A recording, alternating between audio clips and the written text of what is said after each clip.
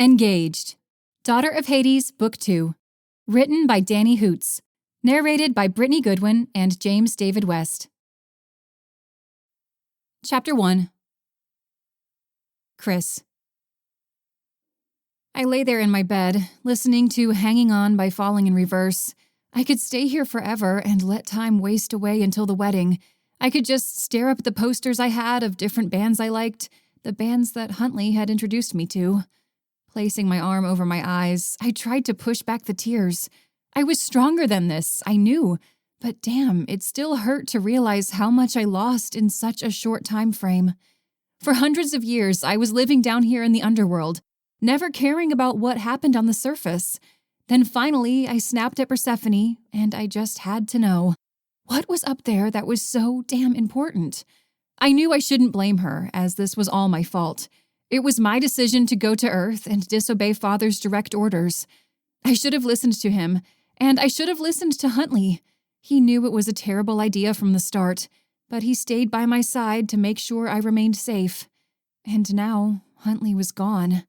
The realization that I wouldn't ever see him again came back to me, and the tears made their way down the sides of my face. Damn it, I shouldn't have thought about it all again. This was literal torture. No. What was to come would be torture. Because of my mistake, because I was a fool who didn't listen to what her father said, I would have to marry Zeus, a god who wanted to see my destruction and wanted to watch my father suffer. On top of that, he was known for his affairs, his illegitimate and legitimate children, and just causing a lot of trouble all around. He was the god of gods, ruler of Olympus, and he got to do pretty much whatever he wanted. And my brief time on Earth definitely taught me that. I had stepped into the big family drama. How lucky was I? Now Father wasn't speaking to me, and I doubted I would win his trust back. I had always thought he was overprotective, just thinking that something horrible would happen because he worried too much. Apparently, I was wrong, since something did in fact happen. And it threw my entire world into the gutter. Between Huntley being gone, having AJ betray me after hundreds of years of friendship, and Father giving me the cold shoulder, none of my life would ever be back to normal. Then, in a few months, I would be married to Zeus, and I didn't even want to think of what would happen next. Baby, I adore you. This ain't gonna last forever. I rubbed my face dry and got up out of my bed. It was still morning at least, but probably a lot later than when I should have gotten up. I theoretically was supposed to help Father with judging since Persephone was gone, although he hadn't been too strict about it lately. It was my duty, though. I would be there when she was away, condemning souls with Father. At least I would never have to see Persephone's face again. I wondered if she even cared.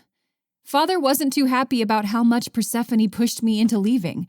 Although I didn't blame her after everything that had happened, knowing it was my selfish desire that led me to Earth, Father hadn't come to that conclusion yet. He blamed her for most of it. It was because of her magical rings we had used to travel between worlds. It was her dragging men down here, talking constantly about how much she hated it here that made him lose his daughter.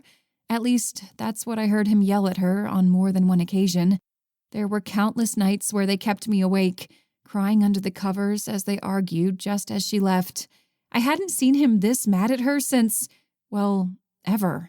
However, I've seen Mother mad at Father many times over, so I guess it was only fair. Changing into simple black clothes, skinny jeans, a tank, and boots, I threw my hair back and stared at myself in the mirror. I finally understood why my father always wore black. It definitely fit the mood lately. Although we sometimes could stand being in the same room with each other, that didn't mean he really spoke to me, at least not like he used to. So it felt darker here than it ever did before. Gods could hold grudges, and I wasn't looking forward to how long this atmosphere was going to last. Deciding to grab some breakfast, I strolled down the hallways, taking my time since I didn't necessarily want to help judge souls at that moment. The entire castle was pretty quiet, especially after everything that had happened. I had always grown up thinking they were so silent, but now with everyone gone and being somewhat neglected by Hades, I now knew what real silence was like, and it sucked. I still had my puppy, Cerberus, at least, and spoiled him rotten. If he wasn't with Father right now, he would be following me around, wanting to play. I had gathered some bones for him last night, and couldn't wait to watch his many heads fight over who got to chew the bone first. I could tell he missed Huntley, as he liked to mess with the human. Most people were automatically afraid of him, and Huntley at first was pretty terrified. But he warmed up to Cerberus, and Cerberus took advantage of that. At least injuries here healed pretty quickly, as everyone here was already dead. So right now, I was alone. After all these years, I thought I was fine with being alone, as there weren't many people who wanted to hang out with the daughter of Hades, but I realized I was wrong. I hadn't known true loneliness until now. I got closer with the chef recently, since he prepared my meals and put them aside without Father knowing. Hades didn't like that I had been sleeping in, and told the chef to stop making me meals late in the morning. It was really petty of Father, but I felt bad when the chef got everything back out to make me something, so we decided it would be best to just make me something and put it in the fridge. I could at least reheat it. The head chef most recently was a man named Vincenzo from a small town in Italy, where apparently the best chefs lived, at least according to Persephone. Then Father gave him the option to stay and be a chef for a few months or so, and then he could go to Elysian Fields. Would anyone pass up an offer like that? I snuck into the kitchen, trying not to distract any of the other chefs and Vincenzo as they were preparing lunch. Had I really slept in that long? I checked the clock. Yup, it was almost 11. Vincenzo glanced over to me and waved with a smile. I waved back and mouthed a thank you, especially since he shouldn't have to deal with a lazy goddess like me. Opening the fridge, I found the plate with some egg Florentine. It looked delicious. Vincenzo always had the most flavorful of Florentines I had ever had. This one had artichoke, roasted garlic, caramelized onions, and sun-dried tomatoes. I swiftly put it in the oven and let it heat as I fumbled around with the tea kettle. Ever since I went to England, I had been craving Earl Grey tea. I liked having it every morning as it woke me up and gave me just enough energy to get through the day without giving me the jitters. Just as the kettle was done and the tea had steeped, the Florentine was ready to go. I grabbed it and retreated into the dining hall. I never understood why the dining hall was so large when there was theoretically only 3 of us. It was pretty grand, too, with scrolls hanging on the wall, mainly weaved landscapes of the underworld. Mother always hated them and sometimes threw drinks at them when she was angry. As for the table, it was a long ebony wood table with a dark gray liner. It could sit probably 50 people at this table, if not more. For centuries, we have never had guests down here. It suddenly hit me. Was it because no one could find out I existed? Did Father have more people visiting before I was born? Was I the reason he was here alone? I don't know why it never occurred to me before, with all this grandeur that encompassed the castle, that maybe it was for guests besides the deceased. Maybe Father gave all that up just for me. And that was why me leaving made him feel so much more betrayed than just a simple disobedient act. Sitting down, I clamped my hands together and said, "Thank you for the meal," and dug straight in. There was no point in thinking about what life was like before I was around anymore, especially since now he could go back to that lifestyle, as the secret of my existence was out in the open. I figured I would have the dining hall alone for a while, especially since it was between meals, but as I was halfway through my breakfast, the door to the main hallway opened. I glanced up to find Hades standing there. I jumped up out of my chair, almost choking on my food in the process.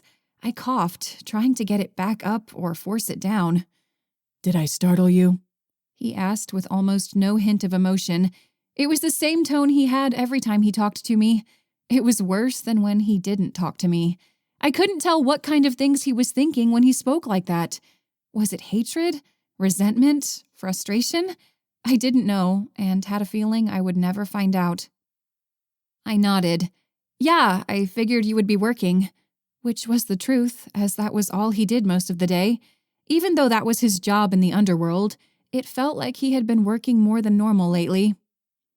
"I was working, and you were supposed to be too, or have you forgotten your duties?"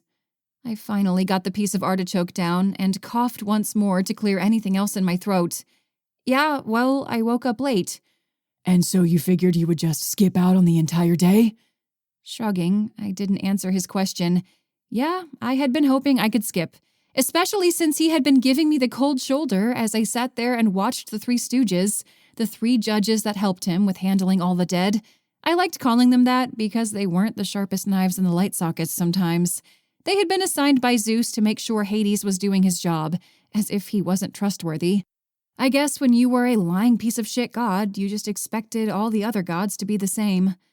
Father ended the awkward silence between us. Well, I need you to help me. Can I finish eating at least?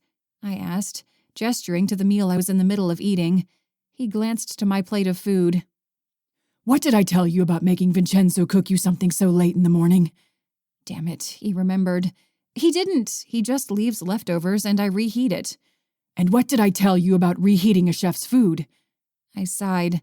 That it's rude and I should wake up on time when it's fresh. Exactly. We will discuss this later. Now hurry up. Hades stood there, not leaving the room like I expected him to. Are you waiting here for me? I asked. Yes, now hurry it up. I quickly downed the rest of my food, which I thought was more disrespectful to Vincenzo than reheating it. But that wasn't going to be a conversation Father and I would be having.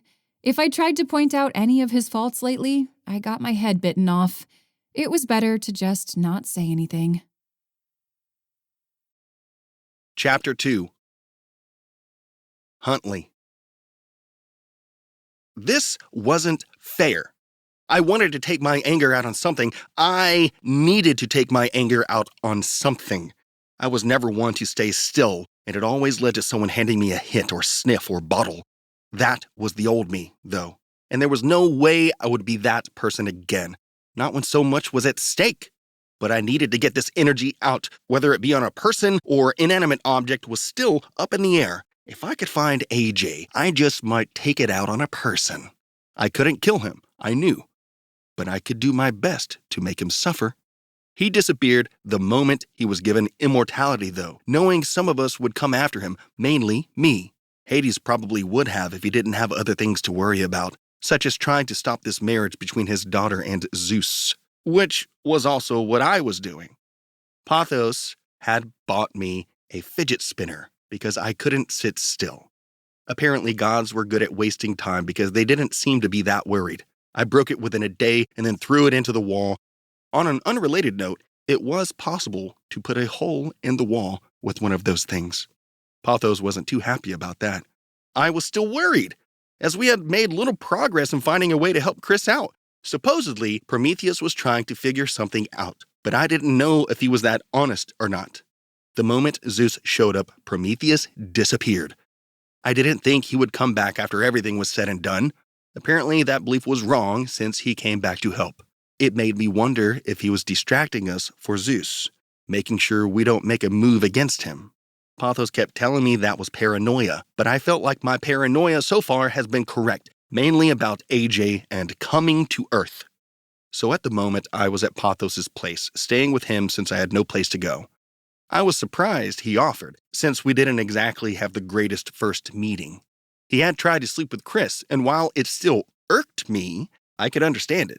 She had such a different godly power radiating off of her compared to all the other goddesses. She was practically irresistible. Pacing back and forth in the living room of the flat, I noticed that I had, in fact, worn part of the rug down.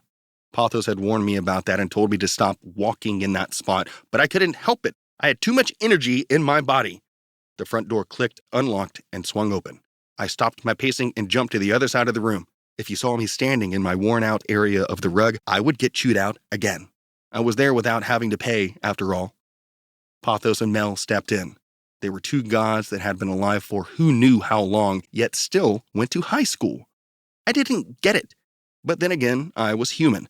I guess they just really craved more drama, or maybe they thought human drama was a lot more fun than that of their world. But in reality, Pothos probably just went because he was trying to get away from Mel, and Mel went to follow Pothos. Pothos glanced over at me, and I gave him a sarcastic smile. He rolled his eyes. "What did I tell you about pacing in that spot?" he said as he threw his stuff on the couch. "I can't help it. I need to get out of this flat." Mel placed her bag on the dining room table and wrapped her arms around Pothos. "Then come join us at school. It's a lot of fun." "No," both Pothos and I said in unison. I actually tried that one day. It didn't end well, and I got detention for a week. Besides, sitting still and hearing adults try to teach me things they didn't even know about really pissed me off, on top of all the teenagers who just wanted to fuck with each other both mentally and physically. Though dealing with the gods from Greek mythology wasn't much different from high school. "Sorry I asked," Mel said, grinning. "I could manipulate your sense of time and let you see your greatest fear and let you live it over again and again." Mel, short for Melanai, was the goddess of ghosts, so she could torture people mentally. She could put you in your own little hell for however long you wanted. She was the daughter of Persephone and Zeus, who was disguised as Hades at the time. As I said, the Greek gods were all like high schoolers with way too much power. So, technically, she was Chrys's half-sister, which was really weird. However, no other child was born by Hades, which was why Chrys had so many people after her.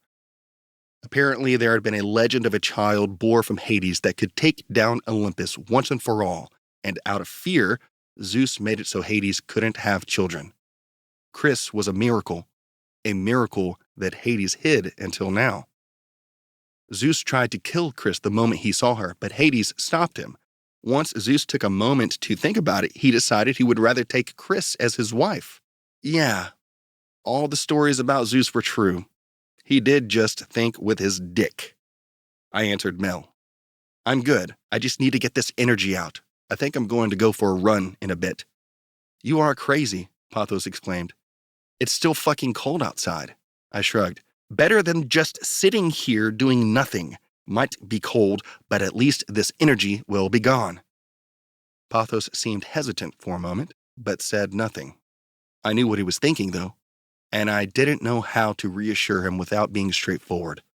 Both of us stood there, awkwardly, not able to actually communicate what we were thinking.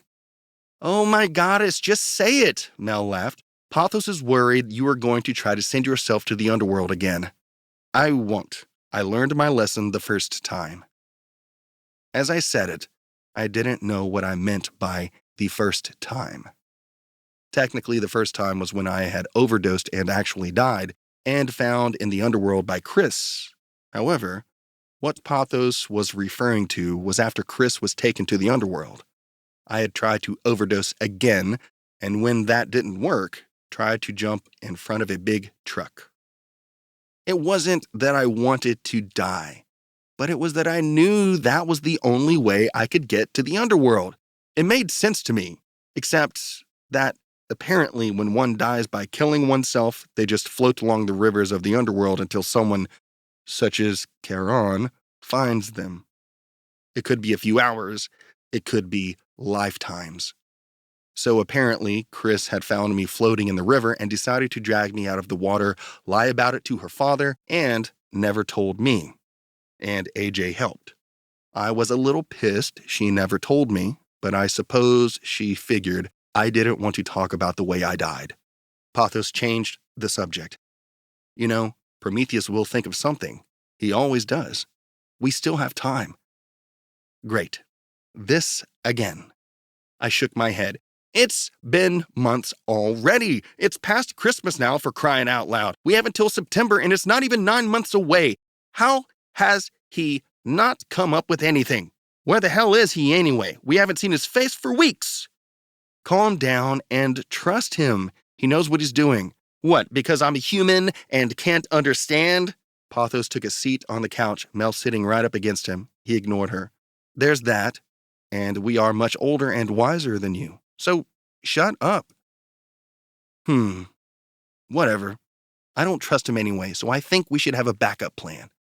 Pathos raised an eyebrow. "You don't trust Prometheus?" I shook my head. "No. Not when he ran the moment we were in trouble. He has a good reason to be afraid of Zeus. He was chained up and tortured for thousands of years, not to mention he was the one who tried to get you three to safety before you were discovered. If it hadn't been for AJ, you all would have been fine." I swore, if I ever saw that prick again, I would beat the shit out of him and make him wish he could die.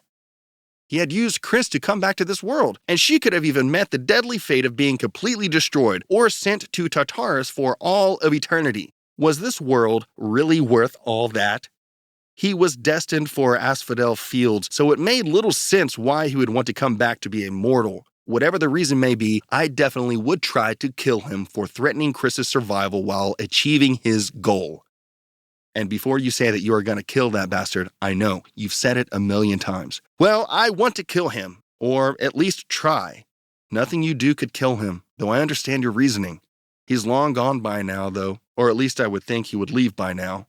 This isn't where he's from, and he wanted to go back to his great kingdom, though his kingdom is under a bunch of buildings and dirt. I wished I could see his face when he realized his entire kingdom was gone. We had told him that. I'm still not sure if I trust Prometheus. He may have helped then, but he has no reason to help us now. He could just get into trouble again, and there is no upside in this for him. Pothos shrugged. I mean, there is the satisfaction of not letting Zeus get away with something. I would do it just for that. It seemed like a lot of these gods felt the same way about Zeus. They despised him. That, or they kissed his ass. Or both, really. I just hoped that these gods wouldn't turn their back on me and suck up to Zeus when I would need them most. Whatever, I still don't trust him. I will wait, though, since I have to. Meanwhile, I'm going to make backup plans. Pothos waved his hand. Whatever, you humans are so impatient. Do what you want, but just stop pacing before you permanently ruin my floor. Sorry, we humans don't have an eternity to settle things. It makes us a bit impatient. Pothos let out a brief laugh. I'm really surprised Hades let you stay in the palace with an attitude like that. You think I would ever talk back to Hades? Though I don't understand why he really kept me around. Yes, you do. Don't lie to yourself. You made his daughter laugh. Of all the gods, he actually cares about his offspring, although mainly because she shouldn't exist in the first place. We all had seen the extent of Chrys's powers when Poseidon had attacked her. That fight did not help her case as far as Zeus was concerned. Chrys had the power over life and death, and Zeus didn't think anyone should have such a power.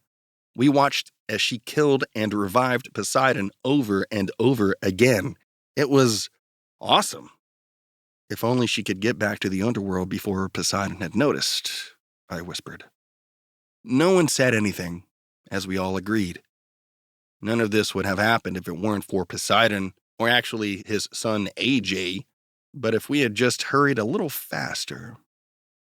I'm going for my run. I'll be back in a couple of hours. I turned for the door and left them before they could say anything else. I needed to clear my mind, figure out what to do next. Even if I had all of Olympus against me, I would never give up on the girl I loved. Chapter 3. Chrys. Just as expected, Father and I didn't really speak much to each other. I sat there listening to him talk, but at the same time glancing around the throne room. It was mainly grayish-blue stone, bleak and rather boring, to be honest. I guess the god of the underworld didn't want to make those who needed to be judged feel comfortable. It wouldn't be honest. The thrones themselves were a darker gray, metallic-looking but quite comfortable.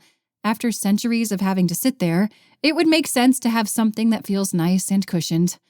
The three stooges, minus Rhadamanthus and Achaeus, however, always stood and circled the contestant. Today they seemed a little distracted, and I had a feeling it was because of the tension between Father and I. Neither of us could even make eye contact. This was getting ridiculous. I needed to talk to him. I needed him to be my father again. I couldn't change the past, and neither could he. We had to make this work. Somehow. I wondered why Father even wanted me to sit here with him today, as it had been quite some time since he wanted my help. Not that I was really helping. I was just sitting there, listening to him judge those who were on the fence between going either to Asphodel Meadows or to Tartarus. Even in his foul mood, he didn't let that impede his judgment. For that, I admired my father. He was able to disconnect his feelings from his job. Now, if he just did that when dealing with me... Tartarus, my father said, sentencing the woman who was before the stand now. I watched as the woman's eyes widened, and Cerberus came galloping into the room. Cerberus did his job well, and came every time when Father summoned him.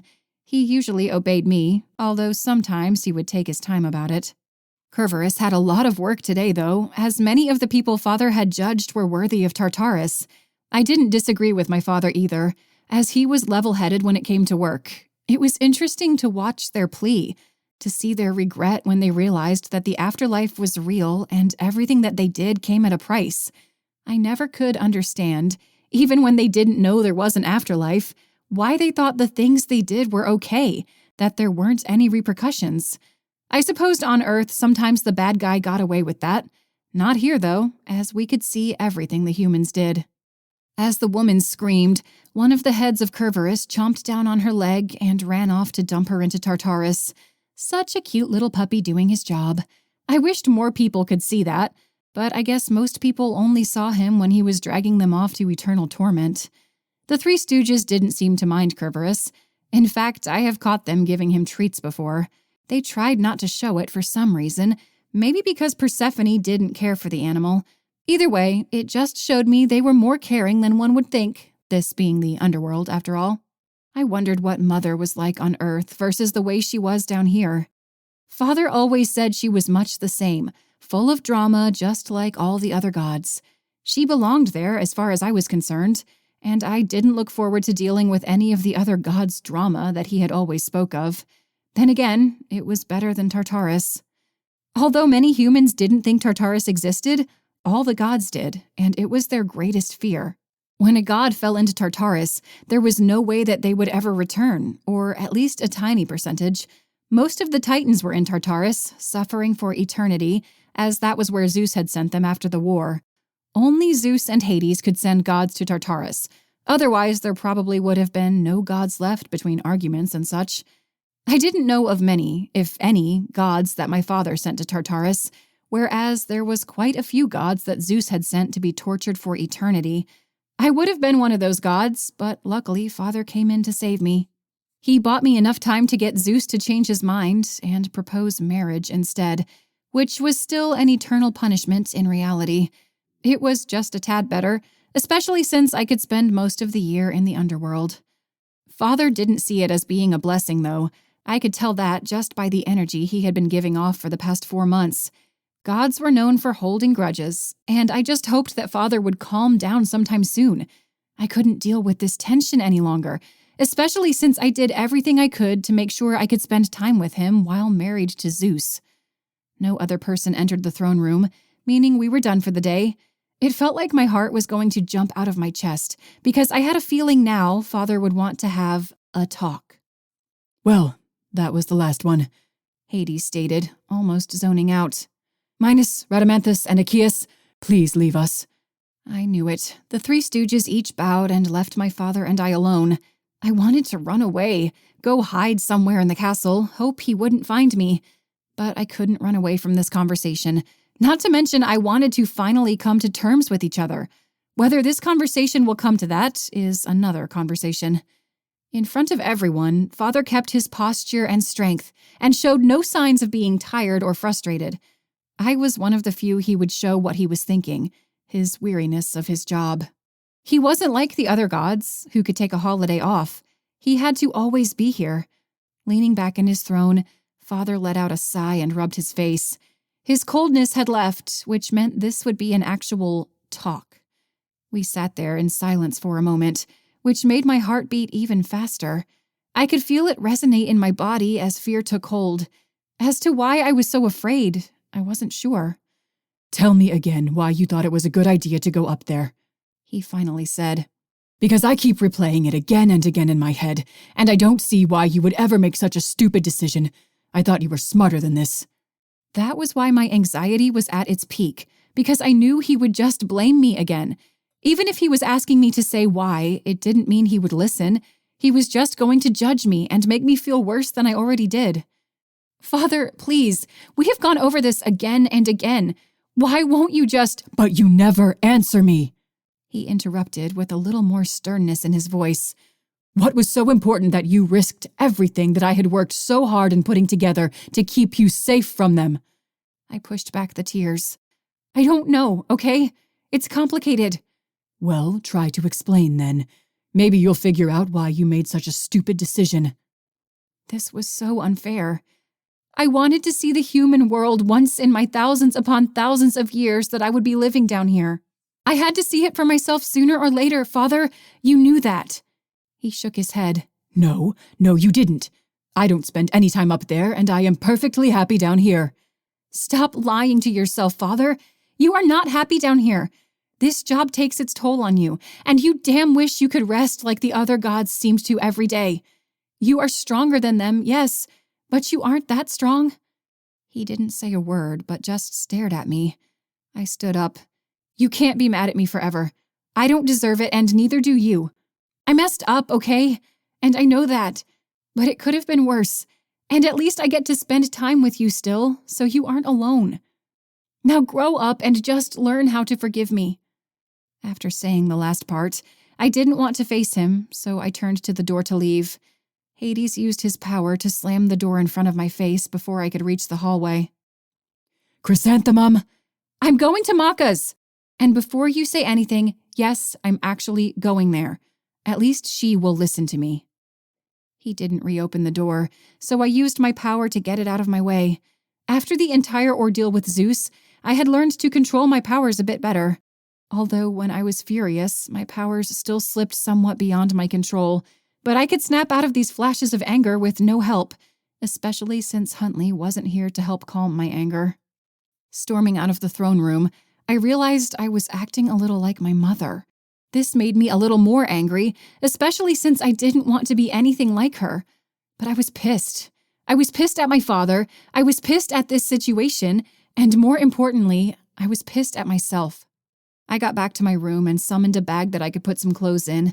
I didn't know how long I would stay at Maka's, also known as Macaria, my sort of half-sister who was created by my father, not born. He created her to deal with those who needed help leaving the earth to go to Asphodel Fields. Sometimes spirits refused, and it was her duty to get them to leave the mortal world and find their way. She was always busy with work, but I knew she would take time to listen. That was what she was good at, as she listened to every soul that didn't want to leave the mortal world. She had compassion and knew how to help those in need. I was grateful to have her around, especially when this place sometimes felt so lonely. I loved the underworld and didn't want to leave to go to Olympus. The mortal world had been interesting, for sure, but it wasn't home. I had to find out, though, what it was like. It was only a matter of time, and Father knew that. Yet he wouldn't forgive me, and so far I knew he didn't forgive Persephone either. I didn't know how long this would last, especially since he was a god and had forever to hold a grudge. I wasn't patient like him, however, so he would have to get over it if he really wanted me to stay with him. Throwing on the last pair of pants I would need for my trip, I zipped up my bag and headed to where Charon stayed. I would need him to get to Maka's safely. I would not make the same mistake twice. Chapter 4. Huntley. It was cold still, even though we were past the winter solstice. It rained a lot in London, just like they always said in the movies. Since I had to move here, so to speak, it has been cold, wet, and foggy. I wasn't sure when the last time I had seen the sun was. Though, according to myth, which I guess meant it was real now, the reason it was cold was because the mother of Persephone was weeping that her daughter was in the underworld. Then, when Persephone was back on the earth, her mother rejoiced, and spring and summer came. Talk about drama. Though that would explain why Persephone was the way she was. Although I hated the winter, I wasn't looking forward to the summer either. When summer was here, that meant that we had even less time to figure out what to do to save Chrys. Or maybe by then we will have figured something out.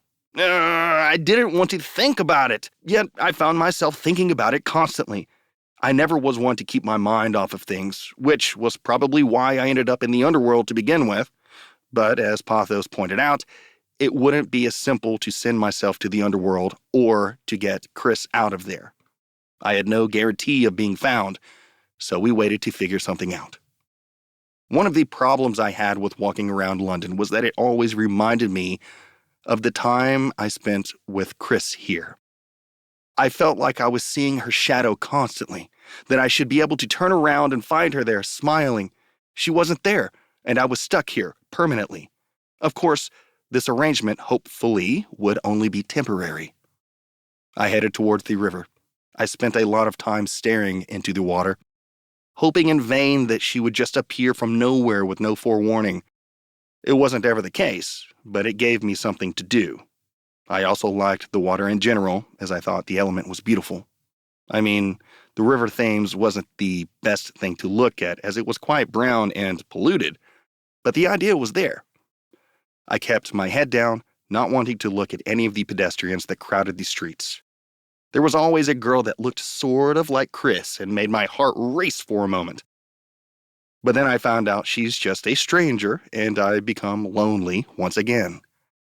Keeping one's head down also made it so people didn't bother you, or at least usually. There were always those people that felt entitled to have anyone help them, even if it would bother the stranger. Those types of people didn't like my comments, and I either heard them yelling at me from a block away or could feel their eyes glaring at me until I rounded a corner. Either way, it was so worth it. I took a deep breath of the crisp, wet air, wondering who I should pray to for this to all get sorted out. It wasn't like I could pray to the God of gods, since he was the problem to begin with. No, I prayed to the hope I had and determination to figure this all out. Then maybe Chrys will be safe. I still wasn't sure how we would do it. The only idea I had was to hide Chrys, but where? Zeus was the god of gods and could find us no matter what. The only reason Hades and Persephone could hide her was because Zeus didn't know she existed. Now he knew and would stop at nothing to have her. It was ridiculous how much he feared her. I mean, I knew she was powerful, especially considering how easily she took out Poseidon, which still made me laugh thinking about it. He thought he was so powerful because he was a god of Olympus, only to be outdone by a girl that was the daughter of Hades and Persephone. I thought about that night often. The night she was taken away.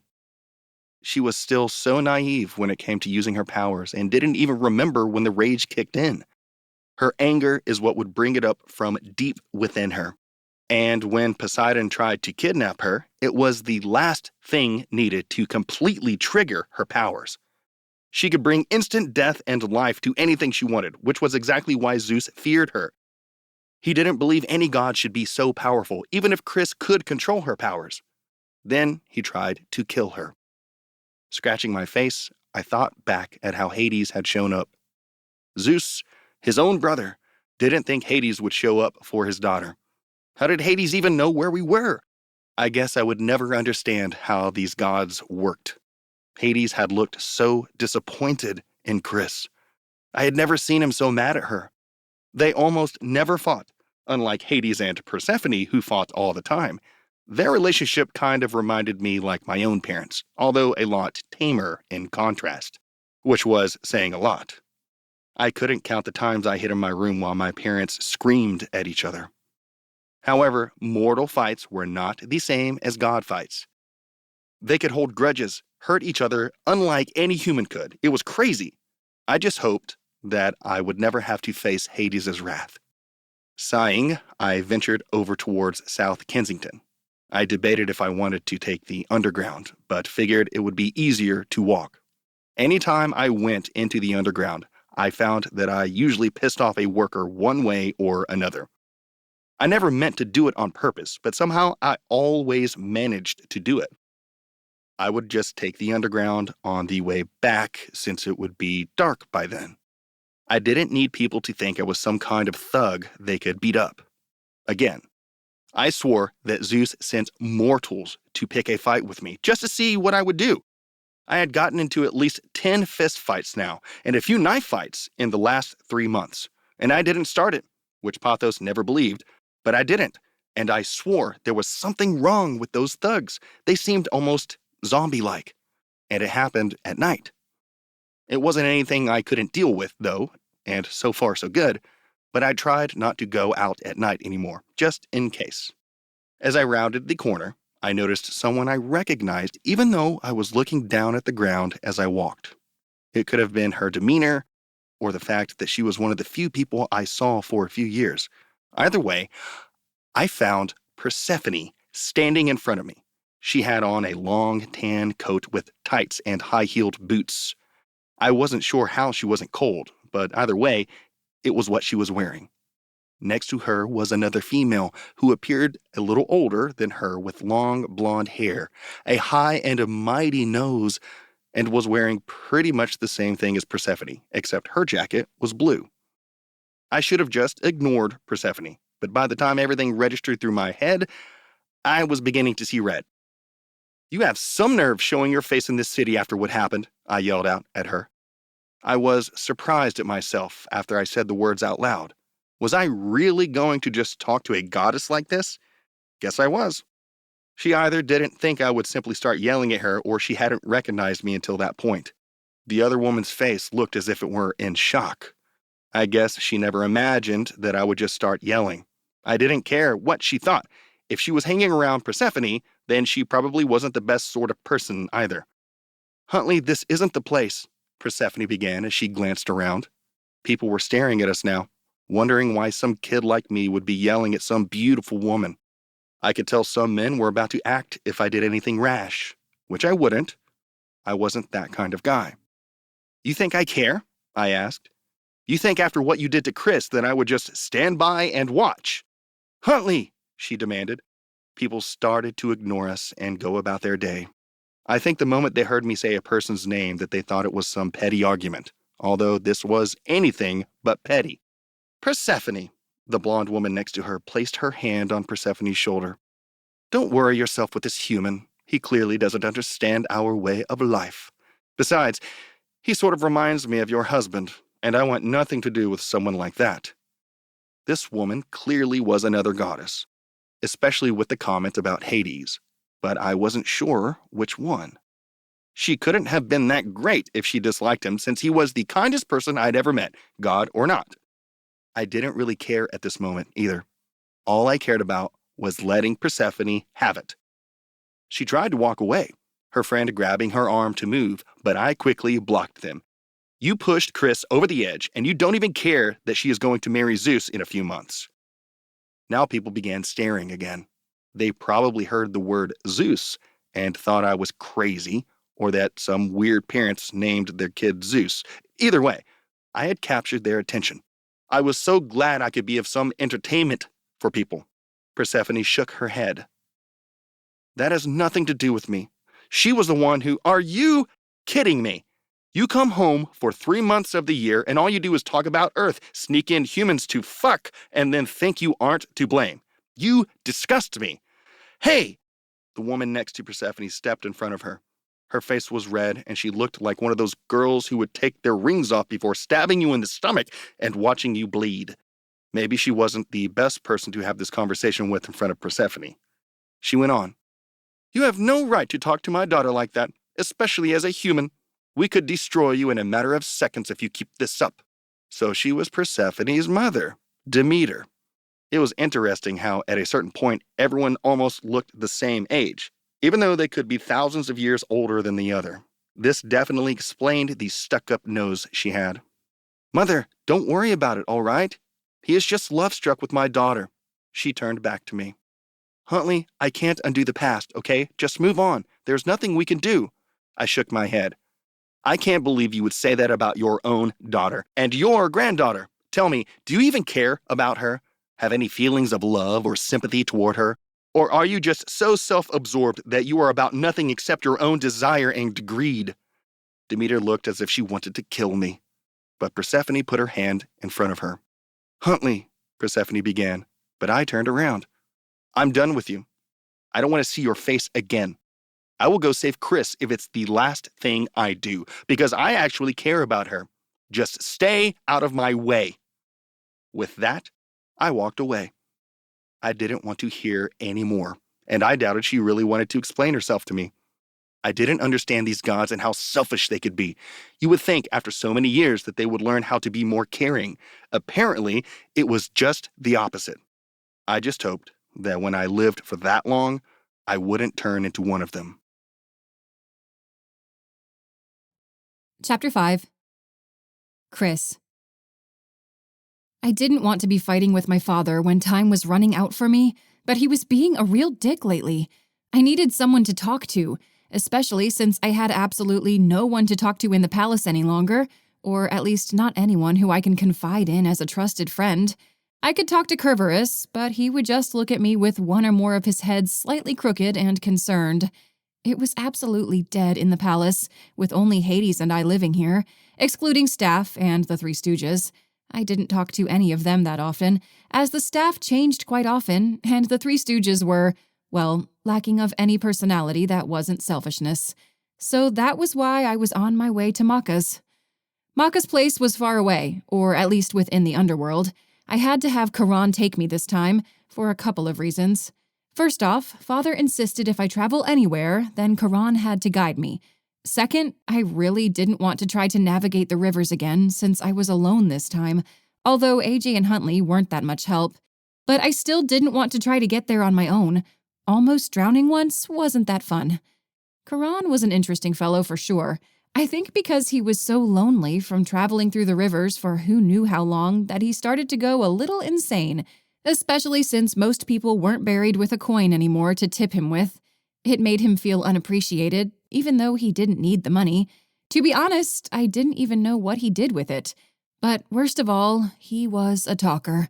He talked a lot about random things that he thought were funny when they really weren't. It was frustrating sometimes, so I learned how to tune him out. Father was a pro at it. "So, Chrys, have I told you the story of when your father first started this business?" He began. I didn't even try to reply. The answer was yes, he had. Every year for the past several hundred years. He repeated stories so often that AJ, Huntley, and I began calling each other Charon if we repeated a story. "He was given this place after Zeus saved everyone from their father, Cronus, and sent him to Tartarus, where a lot of old titans and the creatures before the titans were sent. It was a crazy time back then, or at least so I hear. I'm not that old." He laughed at his own joke. It wasn't funny, especially since I'd heard it a million times already. "I'm not nearly as old as most of the Olympic gods. No, they are old grandpas compared to me." I took in a deep breath and let it out slowly. I couldn't wait until this ride was over. It also made it so I wouldn't want to leave Maka's, in fear of having to hear the same story once more. I tried to distract myself by looking around. The different rivers that spanned out in all directions from the palace were shining a beautiful sapphire blue. I watched as they glistened in the light that came from the ocean that encased the entire underworld. It was nothing like the sky in the mortal world, but more like being underneath ocean waves, looking up at the hot, glowing sun. I found it a lot more beautiful than the mortal world. As for the rest of the underworld, near the palace was Tartarus, a large rainfall of souls getting sucked into eternal torment. It was where my grandfather was trapped, just as Charon had said. I knew he was a horrible titan, but that was about it. It was rather strange to think I was related to such a monster, but then again, relations in the god world meant nothing in the end. On the other side of the palace were asphodel meadows and Elysian fields, for humans and gods respectively. Not many gods died that often, and demigods seemed to die every once in a while, as many gods stopped fraternizing with humans in the past few centuries due to their destructive power. Not many trusted humans anymore, or if they did want to have sex with them, they used some kind of condom. At least, that was what I concluded. Charon apparently was still telling his story. "Anyway, Zeus didn't trust your dad, so that's when he sent the 3 judges to help. Zeus definitely has trust issues. They are probably daddy issues, since he had to kill his dad and send him to Tartarus. Then he goes behind his wife's back and humps anything that moves. So I guess he doesn't trust himself since he's a big liar." I didn't want to hear Zeus's name at the moment, as I didn't want to be reminded of what was awaiting me. And I agreed. He did definitely want to hump anything that moved, myself included. I shuddered at the thought. It was a subject that Father and I didn't want to discuss. "Although his wife is also a piece of work. She is really possessive and scary as hell. Well, I guess scarier since we are in hell and it ain't that bad here. So I guess scarier than Tartarus. Well, that isn't true. Nothing is scarier than that place." I let out yet another impatient breath. He wouldn't notice. He was pretty clueless. I wondered how many souls have thought about jumping off this boat while hearing him talk. They probably didn't even care and were in shock that they had died. I know I would be. I wondered what happened when one of the gods of the underworld died, like me or Charon. Did we just get stuck in one of the 3 afterlives, or did nothing happen? I know Zeus could have sent me to Tartarus, as he and my father were the only ones who could do that, but what if I was destroyed by something else? It was a subject that I had never brought up with my father, mainly because I didn't want to know the answer to it. I had this fear that if I died, I would go straight to Tartarus, especially since I was never supposed to be born. I could travel to Asphodel Fields or Elysian Meadows without any trouble and leave whenever I wanted, but Tartarus was another story. If I fell into it, if I just happened to travel inside the never-ending waterfall of fear and death, I would drown forever. Charon was right. It was the scariest thing out there. She's what the young kids call a yondeer. He smiled as if that bit of knowledge was supposed to impress me. I learned that term a couple weeks ago. It's what all the cool kids call an obsessive girl who murders for her love. It's cray-cray. I rolled my eyes. He always thought he was up to par with the new terms. I didn't care about that sort of thing, especially since they were fleeting compared to us. Now where was I? Oh yes, Hera. She's scary. If I were you, I would try to stay away from her, especially when it comes to Zeus. And here I thought he stayed up with the latest gossip. Well, if no one told him about my engagement with Zeus, I wasn't going to tell him. I didn't want to hear the things he would comment on. She has destroyed many women's lives. Then again, it was really Zeus who destroyed their lives, if you really look at it. For someone who doesn't want shit to happen, he sure brings chaos to many people. Your father, though, he doesn't bring chaos to anyone. He brings them fairness and delivers what they deserve. Yet he is treated by humans to be the worst one of them all. How weird is that? I wanted this ride to be over so badly. So very badly. It never occurred to me that I would have to face Hera.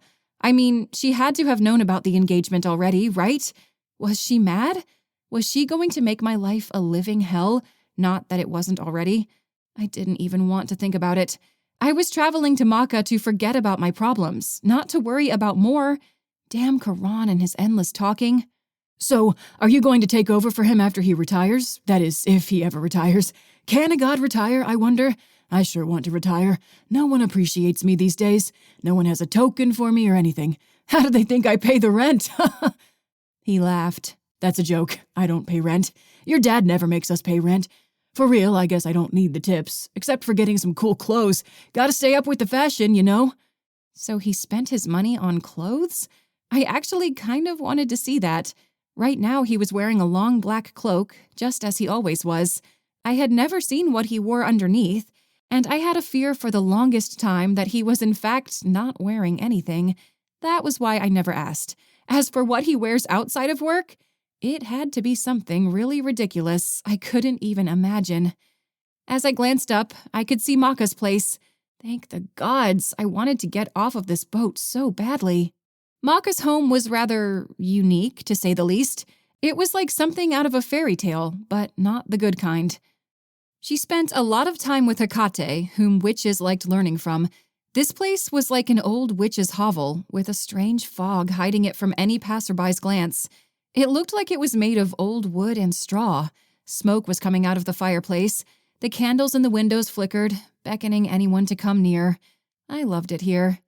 I also enjoy having some wonderful meals, which costs some money as well. That is, if I could get away. Usually just make frozen meals these days. The other day, Charon, I said. He didn't hear me, as usual. Superb mac and cheese and Charon! I yelled this time. He turned to me. What is it? We're here. He turned to face the dock with a bit of a frown. Oh, I guess we are. Well, have a pleasant visit and don't forget to leave a review on CharonGondola.com. He laughed at his own joke again. I grabbed my backpack the moment the boat got near the dock and jumped off. Thanks, Charon. See you later. Until then, see you, Chrys. He sailed off, heading back to port to pick up the dead and carry them to their destination. I turned towards Maka's house, which still made me smile on how witchy it was. Deciding to fit in, I snapped my fingers and changed my clothes into a modern, medieval-inspired outfit. This outfit comprised a white, off-the-shoulders blouse, a black tunic, a silver belt at the waist, and a 2-layered purple skirt with black boots. I felt fantastic in it, and a bit like a witch, too. And yeah, I didn't really need to pack since I had powers, but that was beside the point. But it is a great stress reliever to angrily pack a suitcase. Now, time to go talk to Maka and see if she has any solutions for my problems. Chapter 6. Huntley. I needed to find something that would help me relax, but I had no idea what would help. When I was younger, I would always turn to drugs, meth, marijuana, LSD, you name it, I've probably tried it. I was so glad that this new body didn't have any of the withdrawal symptoms like I had before I died, although I had died for it to happen, so there was that. All that was the old me, though, and the new me wanted nothing to do with that type of life. However, now I found myself without an outlet. I was never taught how to have a healthy outlet. Between my so-called friends and parents, all I had was drugs, alcohol, and violence. And now I was stuck just panicking constantly. I debated on what to do, who to turn to, but I didn't have anyone close to me other than Pothos and Mel, and Prometheus, I presumed, if he ever reappeared. I didn't want to turn to them for this problem, mainly because I felt very human complaining about something little. I wanted them to focus more on Chrys and how to help her rather than some stupid mental thing I couldn't get over. I also didn't believe they knew anything that could help me, so I never brought it up. I needed a distraction, but as to what could really distract me, I knew of nothing. Movies, food, games, none of it helped. I couldn't stop worrying. Was Chrys feeling the same? Did she really miss me? I knew the answer was yes, or at least to the last question. Her worries were probably a little different since she was the one facing the true problem, having to marry Zeus. I felt so helpless for both of us. I knew she couldn't do anything on her side, not when Zeus now knew exactly where to find her. I wondered what Hades would do to stop this wedding. If I knew him, which I believed that I did, he would figure something out as well to help her. I just wished there was a way I could talk to him to figure out a way to help, especially since his wife was doing nothing.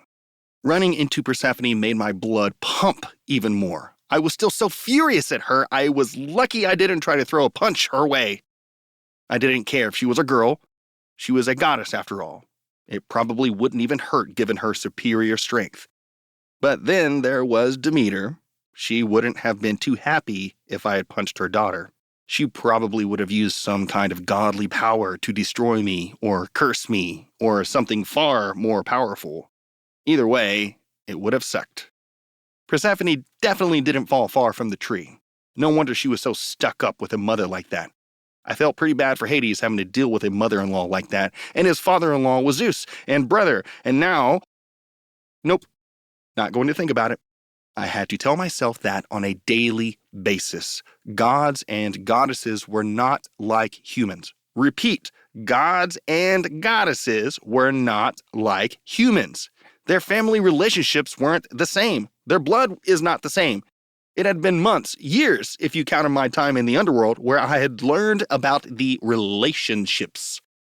I couldn't wrap my mind around it and tried my hardest to ignore it. But even if I tried to ignore it, I knew deep down that the gods were into some weird shit. Weird southern shit. I didn't know where exactly I was heading. Earlier, I had been heading towards Kensington, but now I was going aimlessly about the city, hoping for an idea of some sort, and to walk off my earlier argument with Persephone. I hated this helpless feeling I was having and hoped that Prometheus would be back soon so we could start to actually do something. Anything, really, other than just standing around doing nothing. Or wandering around London, doing nothing. As I rounded yet another street corner, I found myself standing in front of the entrance to Hyde Park, where the preacher box lay. Sometimes I liked to hear people talk on it, just to see what they would say. A lot of the time it was someone spouting complete bullshit, and I enjoyed hearing how stupid people were. Well, not really, because it meant this world was pathetic and going to crumble, probably. But on the bright side, I knew what happened after everyone died. Today, a man stood carrying with him a sign saying that war will never equal peace. People were yelling at him, calling him a hippie, saying that he didn't understand reality. But the man didn't flinch. He stayed still. His eyes looked sad at the world around him, and he kept his bearded mouth shut. His curly white hair matched his aging skin and worn-out clothes. He actually did kind of look like a hippie, but in this case, It seemed he was protesting out of weariness with the world than out of belief. I glanced around at the people shouting at him. They seemed to be just there to argue out of rage rather than actual belief. It was interesting, to say the least, to watch them respond to someone so non-threatening. There was so much anger in everyone, including myself, and many took it out on what or who they saw was weak. A suited gentleman next to me scoffed at the man. I looked over at him to see his face covered in disdain. He was rather clean-shaven, his hair looking like every other suited man over 40.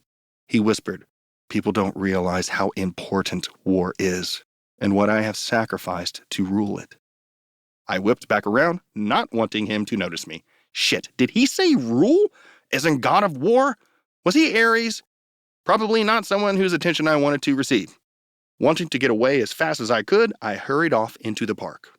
I doubted he would know it was me, if anyone even knew who I was. I mainly had a fear that Zeus wanted me to suffer and told all the gods I was some kind of evil being they needed to stop, especially since he probably knew I was doing my best to stop the wedding. Better safe than sorry. I shook my head. What, do all the gods just hang out around London? Is this the happening place?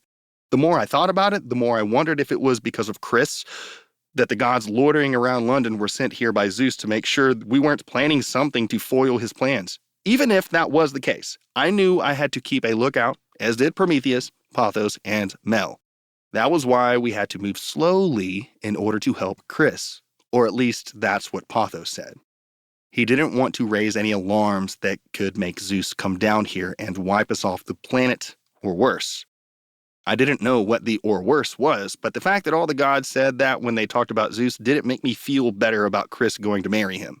And then there were the stories about Hera I heard. Although it was still cold out, the park was beautiful and refreshing compared to the bustling city. Don't get me wrong, London is rather beautiful in its buildings, but something about the forest made me calm down instantly. Even though it was winter, there were still a lot of tourists around, probably due to lower travel costs during off-peak times. I was starting to get really sick of all the tourists and could understand how natives to the area seemed rude to them. Tourists were obnoxious, thinking the city was all for them and they could do whatever they want. They didn't realize that this was still an active, thriving city, and tourists always just got in the way of that. I did, however, figure out the best spots in Hyde Park that didn't have many people. It was deep within the park where no one wanted to walk all the way into, mainly because they thought thugs hung out there. The answer to that was no, just me. Although to most, I just looked like a punk. I didn't care what anyone thought of me, though, and figured it was none of their business anyway. There was only one person's opinion I cared about, and that was Chrys's. And she never judged me for the life I lived, even though it was technically her job. I found my little hideaway, a dark area where the trees were the thickest near the middle of the park. It was quiet, not even a bird making a noise. I leaned against the tree and tried to let all the anger leave my body. It was serene here, almost magical. It was a feeling I wish I could share with Chrys. If only Chrys were here with me. That was my problem. I kept thinking about her and it made me even more miserable. I felt obsessed, but it wasn't necessarily because I wanted her around constantly, but more, I didn't want her to suffer like she will once she married Zeus, especially after hearing all the stories about Zeus from Pothos and Mel. He sounded like a monster, even more so than his father Kronos. Well, that I wasn't sure of. Kronos had eaten his children and all. Then there was a war of the gods against the Titans, of which I still wasn't quite sure how I felt about Prometheus' role in that. He had betrayed the rest of the Titans to side with the gods, whom he knew would win. Did that mean he always took the easy way out? I guess that wasn't true since he helped humans gain fire and knowledge. I just had to wait and see. Something I wasn't very good at, especially since I didn't trust him as far as I could throw him. Pothos seemed to trust him, though, and I trusted Pothos now. It took a while, I had to admit, but after they went through all the trouble with trying to return Chrys to the underworld, I knew they were honest enough. They were brazen enough to want to stand up against Zeus. Taking in a deep breath, I let my thoughts try to leave Chrys and be present of where I was at. The crisp air filled my lungs, and I tried to ground myself with the tree that I leaned against. There was something to be said about trees and how they could make you feel grounded. I never believed it when people talked about it, but after sitting here for a while, I noticed a bit of a difference. However, the moment would pass when I left the tree, leaving me still frustrated. I needed to find another outlet, but at least I could have a couple moments of peace. Sliding my back down the tree into a sitting position, I closed my eyes and let the feeling take me away.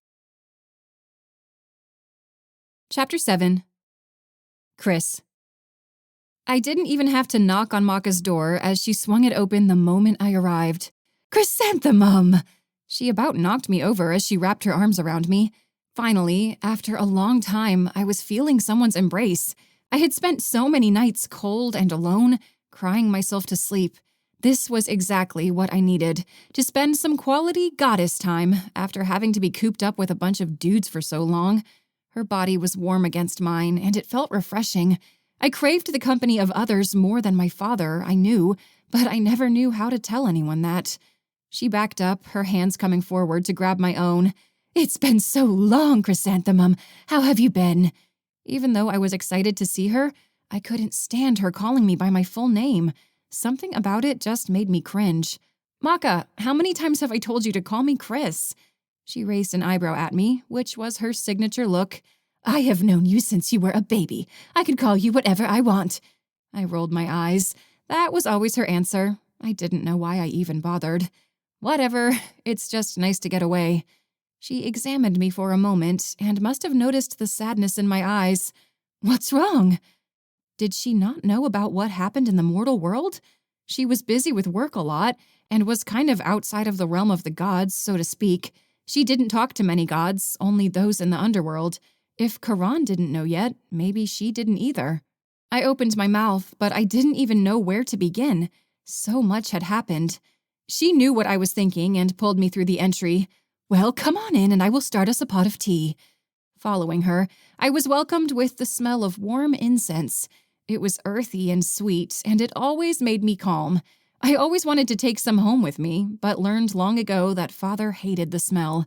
I was totally bringing some back with me this time, whether he liked it or not. The castle was enormous, so he could get over it by just going to the other side of the castle. Maka would never tell me what was in the recipe, but called it vampire's blood. The name was intriguing enough, and I swore there had to be some kinds of resins in it. Maybe she would teach me how to make it someday. The inside was decorated like a combination of the potion and herbology classrooms from Hogwarts. There were different dried plants everywhere that Maka had grabbed from Earth. She was the goddess of blessed death, and had all of this stuff to help those who had died along the path to the afterlife. She was nice, but if you got on her bad side, then she was a power to reckon with. I had heard stories from Father that left me wondering if we were talking about the same person. In addition to the herbs, there were bottles lining the shelves throughout the main room. To the right was the kitchen, full of even more herbs and potions, and up the stairs were 2 separate bedrooms, one for her and one for her guests, which was mainly me. I took a seat while Maka went into the kitchen to make some tea. I glanced around, admiring the old paintings that hadn't changed in centuries. They were all oil paintings she did herself, the dark greens and purples mixed together in a lovely duet. Each painting was of a different plant, and how that plant was tied to death. Many mortals saw death as a horrible thing, which I could understand. However, when you lived in the land of death, you learned to see the beauty that surrounded it. It was one of my favorite things to see at Maka's. A few minutes later, Maka came in with a tray of tea and treats. The tea was a beautiful red color, and the plate of shortbread looked delicious. Maka made the best shortbread. Not even Father's cooks could come close to how amazing these were. Maka set the dish down and sat across from me. Pouring the tea into matching green and white porcelain cups, she began. "So, are you going to tell me what is bothering you, or do I have to take a wild guess?" I grabbed the cup of tea and let it warm my hands. Is it a wild guess? Although I know news doesn't travel to you quite that fast, I have a feeling you've been acting naive on purpose. She nodded as she grabbed a piece of shortbread. "You mean, do I know that you snuck out of the underworld to go to Earth, using me as a scapegoat, might I add, and then got caught by Zeus? Hades then tried to save you but wasn't completely successful. In the end, you had to promise to marry Zeus and sent Huntley back to be stuck on Earth as Zeus was afraid he might ruin his plans. Does that pretty much sum it up? So she had heard. Well, I guess that meant I didn't have to feel the shame of telling her myself. I winced and slowly nodded. Pretty much. Maka sighed as she took a bite of the shortbread. Little crumbs fell off and landed on her dress. She was always a messy eater. You do realize that your father came here first to look for you. You should have seen his face. He was worried sick. I've never seen him look so scared in my life. Yeah, well, he doesn't really seem to care anymore. I murmured into my teacup as I took a drink. The tea was rather tart in taste, but I could feel instantly how it warmed me up and made my chest feel less heavy. Wow, this tea is amazing. What's in it? This is actually a formula I made long ago when your parents first got together. I designed it for your mother when she was torn between her mother and Hades. This helped her straighten herself out. Ugh, great. I did not want to think of her at that moment. Yeah, and she decided that the underworld is a horrible place and being with Demeter is a lot better. Maka shook her head. That wasn't always the case. Your father and mother were once madly in love, but it caused a lot of drama in Olympus. Over the centuries, the stress got to your mother, and now she acts the way she does. I had never heard that story. It still didn't mean I forgave her for how she treated Father and I, but I wondered what the other gods did to make her change her mind on just how much she loved Father. But you asked what was in it, Maka continued. It has chamomile, hibiscus, rose petals, rose hips, and damiana. But in this batch, I added a little chrysanthemum because I couldn't help myself. I laughed. She liked to add chrysanthemums to anything she made for me because she found it ironic. Luckily, I loved the taste of the flower. Well, the tea is fantastic. It has made me feel a little better already. It helps the feelings settle, yes, but it doesn't make the problem go away. Remember that. That I understood. So much had happened in the last few months, and I knew no matter what I took, it wouldn't make it go away. I had to face it myself. Yeah, I know. So tell me, why are you here? It's been quite a few weeks since everything happened. Why have you come to visit me now? I took another sip of the tea. I don't know. I guess I just have had it with arguing with Father. He and I aren't really on speaking terms, and when we do talk, we just start fighting. I see. She took another bite and brushed off the crumbs. He's being stubborn, then. Stubborn was another word for it. I leaned back in the cushy armchair and went on. He thinks I've betrayed him somehow and have destroyed everything. He doesn't want me marrying Zeus and doesn't even want to look at me right now. That's a god for you, never able to rationalize their emotions. He's just scared his baby will get hurt. I can take care of myself. He needs to realize that. I couldn't stay stuck here forever. I know that, and he probably does too. He's just not happy about it. Give him some time and he will come around. I set the cup down and grabbed a piece of shortbread. I took a big bite, the sweetness filling my mouth. These always hit the spot. If I could, I would eat a whole big plateful. Thinking back to Father, I truly wondered if he would ever come around. He was pissed and blamed everyone he could, myself included. It was the only way he could cope, apparently, and I didn't see an end to it. I don't know that he will. He's really furious with me. I just don't know what to do. I'm so alone in that palace right now. Maka leaned forwards and stared me straight in the eyes, those eyes that could pierce one's soul. I swore she could see everything when she looked at me like that. What do you want? She let the words linger. I didn't have an answer for her. Honestly, Chrysanthemum, if you could have it your way, what would you want? I guess... I took a deep breath and let the words come out of my mouth. I guess I would want to find a way to get out of the marriage with Zeus, to see Huntley again, and to stay here in the underworld with Father. Then make it happen, Maka stated, as if it was no big deal. She always saw the world like that, as if anything was possible if you put your mind to it. I wonder if that was the same advice she had given my mother. Look how that turned out. I shook my head. It isn't possible. Zeus always gets his way. There would be no way for me to get out of this wedding. Having heard all the stories about Zeus, I knew that to be reality. Zeus always got his way, and he let nothing deter him. So many stories popped up in my head, and none of them ended with Zeus retreating. Well, unless maybe when Hera was involved. Well, Maka began. "You already know that Huntley is working hard to find a way to get you out of this, and there are probably things you could do as well." "Oh yeah?" I asked. "Like what? I'm a little trapped at the moment. There isn't much I can do in the underworld. That's why Father thought it was a great hiding place, and then I ruined that, so there is nothing left." She gave me a little sly smile. "There is one thing left, at least that I know of. The Fates." I wrinkled my nose. The Fates were peculiar, for lack of a better word. 3 old hags, all sisters, who sat around and bickered at each other about what they saw in people's future. They each saw a different part of one's life, and even though they knew that, they still argued about what that person would go through. I didn't want to visit them. Like, I really didn't want to. On top of having to hear their loud, shrieking voices, their place smelled like mothballs and mold. It was nasty. Maka frowned. "Don't give me that face. You know that once you get them to actually talk about what you want, they speak the truth." I let out a breath. "Fine, but I have to point out that between them and Quran, it's a wonder not everyone in the underworld is crazy." Maka shrugged. "That's to be decided. But I am serious. What do you say about going tomorrow?" I thought about it for a moment, then reluctantly nodded. "Fine. Not like it will hurt anything." Chapter 8. Huntley. After all this time wandering the streets of London, wondering when Prometheus would return, I opened the door to the flat to find the bastard standing in front of me. Prometheus was back! "You!" It was the only word I can think of. I felt stupid for just pointing at him, flabbergasted, not being able to put words together. He gave me a funny look. "Yes, it is me. Very human of you to point that out." I clenched my fist. No, I wouldn't punch him. Not until I heard what he had to say about saving Chrys first. Then, maybe. "What did you figure out? What did you find?" I asked anxiously as I followed him into the living room. He collapsed on the couch and pinched the bridge of his nose. "Not until Pothos and Mel get back. I want everyone here." "Are you kidding me?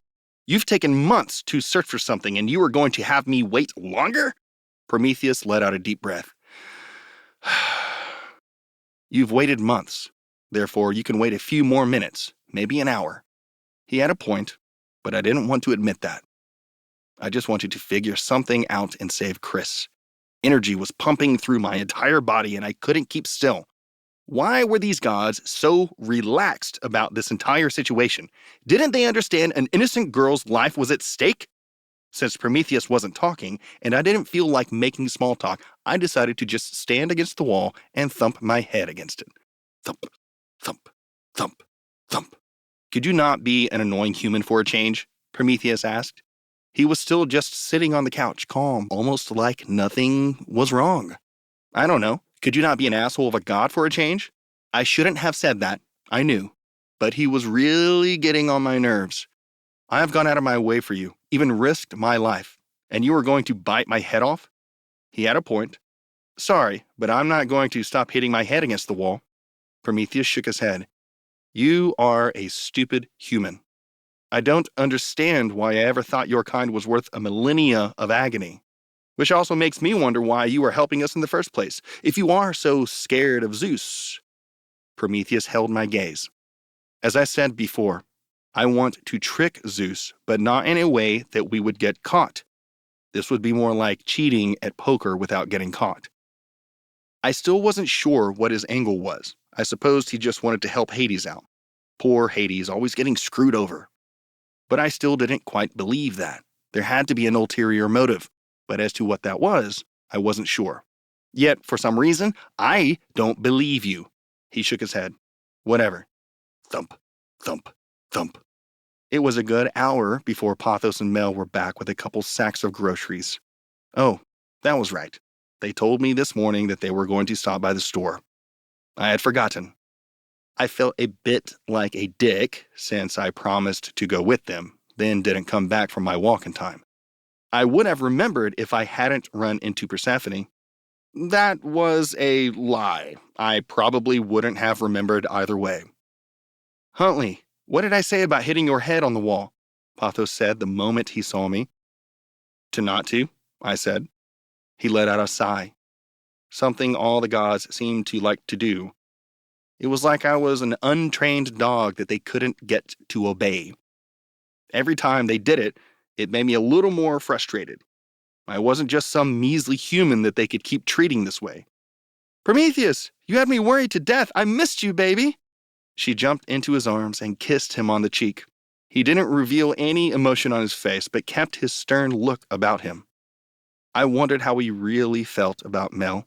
I mean, he left her here and has tried to run away from her a few times now. He probably just doesn't want to piss her off due to her being the goddess of ghosts. Did you really have to drop everything? You had the eggs in your bag, Pothos called over. I swear to Zeus, if you got egg on my carpet, I will send you to Tartarus myself. I helped him pick up the stuff out of the bag. Luckily, the eggs didn't break. Quickly placing everything in the kitchen, we went into the living room to see what Prometheus had to say. Mel was still in Prometheus's lap, sitting across him, playing with his hair as he ignored her and began talking about Pothos and I. I had to travel far to find what I was looking for, but I think I found a way to help Chrys. And that is? I asked, with a little sarcasm in my voice. I didn't mean to have it come out that way, but as always, it did. Prometheus gave me a look and then went on. As I had said earlier, I was one of the few that tricked Zeus and didn't get killed. I did get tortured, but I learned my lesson on how to not get caught. There are a few other gods that could be helpful as well, one in particular who would know how to stay out of Zeus's sight. He, however, has been hiding for many years, and I wasn't even sure where to find him. I asked around, going wherever I was led. I first talked to Artemis, who was deep in the woods of Germany.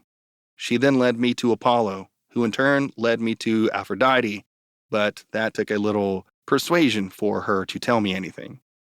That bitch, Mel whispered. I rolled my eyes. Of course, she would get jealous of Aphrodite. Get to the point. Who were you looking for?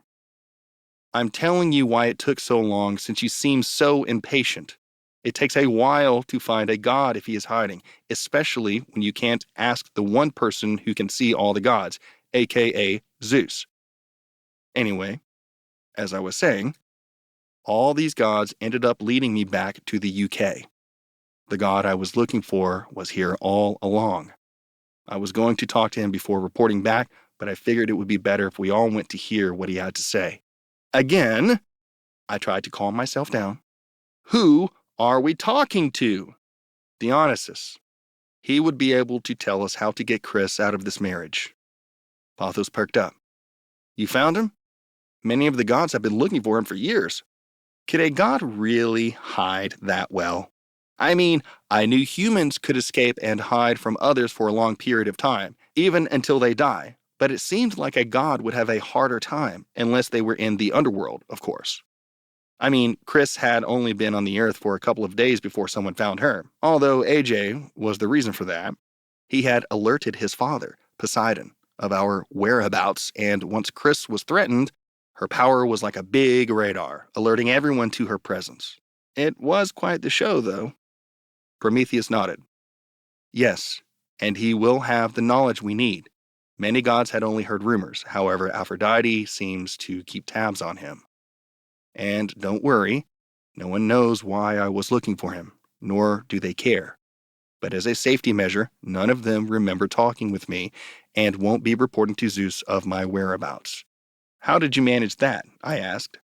Prometheus held up a small blue bottle. It reminded me of the rivers of the underworld, a pure blue color. Got this from a little black birdie before he left to go back to the underworld. I guess he knew what he needed to do. I read the inscription. Lethe? What's that? Pothos gasped. Did Hades give that to you when he was here? He must have had it ready to use when he was looking for Chrys. Then when he found Zeus, he knew that it wouldn't work on him. Damn. Smart man. What am I missing? I asked. Pothos turned to me. That is water from the river Lethe, also known as the river of the unmindfulness. Anyone who drinks that will forget everything that happened within a certain time frame, depending on the amount used. A drop would take away a couple of hours. Prometheus nodded. And that was exactly what it did. It was fascinating, actually, to watch. I never thought I would ever see it in action, at least not without forgetting it. Hades has never given out any of the underground specialties before. He must really care for his daughter. That he does, Mel said, if he was willing to oppose Zeus the way he did. I've never seen him stand up to him like that before. We were silent for a moment, thinking back to when he stood in front of Zeus and absorbed the power of his lightning, which I didn't even understand how that was possible.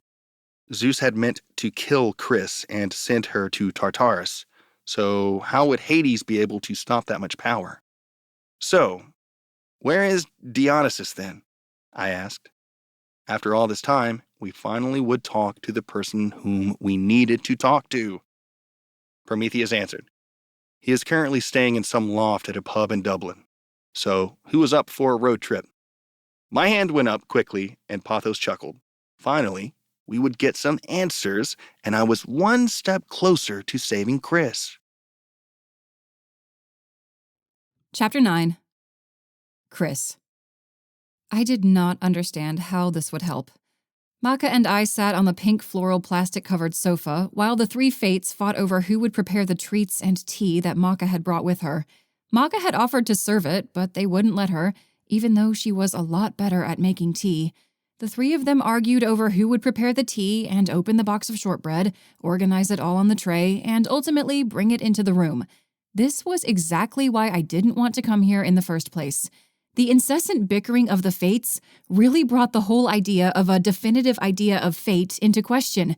They never agreed on anything, even when they were giving someone their fate. I wondered how many people they had talked to actually learned anything after they left. Glancing around, I tried not to puke from all the pinks and flowers that decorated every inch of the room. I was not a girly girl in the slightest, and preferred black compared to this excessive floral theme. Shit, I liked anything other than this. I'd rather have something dull than the over-the-top girly theme. It felt like all the shows I had seen from the mortal world that talked about Grandma's house. Is this what it was like? Maka nudged me, probably because I had a disgusted look on my face as I was glancing around. I couldn't help it. Something smelled off in here as well. Probably some moldy food or a dead rat, which didn't even make sense because we were in the underworld. I tried to turn the look into a smile when the door to the kitchen swung open. Clotho was the one carrying the tea tray out to us. Clotho set the tray down in front of us. Well, sweeties, what brings you out our way? Other than, of course, talking to the three of us. We are fabulous after all. I forced myself to laugh with her and glanced to Maka to answer the question for the both of us. Honestly, I wasn't quite sure why I was there myself. I wanted to get away. I grabbed the cup and took a sip of the tea. It was dark, bitter, and I tried my best to not spit it out. Either the leaves had gone bad, or this was pure burdock or something. Roots were always a hard tea to get down, other than ginger. Even then, it was like drinking fire. Maka sat up tall. Actually, we wanted to know whether you could see into Chrysanthemum's future. She hasn't ever had a proper fortune read to her, so I figured I would bring her to the best girls in town. The three of them looked proud. I was impressed by how easily they were flattered. Maybe this would be easier than I thought. Also, did she have to say chrysanthemum? These ladies would probably kidnap me because my name fit well with their decor, it being floral and all. Stick out your hand, young one, Lachesis ordered. I stuck out my hand, and the three fates all grabbed it. They examined it, whispering words that I couldn't quite make out. It kind of hurt since they were all trying to see me. Ugh, why did we come here again? Well, Clotho finally said, examining my hand more closely, my arm feeling as if it were going to come out of its socket. I see the threads of love flowing through you. But they are tangled, and there is more than one. Lachesis interrupted quickly. It is hard to see where they will all eventually lead. Clotho shot her sister a look, then went on. Yes, but there is only one true love that I can see. The other is forcefully there, not something you'd find agreeable. If you want me to clarify, then move over. Neither of you can see the end because that is my specialty. Atropus looked closely at my hand with an air of superiority. Ah, yes, I see it now. She licked her lips, and I tried not to cringe as I saw her yellow, decaying teeth. There's a lot of drama in your life, but don't worry, sweetie. It will be all right. for the one who belongs to your heart will keep you safe. And don't worry about your life. You have a long while before you have to even think about retiring." I laughed, but I don't even have a job yet. Because, honestly, I didn't. I may have had the power of life and death, but that was it. I wasn't a judge like my father, brought seasons to the mortal world like my mother and grandmother. I wasn't really helpful on any parts. All three of them looked up at me, their mouth moving in unison. "Soon you will be given the task you were created for. Soon you will find your purpose. It will become your life and duty." Eerie. I did not understand what they were trying to say, but I went with it by nodding along. It wasn't really what I wanted to know at the moment, as I could just figure that out later. Maka spoke up. "So the man that she loves will be her lover and save her from the other string?" Atropos nodded. "Yes, and it will be soon. Even though the other string, wire even, is strong, it is nothing compared to the true strength your soulmate has. He will untie all other knots in your life, and you two will keep on traveling through life together. You have nothing to worry about." I grinned, although I didn't know if I quite believed it. It felt like nothing was possible, that there would be no escape from my destiny to marry Zeus. But perhaps I was wrong. I only had a few months before all would be determined. "Was that everything you wanted to learn, sweetie?" Clotho asked as she pulled my hand closer. Did these ladies not understand how much that hurt? "Because we can see much more than that." "Yes," Lachesis added. "There is a lot more that will be coming your way." Atropos nodded, agreeing with her compatriot for once. "Including the shift of order." "That is enough." We all turned to find a short, elderly woman standing in the doorway. All three of the fates let go of my hand. Thank the gods. I rubbed my shoulder a little. "Sorry, Mother. You know how we get," Lachesis said. If this was their mother, then that meant she was Themis, the titaness of divine law and order. She was a legend among the god world. In person, she was a lot smaller than I imagined. I knew that didn't make a difference, though, as sometimes the smallest things were the strongest. "We just wanted to give her all we see." Clotho frowned. "And so much more." Atropos folded her arms. The woman shook her head. "The three of you, I swear. It's no wonder my hair turned gray so quickly. Now, let me see the young girl." In an instant, I was face to face with the woman. She took me off guard, and I tried not to show the fear in my eyes. She stared at me, her eyes leveled even though I was sitting down. Themis pointed straight at me. "It's you! It really is you! Thank the heavens!" I glanced over at Maka. She shrugged. She didn't know what was going on either. At least I wasn't the only one at a loss. Turning back to her, I asked, "What are you talking about?" She grabbed both of my hands and pulled me towards her.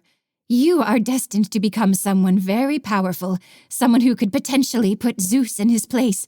We have needed someone who is as powerful as he is on our side. Now we have it." I shook my head. I am not that powerful. "Yes, you are. You are the daughter of Hades himself. He wasn't meant to have kids, you know, and then you showed up. You can control life and death. No one else can do that. No one else is allowed to do that, not even Zeus." I was getting a little scared now. What was this woman talking about? There was no way I could put Zeus in his place. Maka didn't say a word, but watched with a little amusement in her eyes. "Yeah, but I'm supposed to marry Zeus. I'm engaged to him. I came here to see if there was a way out of the marriage, if there was a way I could end up with the one I love." Yes, I said it out loud. I really did care about Huntley that way, and now that he was gone and I couldn't see him, I wanted to have the opportunity again. She waved her hand aside as if it was no big deal. "Don't worry about that. It will sort itself out in the end. But after that, you have so much potential to be a great ruler." I shook my head. "I'm no ruler." "Shut up. Yes, you are." Wow, this old lady had spunk. "Listen to me when I say to believe in yourself and everything will come with it. You will be powerful and not even Zeus will be able to stop you in the end. You will be able to do anything." I didn't answer immediately because I really didn't feel like I would be able to. I couldn't handle Zeus earlier, and I didn't think I could handle him in the future. I just hoped that maybe she was right. "Well," Maka put the teacup down, "I have to get back to work, and I'm sure Chrysanthemum has somewhere to be. We thank you, ladies, and hope you enjoyed your treats. Treats? Themis turned to the table. No one told me there were treats. You want me to starve or something? You just got here, Mother. Lachesis sighed. We didn't have time to tell you about the treats. Thank you again. I really mean it, I said, and bowed as I headed towards the door where Maka was. I wanted to get out of there as quickly as I could. Themis replied, her mouth full of shortbread. Don't give up. There is always a way. I turned and hurried out the door with Maka before they could say anything else. I gave her a dubious look. What's that look for? You know that it was exactly what you wanted to hear. Yeah, I know, but I don't know if I believe it. She shrugged. Well, your fate is in your hands. Just try your hardest, all right? Now, Charon is waiting for you with your stuff, as I've got to go bless some people that just came to the underworld. If you need anything, you know where to find me. I nodded, and she headed in the opposite direction. I sighed. Now I had to hear Charon's stories all over again. Chapter 10. Huntley. I understood why Prometheus took so long to get back now. He was cheap. So very cheap. I didn't understand why he couldn't just pay the extra £100 to take a train straight to the ferry that would lead us to Dublin. Instead, we had to make 5 switches, which added another 2 days to our trip. I asked about where we would sleep for the 5-hour layover at midnight in Edinburgh, but he just shrugged and said we would sleep at the train station. Neither Pothos nor Mel seemed to have a problem with this, especially Mel. We could have just saved on a seat and paid the extra £100 with her, since Mel always sat in Prometheus's lap. Prometheus didn't seem to care one way or another that she was there. I found it to be strange, but most relationships between the gods made little sense to me. Although, I had to admit, she was rather cute when she wasn't being crazy. I could see why a god would put up with her craziness. And after having a bedroom right next to theirs, I could kinda see why he keeps her around. Thank the gods, Pothos bought me some Bose headphones. It was kind of cool to see the countryside by train in England while heading towards Scotland. I hadn't ventured outside the city yet and felt more relaxed when the houses were spread apart. There was something to be said about nature and how it is often ignored by people who live in the city. No one seemed to take the time to just get out here and look around and let nature do its thing. It was strange to me, given I spent most of my childhood and teen years outdoors, away from the fracas of my parents fighting. I wished this was just a vacation rather than us having to get somewhere to figure out how to save Chrys. I would have liked to get off at all the stops and just explore, but there was no time for that. Maybe when all of this was over, I could travel everywhere with Chrys. Although, if I were honest, I didn't need to travel anywhere with her, as just being with her was enough for me. The worst part of our trip was when we had the layover in Edinburgh. It was from about 11 p.m. at night until 4 a.m. It was too late to go do anything, and contrary to what Prometheus claimed, the train station was in fact not open. We ended up buying a night's stay at some crappy bed and breakfast a few blocks away from the station and shared one room. I didn't get any sleep, mainly because I was on the couch with Pothos and he kept kicking me in the face. I thought about wandering the streets until we had to leave, but I was a little paranoid that there might be a god or goddess out there and they would report us. The next morning I got everyone up, since I couldn't sleep, and Mel was a bitch to wake up. She scratched and kicked and threatened eternal torture. Don't get me wrong, I hated mornings too, but damn, she was scary when it came to waking up. Luckily, Prometheus was able to get her up without the entire place coming down. "What's your problem?" Pothos asked as we boarded the train at 4 in the morning. I gave him a look. Really? I don't know, maybe it's the fact that I didn't get any sleep because someone's foot was in my face. "Hey, sorry, it's not like I had a choice. There was only a twin bed and the couch." I rubbed my face as I took my seat. "Yeah, well, next time, I think we should take the bed. Or perhaps buy another room." Pothos laughed. "A lot of us gods like to save money, if you didn't notice." I thought about Persephone and knew that was not the case with her. Oh yeah, Then how would you afford such an expensive flat? Pathos shrugged. I don't pay for it. The comment caught me a little off guard. I mean, I knew he couldn't have been working to pay for all of it, but I figured all the gods were just somehow rich since they had powers and such. Then who does? Aphrodite? That made sense, especially since he was sort of related to her. I wasn't quite sure how, if he was like her son or some weird thing coming into existence that somehow connected him to her, but he usually didn't talk too much about it. He was the god of longing desire, and I had a feeling that was why he hung out so much at his high school. With all those hormones going wild, there was a lot of longing to feed on, so to speak. That explains some things. And before you ask, no, you don't have to worry about her showing up. She doesn't really want anything to do with me anymore. She just gives me money for food and rent in return for me not bothering her again. I watched Pathos as he talked about Aphrodite. There seemed to be a sadness in his eyes, even if he didn't voice it. I wasn't sure what was going on, but I figured if he wanted to talk about it, then he would bring it up again. Hours upon hours and a boat ride later, we made it to Dublin at last. It was a lot more beautiful than any of the pictures or movies I had seen. It was still raining, as it always did in the UK, but for some reason here it still seemed very colorful and not dreary like it did in London a lot of the time. There were still tourists, as always, and I wish I could find a city where there weren't any and live there for the rest of my life. I decided tonight I would use the credit card that Chrys had made for us for my own separate room. I didn't like using it, mainly because I wasn't sure when the credit card company would take notice and to come arrest me. This money had to be coming from somewhere, and having been almost caught stealing before, I really didn't want to get arrested, especially since my file would have said deceased. I had to buy a hotel room, though, or I would go insane. Hanging out with these gods with no alone time made me feel like I was going crazy. But first thing was first, and that was to go to the small pub where Dionysus stayed. Apparently, according to the resources Prometheus had gathered, he had been staying there alone, drinking all night and sleeping all day.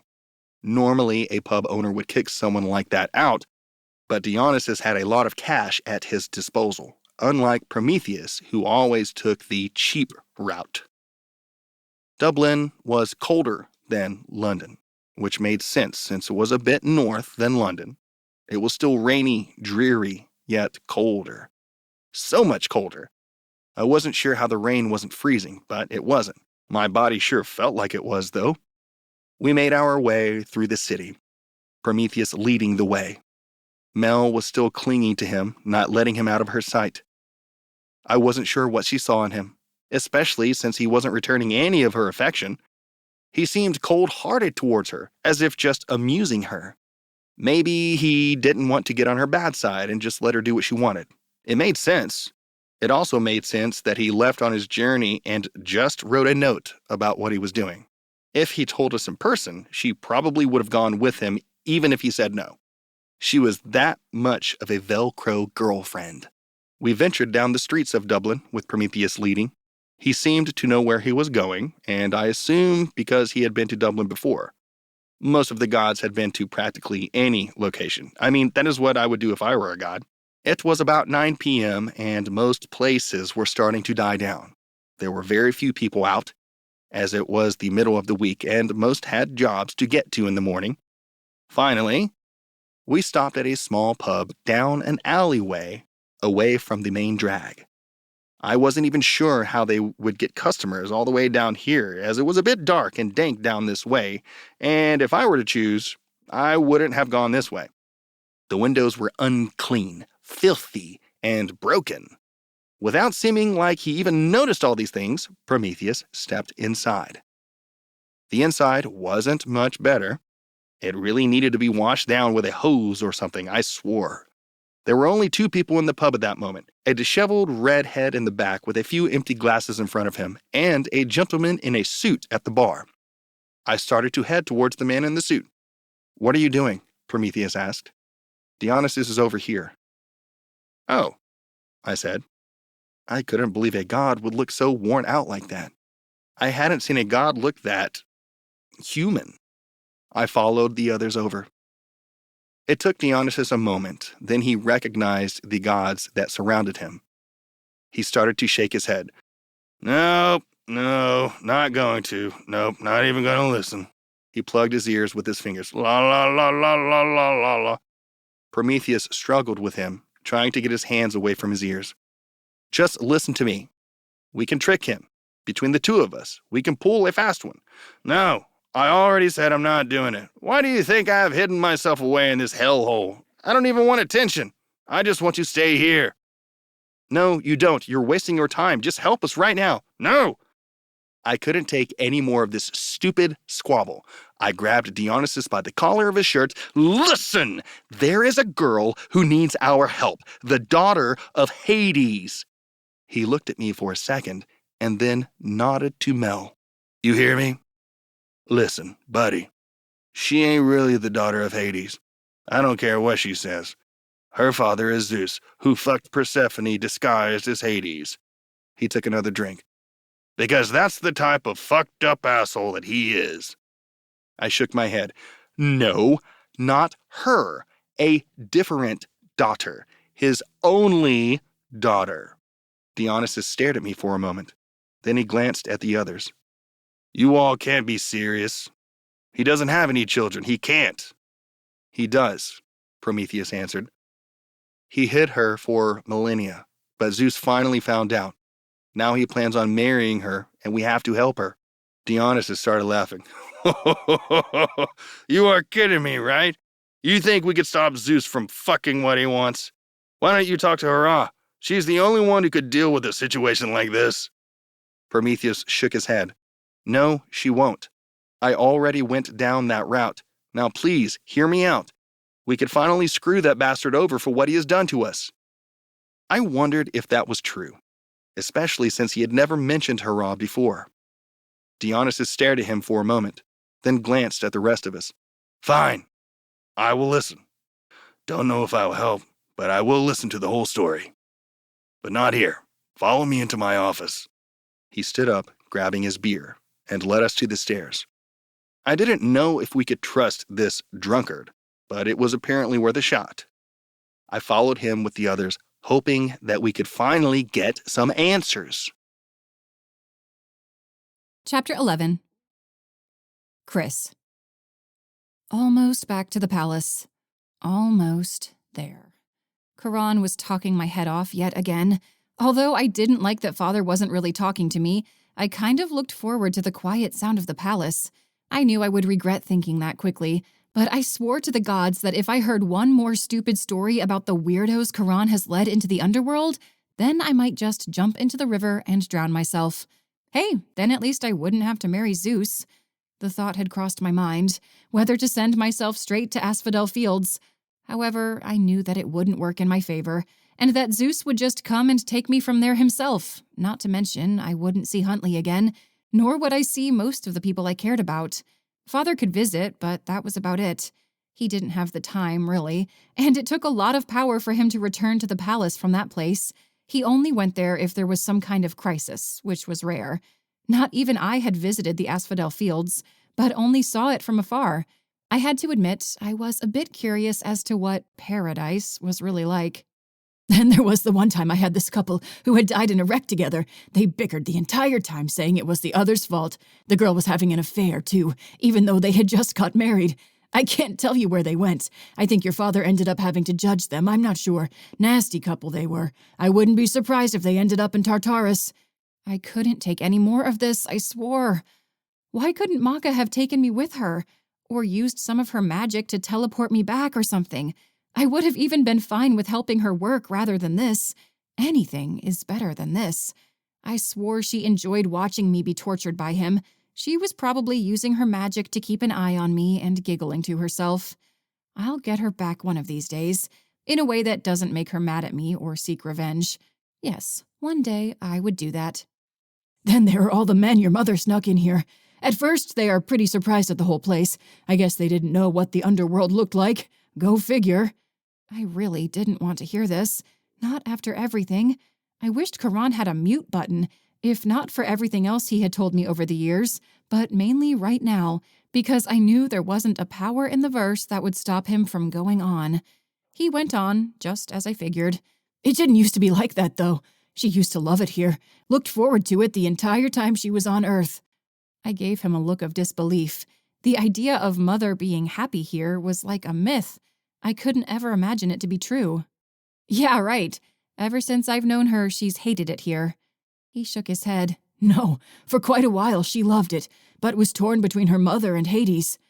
Maka had said the same thing, and told me about how she had made that tea for my mother. Then what happened? This was probably the first time I ever tried to press further for information from Karan. I even surprised myself. Never did I imagine I would ask Karan to keep talking. The stress got to be too much for her, and she became the drama queen that she is now. Hades knew that it would eventually happen, especially since they filled her with lies about him and made her regret ever marrying him. I think deep down, though, she still really cares for him. It just got complicated. I didn't care what he or Maka said. I knew in my heart I would never forgive her for the way she treated my father. It would take a lot more for me to ever care about her again. Although, at least now I could understand a little of how she was. Oh, here we are. Man, time sure flies when I'm with you. You should come hang out with me more often. I don't get why you don't. It's not like you have anything else to do. Yeah, sure, whatever, I said as I grabbed my bag that now had some tea and incense in it. I'll see if I can get away again sometime soon. Just let me know and I will be there. Until then, have fun. I gave him a half-hearted wave and headed inside the palace doors. My plan was to sneak in, get some time to myself in my bedroom before Father realized I was back. I didn't particularly feel like helping him judge souls with the weird aura that was still between us. However, as I walked through the door, I found him and another man waiting for me. Wait, who was this guy? Father never hung out with anyone. By the way he presented himself, he has to be a god, but which one? It wasn't like any could travel down here, at least not that easily. The man was rather tall, at least half of a foot taller than Father, and wore a dark blue suit with a light blue shirt underneath. I glanced down at his shoes. They were shiny. Too shiny. The radiating self-important energy coming off of him was too much for me to handle. He was definitely a god. Father was the first to talk. Right on time. Karan said he was picking you up today, thank goodness. He added the last part under his breath. Apparently, there are some new rules you have to follow. Oh, great. Zeus was adding extra security to my own home. Fantastic. It wasn't like I could do anything anyway. This is Hermes, messenger of Zeus. He will be... Hermes stuck his hand out to stop my father. Excuse me. That is not my full title. He turned to me and had a bit of a cocky smile. I am Hermes, son of Zeus and Maya, god of herds and flocks, travelers and hospitality. Hades tried to go on. He will be god of roads and trade, thievery and cunning, heralds and diplomacy. Holy shit, this guy had an ego. I mean, all the gods did, but this seemed like it was a bit over the top. I looked over at Cerberus, who was gnawing on 3 different bones, wondering what he was up to while I was gone as Hermes went on. Languages and writing, athletic contests and gymnasiums, astronomy and astrology. Father waited a moment, wondering if Hermes was finished. Anyway, he will be, I am the personal messenger of Zeus, who is the king of the gods, and also I am one of the guides of the dead who leads souls down into the underworld. Father stared at him, looking bitter, which was surprising since he was usually good at hiding his emotions. I knew, though, that Father really hated Hermes. Are you finished? Hermes turned to him and smiled. Yes, I am. He let out a sigh. Fine. As I was saying, he will be... Hermes stepped in front of Father and stuck his finger out at me. Watching over you like a hawk. Zeus knows you are up to something. He is just trying to figure out what. Father was pinching the bridge of his nose. I could see why he always complained when Hermes was around. He liked to make Father look like a fool, which was very hard to do, and Hermes made it look easy. I examined Hermes once more. He seemed honest enough, just a bit of a troublemaker. His voice was strong, I would give him that. I bet he could persuade a lot of people to do what he wanted. He didn't have to persuade me, though, as I knew I didn't have a choice in the matter. I wondered if the Fates had seen this coming, or whether Zeus knew I went to the Fates and had sent Hermes to watch me even closer. Okay, sounds fine to me. Hermes paused. Apparently, he wasn't used to people just going with whatever he said. That surprised me just a little, but I guess most of the other gods were more stubborn. Well, I guess that settles it, if I believed you. I shrugged. Not like I have a say, and I'm already stuck here for the time being. Your job will be rather boring, just so you know. Oh, I believe guarding you will be one of my best jobs yet. I have to say, you must take after Persephone, because you are a lot more beautiful than what I could ever imagine the daughter from this guy could ever be. Father was fast to respond to that comment. Touch her and I will send you to Tartarus myself. Hermes laughed. Please, like I would double-cross Zeus like that. He would have my head, if not just torture me for a millennium. Father glared at him. I would like to think you wouldn't do anything out of respect for me. They stared at each other in silence. Great, more drama in my life.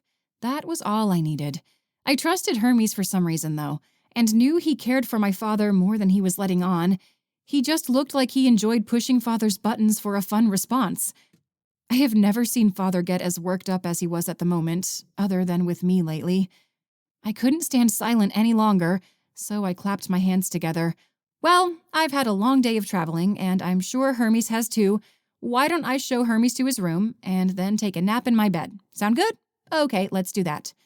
I must have taken them off guard, as they looked at me with a blank expression for a moment, then glared at each other once more. I let out a brief sigh. This would be another pain in my ass. Whatever, I'm heading towards the room. Follow me if you want, Hermes. I'm coming, he said as he started after me. As I began walking, I felt Father grab my shoulder to stop me. I was a bit surprised he did that and turned to him. What is it? He looked at me for a moment, as if about to say something. His eyes seemed to be filled with sadness when he finally shook his head. Nothing. Never mind. Turning quickly around, he walked in the opposite direction of us. I wondered what he was going to say, but then shrugged it off. It was probably something about how I betrayed him again. I didn't want to hear that again anyway. I just wanted some peace for once. Come on, Hermes, god of a bunch of shit. Let me show you to your room. Chapter 12. Huntley. Dionysus's room was quite nice, actually. There wasn't much to it, just a bed, desk, and wardrobe. It really surprised me that it was clean and tidy compared to what he looked. I expected an enormous mess, to be quite honest. The four of us barely fit in the room, though. Prometheus took the chair, with Mel, of course, and Pothos and I sat on the floor. Dionysus sat on his bed, tired and annoyed still that we had found him. I wondered as to the reason he was in hiding. I mean, I could imagine it had something to do with the gods being such selfish bastards, and he wanted nothing to do with them anymore, but I wanted to know the details. I figured asking would get me on his bad side, and that was the last thing I needed at the moment. I would just wait and see how this went, and ask Prometheus later. Dionysus glanced at all of us, as if trying to put the pieces together already in his head. Now, tell me what you think I would help with, but I can guarantee you it will be a big fat no. I glanced over at Prometheus, not sure if he was going to tell the tale or not. He seemed to be quiet, as if waiting for me, so I told my side of the story first, even though I doubted Dionysus would listen to an account coming from what they liked to call me, a mere human. The daughter of Hades, Chrys, has been hiding in the underworld all of her life. Hades has kept her close in his palace, not letting anyone who could report back to Zeus to see her. From what I hear, Hermes likes to show up sometimes, so he makes things the most difficult for Hades. But Hades has always had it under control. I never have met the guy, but I have hidden Chrys from him once before. Hades has had many tutors for Chrys throughout the years to teach her about Earth and such. She saved me one day from floating through the rivers throughout eternity and told her father I would be the perfect tutor. All four of them stared at me, as if that was total bullshit. I definitely agreed. Pothos looked as if he was about to laugh. I went on, a little in self-defense. That's what she told him. I'm not saying I was a good tutor, but that is what happened. Anyway, she just needed some friends, I guess. When I got there, she already had one other guy named AJ. He was some kind of king of something, a demigod. I'll get back to him in a moment. As you know, Persephone wasn't the greatest about sticking around the underworld, and over the centuries, Chrys had begun to resent her. Chrys wanted to know why Earth was so much better and checked it out herself. I tried to talk her out of it, but AJ pushed her to go. He had an ulterior motive to come to Earth. I let out a deep sigh. Come to find out, AJ had never taken a bite of any food in the afterlife. He had waited a long time to talk Chrys into coming to Earth so he could trade her life and be immortal and never die. If I ever run into him again, I swear we will give him what he deserves. Don't worry, Pothos added. He will wish he was back in the underworld. I nodded. I definitely had a list of things I would do to the guy, but that could wait until after we saved Chrys. And what has this got to do with me? Dionysus asked, getting impatient with the background information. He wanted to know the entire problem and yet was being impatient. People like that drive me insane. I'm getting to that, I replied. Anyway, the three of us come to Earth to let her see what it was like, just for a couple of days. We were just going to get back when Pothos here tried to make a move on Chrys. Hey, in my defense, she was too much like Persephone. I couldn't resist. Both Prometheus and Dionysus nodded in unison. I had to agree, Persephone was hot, but I knew how much of a bitch she could be. It didn't seem like these gods cared much about personalities, though. I went on. So, Chrys got mad and almost destroyed an entire house full of people. I was able to stop her when Mel and Prometheus showed up. Prometheus realized who, or what, she was right away and tried to get us all back to the river before Zeus learned of her, but it was too late. AJ had already alerted his father, Poseidon, and he tried to take Chrys for himself. He grabbed her and took her into the water, but she was able to save herself and beat the shit out of Poseidon. It was amazing to watch, Pothos added. It cracks me up a little every time I think back to it. She was a badass. Prometheus was more worried than amused. She was killing him and bringing him back to life over and over again until Zeus stopped her with his lightning. Even then, she was barely hurt. Dionysus seemed impressed and silently was putting all the pieces together. I continued. So Zeus tried to kill her once he found her to be too powerful, possessing a combination of both Hades and Persephone's powers. But then Hades stepped in and attempted to stop Zeus. It was spectacular. We tried to make a run for it, but Athena found us and Hades was defeated by Zeus.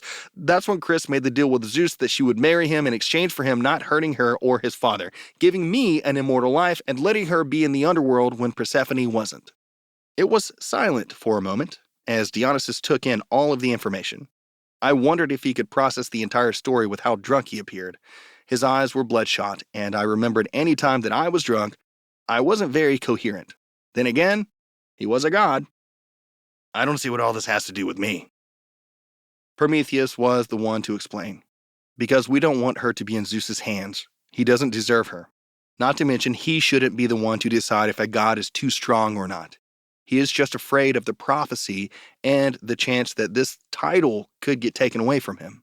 You mean the prophecy of a child born of death and light becoming the most powerful god of them all? Even more powerful than Zeus himself? Dionysus asked. We all nodded in unison. That pretty much summed it up. Dionysus glanced at each of us. But if she is that powerful, why doesn't she just take Zeus out? I responded, she doesn't know how to control her powers fully yet, as Hades was too scared for her to do something that would alert Zeus. You mean like kill and bring back Poseidon? The ability to command life and death, making her one of the strongest gods in existence? I nodded. Yeah, like that. Dionysus rubbed his eyes. Look, I can't help you. There's no way to get her out of this marriage, not when Zeus is involved. Your best bet would be to simply let her decide her fate. If she really wanted out of it, she could just destroy him. I couldn't believe what I was hearing. Why did everyone shy away from helping when it came to Zeus? Why did none of them stand up to him? If they believe she could make a change, if they really believe that she was as great as she was, why wouldn't they have a little faith and have her back? I stood up. No! I have not come all this way for you to tell me there is nothing we could do. There has to be a way. Look, kid, you are just a human. You don't get it. You don't know what it is like to be cursed by Zeus, to have to deal with centuries of torment. There's a reason he is called the King of Gods, because he's our ruler. There has to be a damn good reason to cross him for us, and your girlfriend isn't a good reason for me. I wanted to punch him, but Pothos grabbed me. Come on, Huntley, let's see if we can find someone else to help us. I let out a sigh and glared at Dionysus for a moment, then turned towards the door with the others. But I mean, if I were in your position, Dionysus began. I faced him, wondering if he would help us. After that speech, I didn't think he would offer anything. That's to say, I have no part in this, but if it were me, divorce isn't allowed. Multiple lovers and partners, yes, but divorce isn't a thing for us gods. We are stuck if we are married, which is why Zeus is hoping for 2 wives. But if you were to, let's say, marry Chrys before her marriage with Zeus, then perhaps it would stop this wedding. I don't know how easy that would be, since I have a feeling she is being watched constantly. Maybe you could even say the marriage happened before this all happened. Might not work, but it may be worth a shot. I couldn't believe what I was hearing. So if I married her, he let out a sharp laugh. No, not you. You are a human. He would just flick you off like a bug, say the marriage didn't count, and marry her anyway. No, it would have to be someone really powerful. Someone who has been around longer than Zeus has. Dionysus stared straight at Prometheus. Prometheus quickly shook his head. No, you don't mean me. Has to be. I mean, if you wanted it to work. But it wasn't me who gave you this idea, right? Besides, you also need to figure out a way to get married for it to actually work. Zeus will see through your lies. Persephone would be your best bet to help, since she was able to marry Hades before anyone had a say. Granted, most say Hades tricked her into doing it, but that is a complete and utter lie. Besides, Persephone is the only one who can get you into the underworld. Oh, great, I whispered. I didn't want to see her again, and she probably didn't want to see me after I had yelled at her in public, in front of her mom. Dionysus nodded to the door. Now get going before someone sees you. I don't need any unnecessary drama. Prometheus bowed his head a little. Thank you, old friend. With that, we left Dionysus alone and ventured back to London.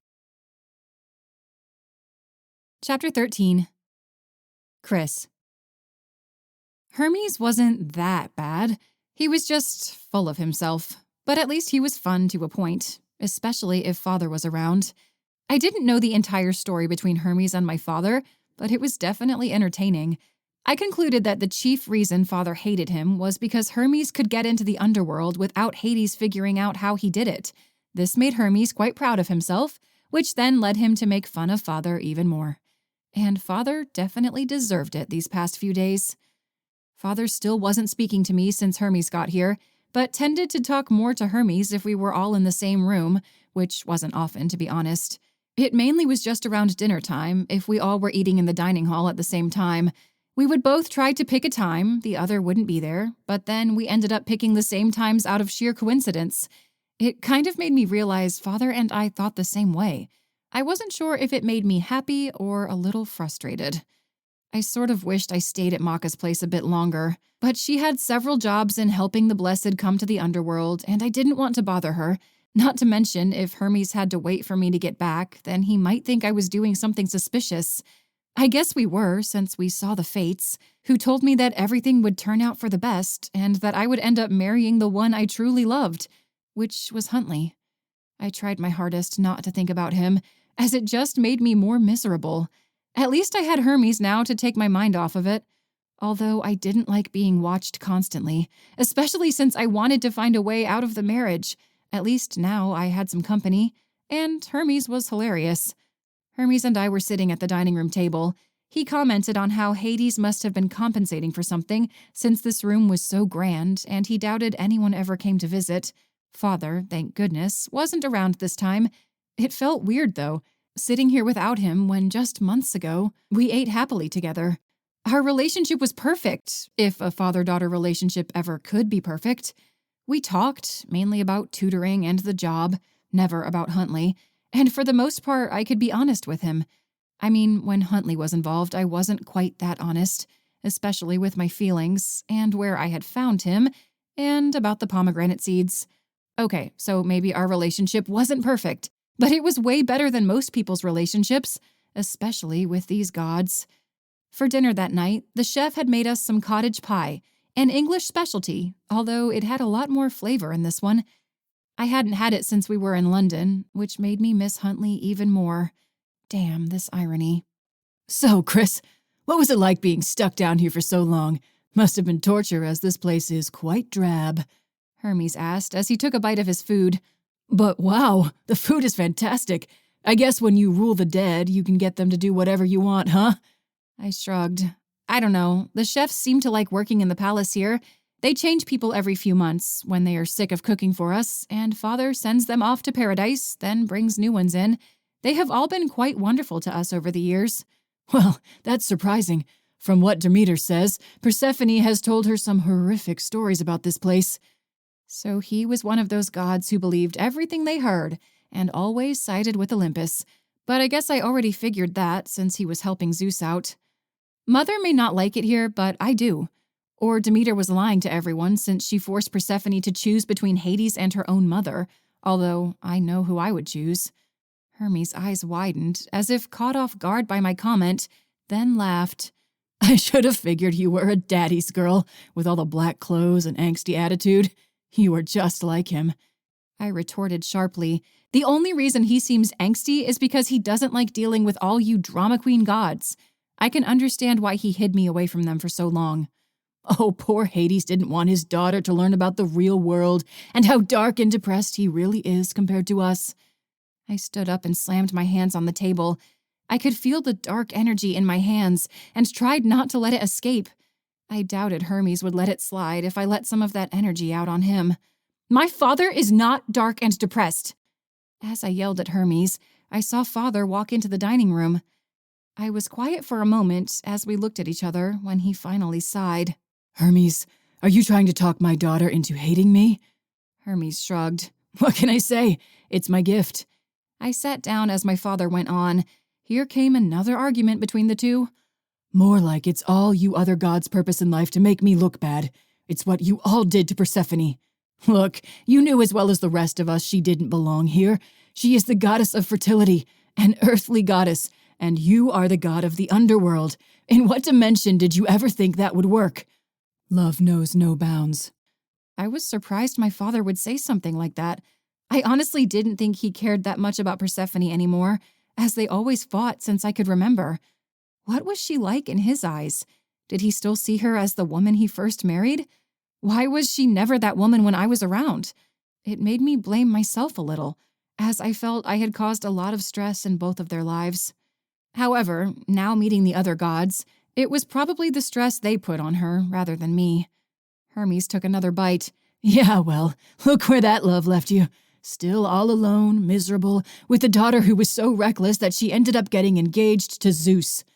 Father didn't say another word as he grabbed his plate of food and left the dining hall.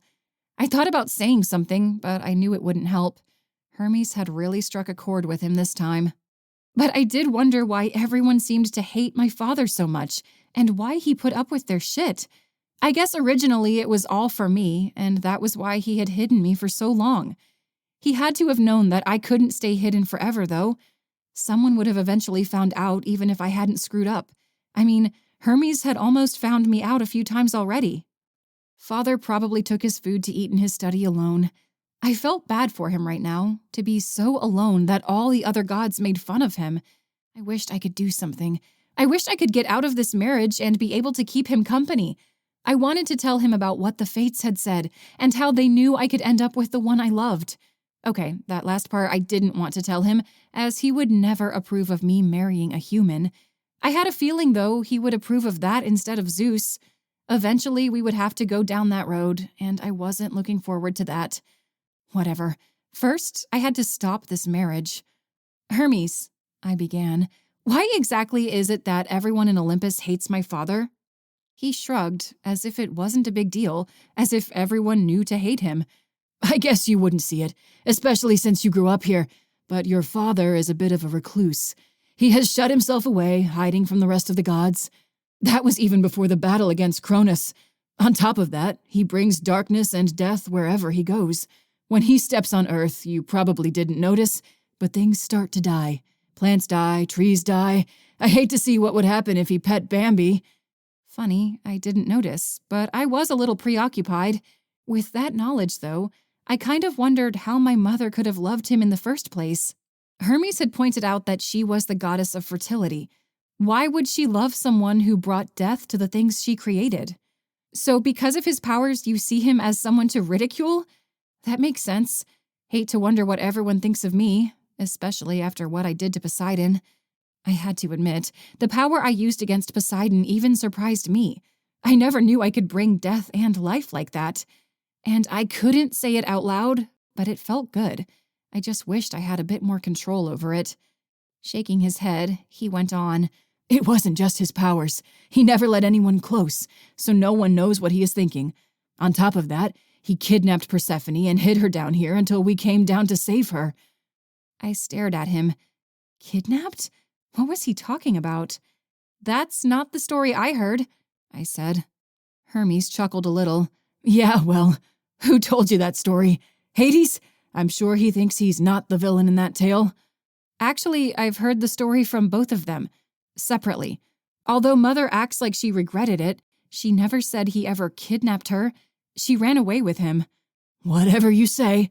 She wouldn't lie to me, not when she acts like she hates it here all the time. You think she would tell her daughter the truth? That she was kidnapped, forced into marriage with the god of the underworld, all the while Demeter cried for her child and stopped at nothing to find her, to only have her 9 months of the year? You think your mother would admit that to you as a child? Mother never hid anything from me. Not her feelings, not how much she hated the underworld after being here for so many years, and how she was sick of Hades. If she really hated it from the beginning, she would have told me to get me on her side. Yes, she would have. Hermes stared at me for a moment, then laughed. You are one interesting kid, you know that? I think we are going to have a lot of fun in the next few months. I had forgotten for a moment what this was all about, why he was here. He was here to keep an eye on me, to make sure I wouldn't try to escape my prospective marriage with Zeus. And yet they acted like my father was the bad guy here. Chapter 14. Huntley. So we were back right where we started. The part that sucked about being back in London and realizing that we needed Persephone to help us was the fact that I just saw her a few days before we found out we needed her, and that I had yelled at her and blamed her for everything. In front of her mother, no less. Why did he always make things more difficult? It was my curse, I guess. Pothos and I were at the flat, grabbing some food to snack on before heading out to the streets to find Persephone. I hadn't told them yet about what had happened, and how I had yelled at her about how worthless she was, and how she was a shitty mom. I didn't particularly want to tell Prometheus since he would just call me a stupid human. Pothos would at least understand where I was coming from. Prometheus and Mel had already gone out to search for Persephone, or at least that is what they said they were doing. I didn't doubt they would eventually get around to it, or just keep an eye out for her, but were actually just spending the day out and about. At least they were out of my hair now. Pothos and I would check South Kensington, where I saw her last. He figured she would be in that area because of her odds. I bit my tongue on how I already knew that until we were alone. As Pothos lathered jelly on his PB&J, I finally told him the truth. Hey, Pothos, I already ran into Persephone like a week ago. His eyes darted over at me. What? I ran into her near Harrods like a week ago. He put down the spreading knife. What did you do? Okay, why do you assume I did something? Well, did you? I nodded. Yeah. That's why. Damn it, Huntley, why can't you ever keep your mouth shut? I shrugged. I don't know, honestly. I mean, you would think of how many times my parents hit me for backtalking, something would have stuck. Pothos sighed.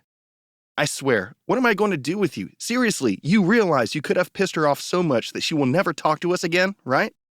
I knew that, and it had been eating away at me. I wanted to tell him earlier, but I knew he would be pissed, just like he was now. But now at least Prometheus wouldn't be here to judge me. You make fun of Mel all the time, I commented, even though I knew it had nothing to do with this conversation. I was just trying to make myself feel better. That is different, and you know it. We are friends, sort of, and she gets free rent, but she chooses to put up with my bullshit. He had a point. I was actually the one staying at Persephone's home for free for a few years. Now that I thought about it, I was staying there for free since I was dead. I guess it was really Hades' home. What was it like living with her? Pothos asked. I know it isn't relevant to the situation, but I have always been curious. I shrugged. I don't know. I didn't see her that often. She was there only for 3 months and usually off doing her own thing or sleeping with men she had sneaked into the palace. So it's true that she does that? I never would imagine that Hades would let her get away with it. He doesn't seem to care. He puts up with a lot of shit. I think he keeps his cool for Chrys, to be honest, or because he's in a shitty situation. They still... Never mind. Anyway, I think their relationship is more complicated than they let people know. Huh, go figure, Pothos sighed. She puts up a good front, I guess. I could see into her mind, though. I wonder what holds her back from expressing her true feelings. What do you mean? I asked. He shook his head. Never mind. Forget I said anything. I'm not supposed to be diving into the minds of any gods, or at least that's what was ordered of me. And you didn't consider Chrys to be a god? I technically didn't know at the time, or at least I didn't know what god she was. Can you go a day without bringing that up? Nope. Whatever. Finish making your sandwich so we can head out, okay? We have a lot of work to do since you probably blew our chance with Persephone. I didn't say another word, but finished making my grilled cheese sandwich. I wasn't one for PB&Js. Once we finished our sandwiches, Pothos and I took to the underground towards Harrods. Pothos glared at me anytime I appeared to be opening my mouth to talk to one of the workers who yelled at me for using my card wrong or something. I kept my mouth shut around him, since I knew he would hit me otherwise. We made it to Harrods and searched around the mall. I had been on the outside many times and never saw what the big deal was, but when we went inside, I finally understood. Holy shit. There were parts of it that were like a fucking Egyptian mansion movie set. I couldn't believe what I was seeing. It didn't look like anyone was actually buying anything, as when I saw one of the price tags, I about died. $1,000 for a stupid dress. Are you kidding me? This was ridiculous. Most people were only here to see the glamour. But at least there was an ice cream shop. The cool thing about being immortal was that I didn't feel like I was eating bad when I had ice cream and cheese all day. It was great. The same happened in Hades' palace, since my body was already dead, and yet at the same time I would find myself hungry at times. I still didn't get how that worked. I still couldn't believe AJ had ate nothing in the couple of thousands of years he had been down there. It seemed unbelievable. There was no sign of Persephone, although that wasn't much of a surprise. Even if she was here, this place was like a maze. The odds of running into her were quite slim. What if we made an announcement over the microphone? Have the information desk say her son was lost or something? I asked Pothos as we made our way through the watch section. Who knew there were so many different expensive watches in the world?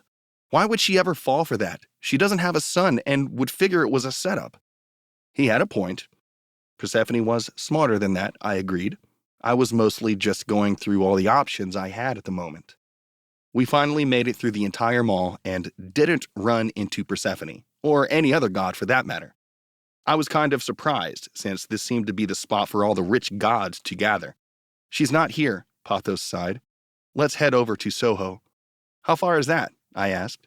I really didn't want to take the underground again. Pothos shrugged. I don't know, maybe 3 or so kilometers? I stared at him blankly. In miles? I don't know. I gave you a phone, didn't I? Look it up. I pulled out the iPhone Pothos had let me have of his so he could upgrade to the newest model.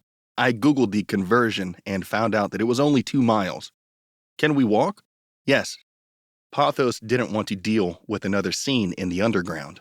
I let out a little laugh as he headed outside and towards Soho.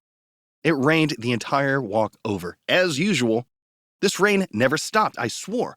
Pothos had an umbrella and didn't get that wet, but I just had my jacket on. About halfway there, Pothos made me get under the jacket since he didn't want to deal with me getting his home all dirty when we got back. Crazy thing in London, everyone used an umbrella. In the United States, people frowned upon it until they were tourists. It was really strange, but it was in their genes. When we got to the Soho district, the weather calmed down and we were able to come out from underneath the umbrella. We got a couple of looks from people thinking that Pothos and I were a couple. I didn't care that we shared the umbrella and they could just shove it up their own asses as far as I cared. It wasn't any of their business. Soho was more fascinating than Harrods, at least for my taste. Soho was mainly an entertainment district and had a lot more range of people. I liked the colors of the different shops and how they tried to stand out from the rest, although it made them all look alike because they each stood out. I wasn't quite sure how we would check a theater district, as we weren't going to go interrupt a play and whatnot to look for Persephone. I guess in reality we were just grasping at straws to find where Persephone was. I don't think she's here, I commented as we turned down another street. I mean, do you think she would stick around London still? You mean because you chewed her out a week ago? I really doubt a human like you would matter to her. But that doesn't mean she wasn't already leaving the area to go somewhere. Pothos had a point. She could have just been in the area for a couple of days and then left, not to mention London was a big city. Where do you think she could have gone? I don't know. Of anyone, you know her best, or at least have seen her the most compared to us. You should be the one that knows. I never really talked to her. She was always picking fights with Hades and Chrys, and I kept away from them. I mostly spent that time keeping Chrys company when she was crying in her room after she had a fight with Persephone. Hades let you be with his daughter alone in her room? Damn, that man must really trust you. I wouldn't, but that's mostly because I can see in your mind. I shook him. Hey, I thought you said you weren't supposed to be doing that. No, I said that I wasn't supposed to be doing that to gods. Besides, I don't have to look inside your head to know that was what you were thinking. I couldn't agree with him there. It's a wonder why neither of you have put a move on each other. It's not like she didn't want it either. I was starting to get irritated. How about we drop the subject for the time being? Whatever, was just making small talk. Yeah, well, you're irritating me. When is someone not irritating you? You need to let loose. I ignored his last comment and took a seat near a park, watching as people walked past. Pothos took a seat next to me. We sat there, silent, keeping an eye out for anyone who could look like Persephone. We will find her. Don't worry, Pothos whispered. I really hoped he was right. I didn't want to imagine what would happen if we didn't find her. We needed to get to the underworld and tell Hades of our plan, or something like that. I didn't like the idea of Prometheus possibly marrying Chrys or making it look like she was marrying him, but it was the only shot we had. And it was much better than her marrying Zeus. Just as I was about to give up for the day, I saw a person at the corner of my eye. It looked like Persephone. She had just mixed in with the crowd, and I hurried after her as Pothos called after me. This was my only chance. Chapter 15. Chrys. I regretted saying I wished I had someone to hang out with in the palace. Hermes was great and all, but I really needed some alone time now. I just needed a happy medium for once in my life, but that was never going to happen. He was around me constantly. The only time that I was truly alone was when I was asleep, but I knew he was just on the other side of the wall, making sure I didn't sneak out. I was glad at least I didn't have to share a room with him or anything, but still I was going a little crazy. At night I had alone time, but I still felt like I was being watched. It felt like he was consistently outside of my door, listening. I hated it. The other problem was that not only was he a stranger to me, but he was also someone who was there to report back to Zeus. He didn't feel like someone who I could grow familiar with, due to fear that he would tell whatever I said to Zeus.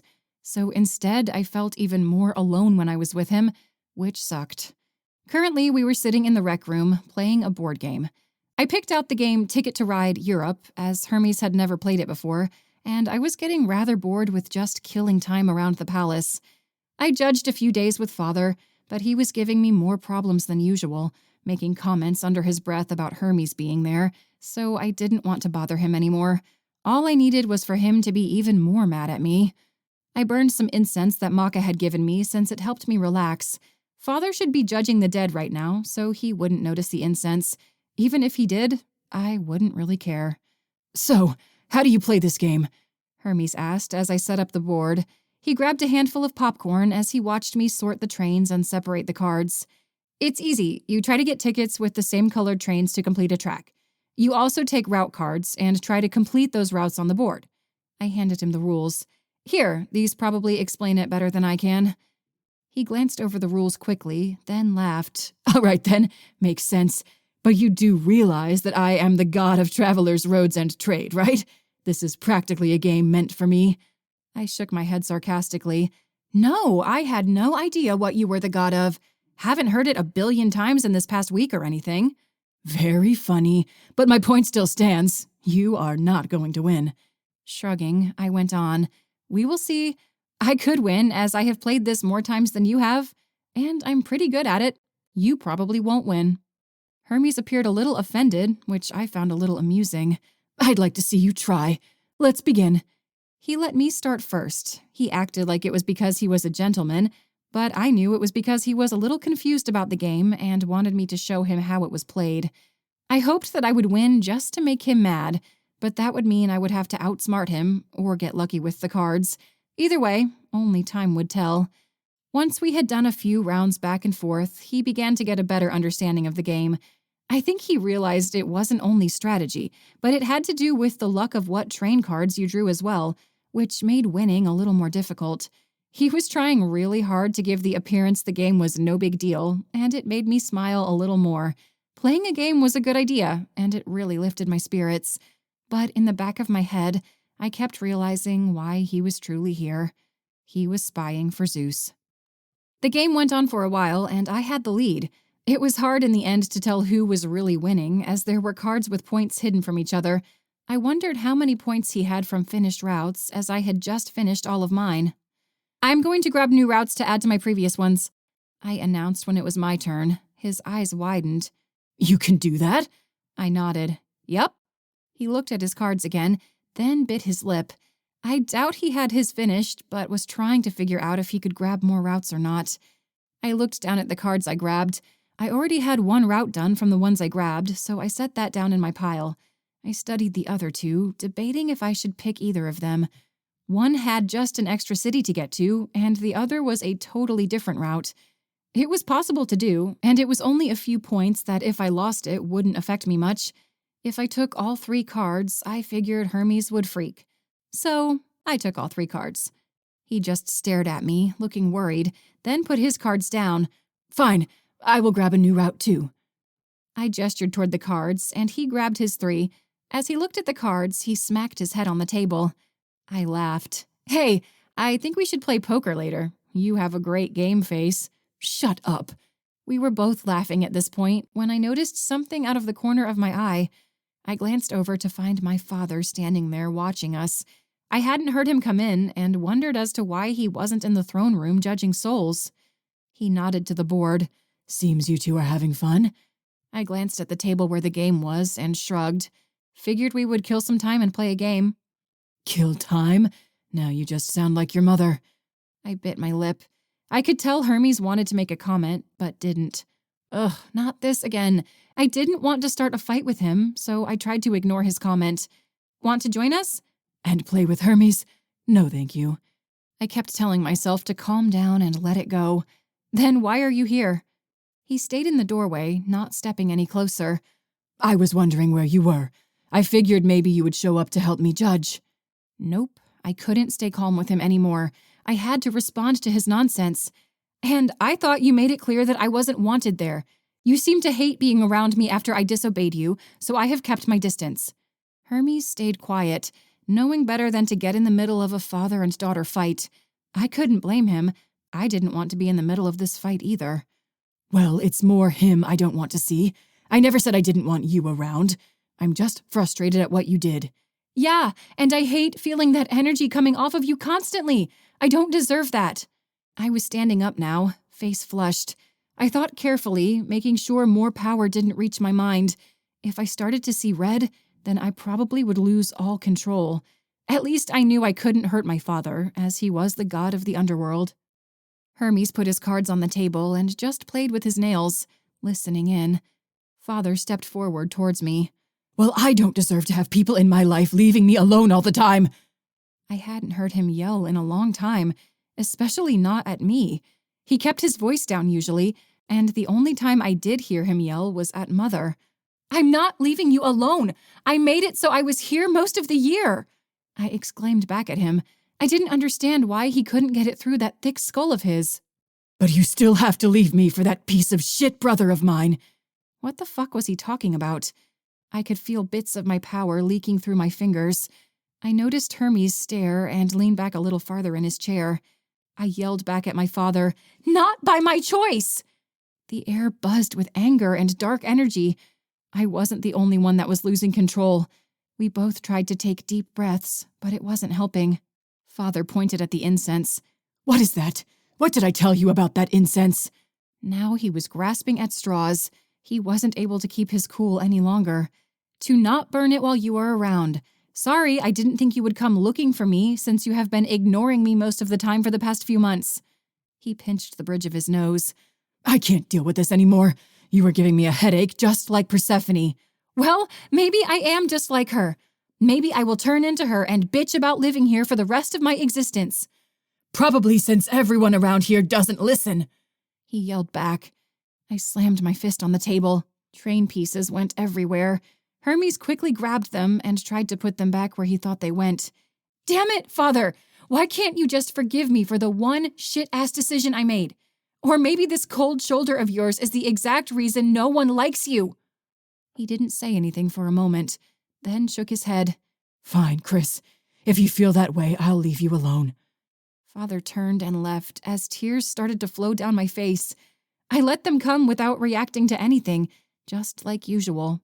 Being a god was learning how to ignore sadness and pain. I turned back to the game Hermes and I were playing. "Whose turn is it?" I asked, my face still wet from the tears. Hermes looked at me for a moment. "Do you want to talk?" I shook my head. "No. Let's just finish this game. I don't want to think about him anymore." "It's your turn." "Okay, let's see then." I looked at my hand and tried to figure out what to do next without curling up in a ball and crying. I will pull some train cards, I guess. Chapter 16. Huntley.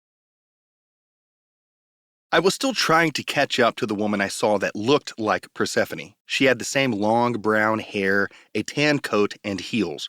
Her facial structure looked almost perfect, which was what first caught my eye. She was strutting fast, as if in a hurry. I wondered if she had seen me and didn't want to get yelled at again. I felt like an idiot for treating her the way I did now that she was the key to freeing Chrys. I guess I didn't know it at the time, but I still felt like a fool. As Persephone, or at least the person whom I thought was Persephone, rounded the corner, I hurried after her. As I went around the corner myself, she was nowhere to be seen. Shit! I glanced all around, but didn't see any trace of her hair or coat anywhere. "Huntley, seriously? What is wrong with you?" Pothos finally caught up to me. I turned to him and sighed. "I thought I saw her." Pothos put his hand on my shoulder. "We will find her eventually, don't worry." I tried to believe that that was true, but deep down I couldn't see it happening. She was probably long gone. I mean, I know I would be if I were her. Even though I knew she deserved it, I felt a little bad that I called her out on all her shit. It wasn't my place, but when did I ever listen to things like that? I always spoke out when I shouldn't say anything. Pothos and I searched through Soho one more time, and I didn't try to avoid people as they walked towards me. bumping straight into them. I got quite a few cuss words thrown my way by strangers, and then Pothos. Pothos ended up grabbing me every time I was about to run into someone. He didn't want to deal with it anymore. We toured around the surrounding neighborhoods, although most of them were residential. I wondered if there were any other gods that we could find that would know where Persephone was, and wouldn't tell Zeus we were asking. Prometheus did have that memory wipe potion, so we could use that on whoever we asked. I figured the best idea would be to ask him when we got back. However, I could ask Pothos now if he knew anyone. Pothos, is there anyone we could ask that would tell us where Persephone is? Like a friend or something? He cringed. No. That was a lie. No, as in there is no one we could ask. There are a few that would know her whereabouts, but none that would willingly tell us. Not to mention they would be more trouble than anything. So no, there isn't. His comment made me even more curious. I wanted to learn more about these people, but decided not to push it. If he didn't even want to deal with them, and he dealt with Mel on a daily basis, they had to be bad. Although, if they hung out with Persephone, I figured, they had to be of bad character. It was starting to get late, the streetlights flickering on, and the sun, wherever it was behind the clouds, was darkening the sky. We stopped in front of a park that was near the entrance to the underground, and glanced at all of the people that were leaving work and now heading home, or to the pub, for the day. That's when I swore I spotted her. She was wearing the same jacket from the other day and had the same curled hair. I bolted after her, Pothos cussing yet again. Bumping into a few people, I rushed towards her, hoping that maybe we had been lucky this time and maybe we had finally found her. Then she could help us get into the underworld and I could see Chrys again. I was inches away from her now. I didn't know if I should yell her name or put my hand on her shoulder, or if I should just try to hop in front of her. She was still walking pretty fast. Once I was able to reach out and touch her, I put my hand on her shoulder. Persephone, wait! She turned, and I gulped. It wasn't Persephone. It was just some person in the same type of coat. She was definitely the person I had seen earlier, so Persephone was nowhere to be seen. I was wrong. Sorry, I thought you were someone I knew, I said. She stared at me for a moment, and then said, You said Persephone. What an odd name for a person. Girlfriend, I presume? I shook my head. No, but her mother. I said something I shouldn't have said to her and wanted to apologize. I still wasn't 100% convinced that this person wasn't Persephone, so I wanted to show her that I wasn't there to cause trouble. Well, I hope you find her. I bet she would appreciate you apologizing. With that, she turned away and headed off in another direction. I sighed as Pothos caught up to me once again. He was out of breath this time. Damn it! Huntley, what did I say? We need to do this together. You can't just run off from me. It doesn't matter. It wasn't her. I kicked a pebble off of the street and towards the grass. It was stupid of me to think it was. Pothos glanced over at the woman and didn't say anything. He seemed like he was concentrating on something.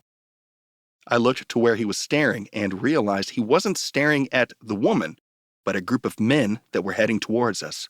Shit, I breathed out. I told you this always happens when it started to get dark out.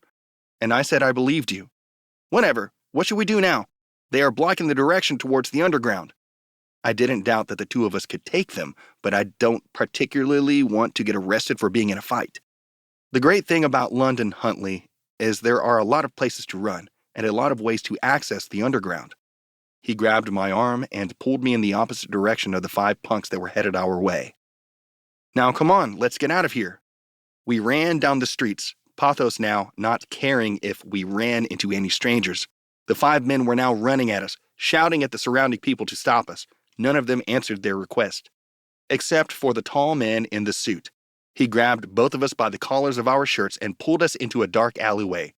Why no one tried to stop him or even noticed, I wasn't sure. It was that city attitude, I supposed. Pothos screamed, which sort of surprised me. I didn't think a god would get scared enough to scream. That is, until I looked over at who grabbed us. Shit. It was the angry guy I had seen in the Hyde Park earlier, the god of war, Ares.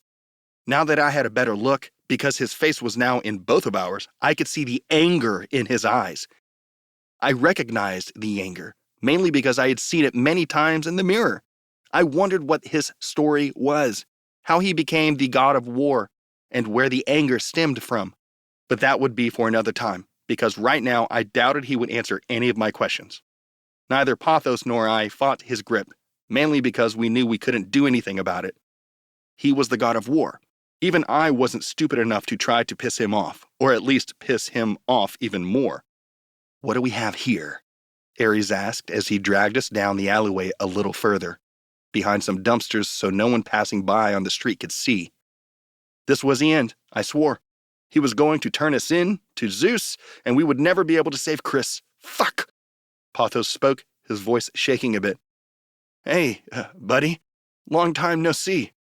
"I swear to Zeus if you try anything, Pothos, you are a dead man," Ares growled. "I would never do that. Again. You know she kicked me out for screwing with people's heads, mainly you two. I would never do it again. I learned my lesson. I swear it." Great. Pothos was already on his bad side. The more I learned about him, the more I realized he was as much of a troublemaker as me. "Why are those possessed men after you?" he asked. So they were possessed. That answered that question. Pothos smiled half-heartedly. "Good question. Has to do with the daughter of Hades, probably, and Zeus. And us." Ares looked like he wanted to squash Pothos into a pulp. He kept his fists clenched around the collars of our shirts as he shoved us against the brick wall. "What are you talking about?" This guy hadn't heard. I guess he wasn't planted in London to spy on us. At least we had that going for us. Also, I figured news traveled a little quicker in the godly realm. I guess I was wrong. Or maybe some just didn't keep up with the gossip. I could see the god of war being a bit of an outcast like Hades. No one wanted to talk to him because no one wanted to get on his bad side. Huntley, how about you explain?" Pothos' voice cracked a little.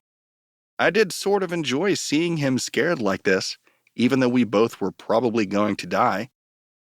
I went through everything as quickly as I could. Hades had a daughter that no one knew about. Zeus found out and was going to destroy her. Instead, he decided he was going to take her for his wife. Zeus probably has been keeping an eye out on us since we were trying to stop the wedding, so he sends spies to try to knock some sense into us. Yeah, that pretty much summed it up. I was glad I was able to explain it in just a few sentences since this guy didn't appear to want to hear the details, or listen to me drag on about it. Ares' eyes narrowed. "Zeus is taking another wife?" Pothos and I nodded in unison. Ares' face started to turn red. Oh God, we were dead. But the gods can only have one partner. That is what he always says. Pothos answered, "Right, that's what I said. Apparently he thinks he can bend all the rules." Ares let go of our shirts, and both Pothos and I collapsed to the ground. Maybe he wasn't going to kill us after all. I had no idea what was going to happen next. I was so confused. "After all this time," Ares yelled out, more at nothing than at us, "he decided to bend his fucking rules. Well, I'm not standing for that." He turned to us. "What are you doing to stop it?" The question caught me off guard. I didn't know how to respond. Pothos answered, "We are looking for Persephone. We need to talk to her." "Right. And as for these punks," Ares turned and decked one of the men that had been chasing us right in the jaw with his fist. How he knew they were just rounding the corner, I had no idea. I guess he was the god of war, after all. "I'll take care of them. You just get back to your flat." He didn't have to tell us twice. Pothos and I fled the scene as Ares beat the shit out of the 5 guys. Chapter 17. Chrys. I lay in bed, staring up at the starry painted ceiling, wondering what I was going to do. I couldn't sleep, and I particularly didn't want to roam around since I might get spotted by Hermes and accused of plotting against Zeus. I mean, I was, in a way, but that wouldn't have been the case this time, especially since I knew I couldn't do anything for the time being, especially in the underworld.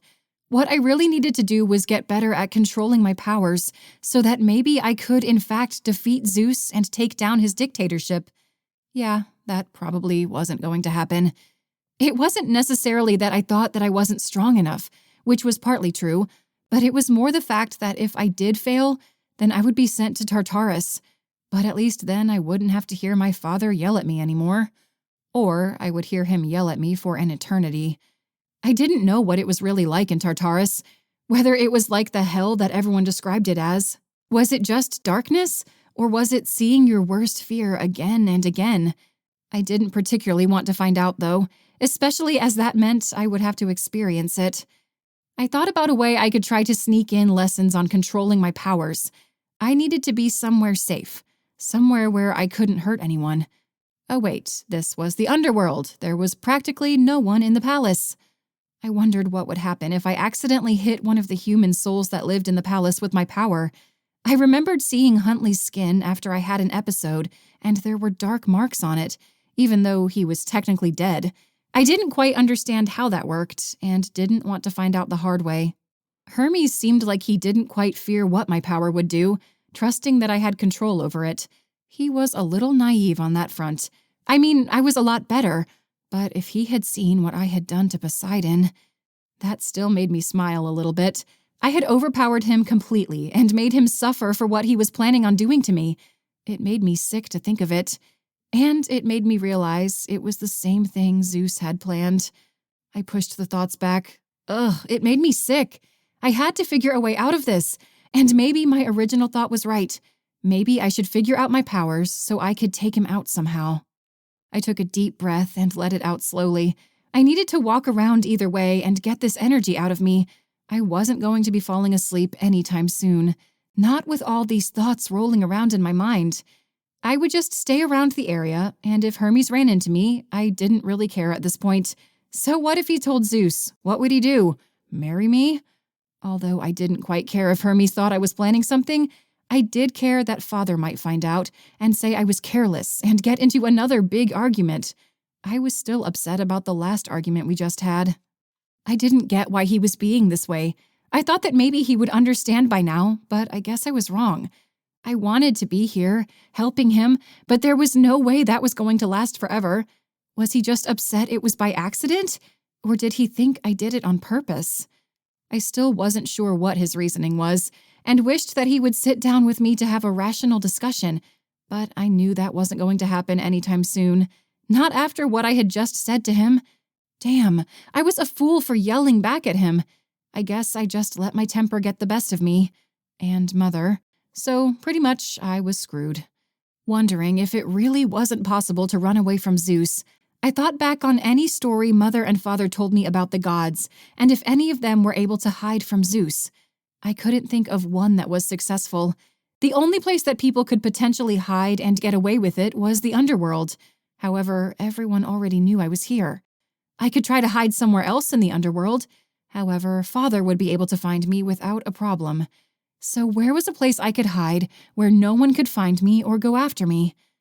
There was only one place I could go where no one could get me, and that was Tartarus. Which was stupid to even think of, as no one has come back from Tartarus. I would pretty much be committing suicide and risking eternal torment. But I was the goddess of life and death, so would I be able to step foot inside the area, if only for a little while? I knew that if I were sent there by Zeus, pretty much killed and trapped there, I wouldn't be able to escape. But what if I went there of my own free will? Would I be able to come back out then? I pondered on this thought. It was curious to me whether I could go in and out of Tartarus if I, in fact, was the ruler over this domain. Could Father go into Tartarus without incident? It wasn't an easy question to ask either, especially since then he would know where I was hiding, or at least figure out why I was asking.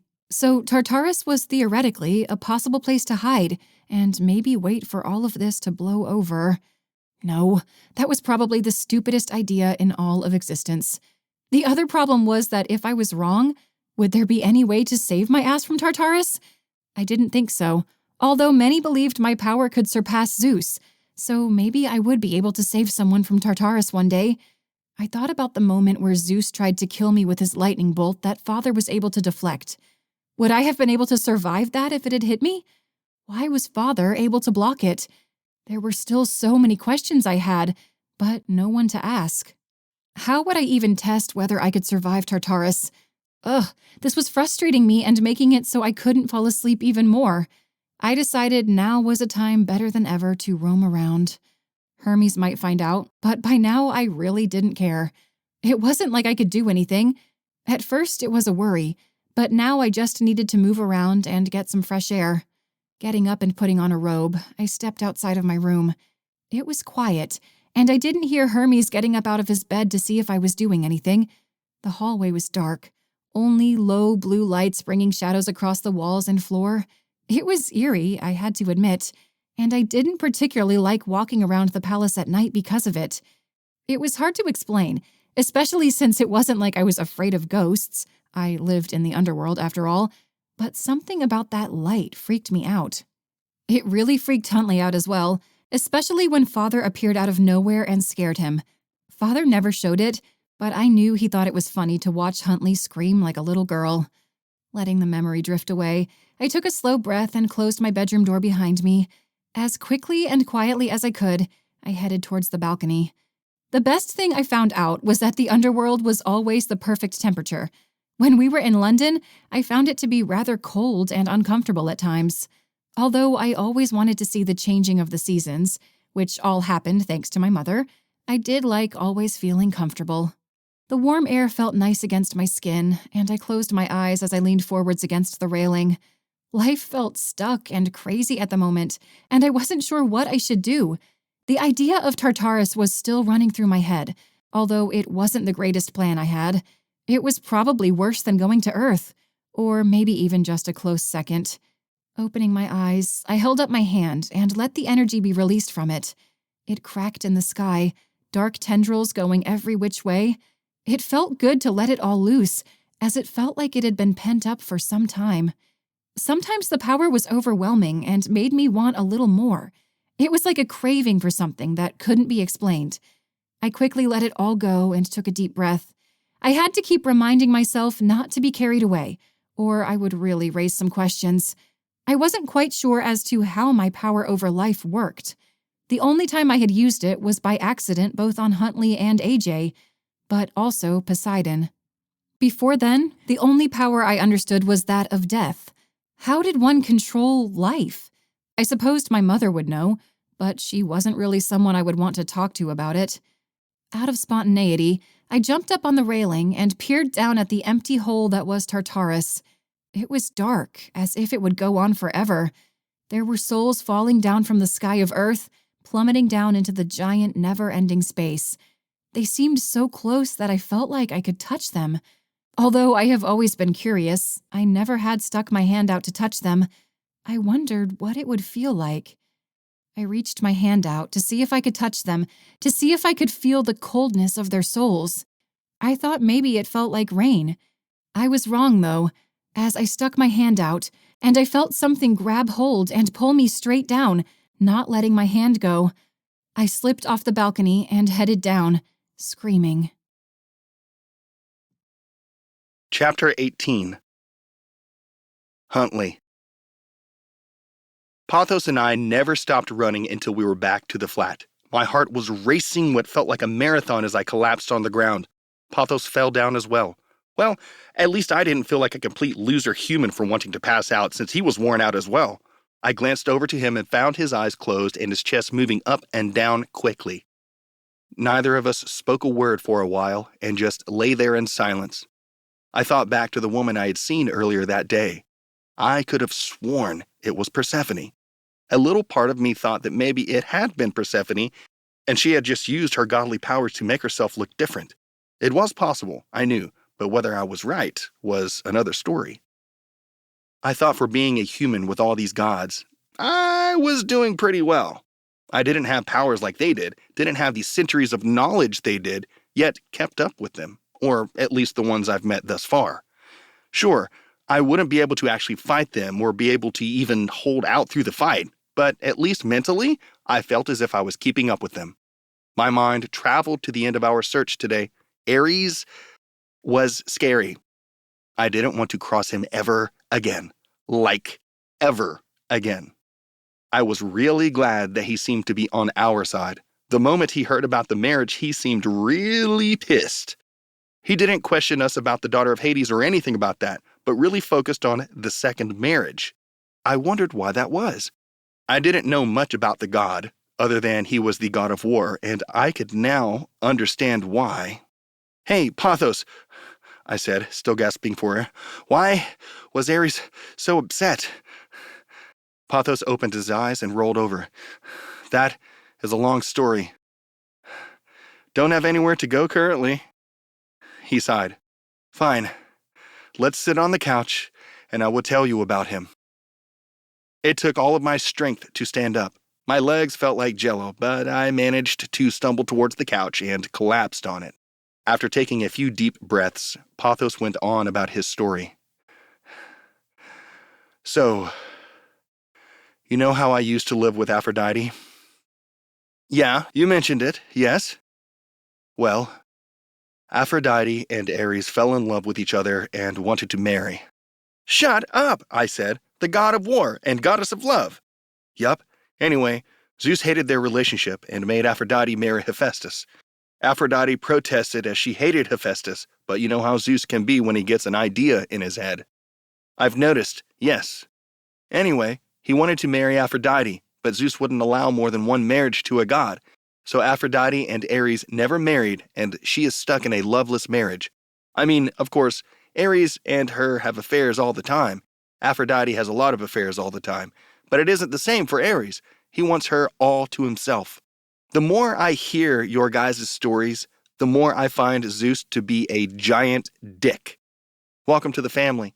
I laughed, even though I knew it was true, and in the end it wasn't actually that funny. It just had been a really long day. "And what about you?" I asked. "He seemed to hate you on the spot. What did you do?" Pothos shrugged. "I guess I just pushed a few buttons for both of them where I shouldn't have. It wasn't on purpose, but sometimes my powers get the better of me." "You slept with Aphrodite?" I asked. I didn't really care one way or another, but was trying to put these weird pieces together. He shook his head. No, I wouldn't cross Ares in that way. But when he is over, I've made him have some intense dreams, along with Aphrodite. Apparently, I crossed a line tapping into their mind like that, and was asked to leave the consort for a bit. I didn't quite see the problem with that, but didn't want to press for more information. Pothos didn't seem like he wanted to talk about it anymore. "Well then, now what should we do?" I asked. "I feel like we would never find her in this city." "Be patient. If we don't find her right away, we can start asking around. I'm sure Prometheus knows some people." "And use that potion of his?" He nodded. "Yep. I'm surprised that Hades would trust him with something like that. He's never trusted anything with anyone before." "Probably just desperate." "Must be desperate. I've never seen him like this before, although I haven't really seen him ever. It's not like he ever leaves the underworld." "Yeah, Zeus didn't think he would even come to save his own daughter," I commented. "To be honest, I didn't think he would either. I'm curious as to what stakes he is willing to go to save his daughter. I guess time will tell." I couldn't see there being any way Hades would stop from saving his daughter. I wondered why everyone thought it to be strange. He had sacrificed so much before she had come to Earth, and I couldn't see him giving up without a fight for her marrying Zeus. I wished I could talk to him, to see what his plan was. All I wanted to do was help, which was exactly why I need to find Persephone. "So, you think Persephone is anywhere around?" I asked, sighing. "Nope, probably not. Demeter and Persephone aren't around after you disgraced them like you did, you idiot." He was joking, but I really didn't feel like hearing this right now. Hey, how was I supposed to know that we'd need them days after I said that to Persephone? I already said you shouldn't ever piss off one of the great gods. Or any god for that matter if you can help it. As for pissing off lesser gods, that's a little iffy. It depends what they are in charge of. "So pissing you off is fine?" I asked with a bit of a smirk. He folded his arms. "Yeah, and I would just give Chrys what she wants again." I thought about punching him, but I knew it wouldn't do anything. He laughed, seeing my face redden with anger. "You get way too angry, dude. You just need to learn how to chill." "I will learn how to chill when I'm not dealing with any of this Zeus shit." "Well, then you will never be chill because he is always causing shit." That definitely seemed like the case. So far, everyone's story seemed to come to an abrupt close because of Zeus. A moment later, the door opened and Prometheus and Mel stepped in. By the look Prometheus had, they hadn't found anything either. Let me guess, you two just went and had sex somewhere while the rest of us searched all day. I knew that probably wasn't true, but the way Mel was all over him, I had to make that comment. She was more annoying than when it was with Pothos, her, and I, which was saying a lot. At least she was out of our hair and in his constantly. She grabbed Prometheus's hand. No, silly. We finished asking around for her and are back here to have sex. As she pulled Prometheus up the stairs, Prometheus added, We didn't find anything. Apparently, her and Demeter had an argument, and Demeter went back to Olympus. As for Persephone, well, she pretty much disappeared. No one has heard from her since. Wait. Who did you... I began, but the door slammed shut. I rolled my eyes and turned to Pothos. He simply shrugged. Don't look at me. I don't get involved with those two anymore. Whatever, I said. At least we know she isn't in Olympus. Now we just have to figure out where on earth she is. This isn't that big of a place, right? Pothos laughed. Yeah, keep telling yourself that. We can keep searching at least, but we have to make sure the wrong people don't overhear us asking about Persephone. Because of Zeus, right? Pothos shrugged. Yeah, him. But I'm thinking of someone else, actually. I gave him a look. He had never mentioned this before. What do you mean? Who is scarier to get involved with than Zeus? Well, as if on cue, the doorbell rang. We both stared at the door, wondering who it could be. I glanced over at Pothos, who looked more scared than I had ever seen him. He shook his head and smiled. No, that would be way too coincidental. There's no way it's them. It's probably just some Mormon or Jehovah's Witness missionary. It has to be. The doorbell rang again. We both stared at the door. Are you going to get that? I asked. He shook his head.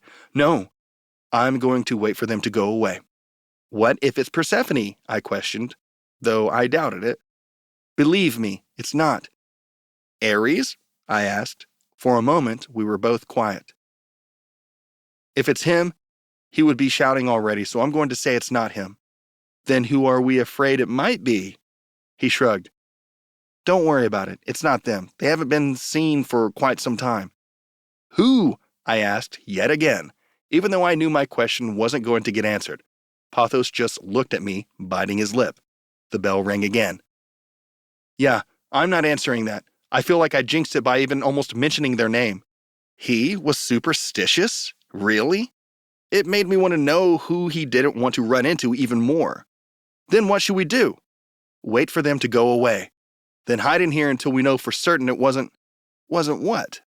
The door exploded into what seemed like 1,000 pieces. Splinters of wood went in every direction. I took cover behind the sofa with Pothos as he was cussing up a storm under his breath. The noise was loud, almost like a bomb. Even though only a few seconds had passed, it felt like minutes, and I wondered how Prometheus wasn't down here already, wondering what the commotion was. I waited until the debris cleared before I looked up and over the couch. There were pieces of door scattered in every direction, most of it embedded in the wall and couch. Pothos looked as if he were going to shit bricks. As I examined the room, I noticed that there were 3 figures in the doorway. As they stepped inside, I saw that they all had gorgeous red hair, fair skin, and looked as if they had stepped off a model runway.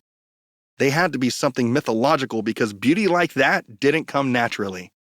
We heard you have been asking about Persephone, one of the 3 girls smiled. Now, we have to know, who's asking? Chapter 19. Chrys. Shit. I was falling fast. The soul, or whatever it was, that I had touched pulled me further and further down. Damn it, why had Father never told me not to touch the stupid souls? You would think he would have pointed it out. Or maybe he just thought I was smarter than that. Well, he should have known by now that I was clearly not making good decisions for myself.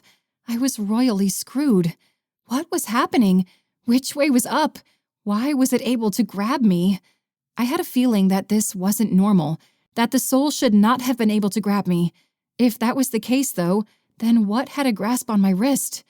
I tried to look forward to see what it was, but I couldn't see anything but the souls that were around me, trying to grab at me, but none of their touches I could feel.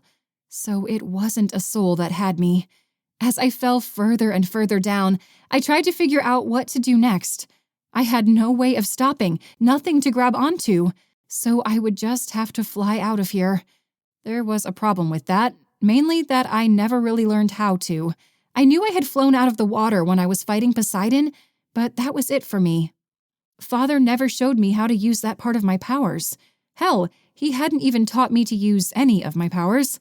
All that I figured out so far was on my own. I tried to just think about going up, about getting away from falling down into Tartarus, but I didn't feel anything. It was as if whatever was pulling me down was even stronger than I was. There was no hope in getting out of here the way I was going now. I tried to scream, but my voice wouldn't come. There was no sound, not to mention nothing would hear me out here. Now I really was beginning to panic, wondering if I would really get out of this or suffer eternal torment. There was no one around to save me either. Both Hermes and Father were probably fast asleep, dreaming away while I fell straight into an abyss. It was starting to get colder, but not like a temperature change, but more a lack of anything substantial. It was like complete and utter darkness had a grasp on me. I couldn't imagine spending eternity here, especially when I hadn't even come close to being near the bottom. I tried to use my power again, but nothing worked. I couldn't summon anything, fly. I practically couldn't do anything. I flailed a lot, which caused some spinning and then made me sort of dizzy. Screams of the surrounding people echoed around the area. I swore I could almost hear laughter, deep and thick, coming from the bottom of the pit, although I still couldn't see where that was. The sound felt like it was consuming me, waiting to destroy me. Was this Cronus? I took a deep breath and tried to focus on it, tried to really understand what it was. It was the only thing I could do at the moment. Whatever it was had to be powerful, more powerful than anything I had ever felt before. It was dark, overpowering, and I could barely even think straight with it trying to surround all my senses. It wanted control over me, but I knew I couldn't let it. It was Cronus that had grabbed me. This wasn't an accident, but something deliberate. He saw my weakness and took me by surprise. This was my grandfather trying to seek his revenge by destroying me. Inexplicably, this thought made me focus, made me understand what I needed to do. I placed my hand forwards and concentrated on the darkness. I could defeat it. I could throw power straight ahead, making me push myself back up to the palace. I concentrated, sensed where the darkness was coming from. They always said to fight fire with fire, and I guess this was my way of doing it. If he thought he had more darkness than I, well, he had another thing coming. The recoil should work, I prayed, and if I could just get close enough to the railing, wherever it was above me, I could save my own ass. I let the anger and fear consume me, letting go of any restraints I had placed to keep the darkness at bay. Something felt different in the energy coming from below, as if it realized what I was doing and wasn't quite sure what would happen next. Yeah, buddy, you weren't ready for this, were you? I had gathered up all the energy and let it explode from my entire body, sending it down. Cronus backed away and let go of his prey. I had a feeling it would only be for a brief second. I felt my body shoot in the opposite direction, and for a moment, I thought it had worked. I thought I was going up. Was it up? Now I wasn't sure. Everything felt like it was spinning around. Panic took over, and pretty soon my energy was going in every direction. The surrounding souls didn't seem to be affected, and I wondered if it was because they were already in Tartarus. The more my fear took over, the more energy seemed to follow. It was going in every direction. It felt like shooting a laser blaster, spinning out of control in space. It wasn't doing any good, but I couldn't stop. The fear and anger was escaping me. Just then, I felt something grab my wrist. I let out a scream and felt the energy emanate in every direction of my body. Whatever it was seemed to falter for just a minute, then start to pull me. Wait, was it pulling me up? I peered towards whatever it was that had grabbed me to find Hermes with massive angel wings. It was him? How was that even possible? How did he know where to find me? And how did he survive that burst of energy I had just sent out? It took a while, But we finally reached the balcony where I had been pulled off of. Cronus never tried to grab at us, and it felt as if Hermes had no problem flying upwards. He had wings, after all. Setting me down, we both collapsed onto the stone floor. It felt good to be able to catch my breath again. I didn't realize that the air had changed, and now this fresh air felt so much better. I glanced over at Hermes, whose wings slowly disappeared, and I could see the black marks that covered his body, the black marks that I had caused. "Are you—" I began, but he interrupted me. "What in the name of Zeus were you thinking?" I shook my head. "It's not like that. I didn't jump. Something pulled me down when I was up here on the balcony." He stared at me, his face wet with sweat. "What are you talking about?" I shook my head. "I don't know. Something grabbed my wrist as I was standing on the balcony looking down at all the souls." "You are crazy. A soul could never grab a god in there. It had to have been something else." He was right. It was something else, but I didn't want to tell him what I knew it had to have been. Cronus. As for why I didn't want to tell him, I wasn't sure. Maybe it was because of the power I felt and feared. I don't know, but that sort of scares me. Hermes whispered under his breath, something about Hera. I didn't comment on that, as I didn't want to think of how angry she could be that I was marrying her husband. That was a whole other issue I was leaving for later to deal with. If I even had to deal with it in the first place, my more important task was to get out of this wedding. We sat there in silence, still processing what we had just gone through. Hermes looked like he was in pain. Parts of his body almost appeared as if they were decaying. "Hermes, He held up a hand. "It's fine. It wasn't completely your fault. I knew what I was getting myself into when I took this assignment. I just didn't think it was going to hurt this bad." I took a deep breath and tried my best to not say I was sorry again, but I was. I truly was. "So what now?" I asked him, trying to figure out what page we were on in this mess. He slowly stood up, grimacing with every inch. "You are going to make up with your father and tell him what happened. We need to figure out if someone was trying to murder you or not." "No." He looked at me like I was crazy. "What did you say?" I stood up and realized how sore my own body was. I thought about reaching for the railing, but didn't want to go any closer to it at the moment. "I said no. I'm not telling my father what happened. It wasn't someone trying to murder me. It was just a weird accident." "An accident that almost made you get trapped permanently in Tartarus." I hadn't heard Hermes shout before and was a little surprised by it, but I wouldn't budge. "I don't care. He can't know I almost screwed up again, okay? I just don't want to hear it from him anymore. We can figure it out on our own." Hermes stared at me for a moment, then sighed. "Fine. You don't have to tell your father, but he's going to ask where the hell I got all these marks from." "Just say you spooked me and I lost control." He raised an eyebrow. "Really? He would buy that?"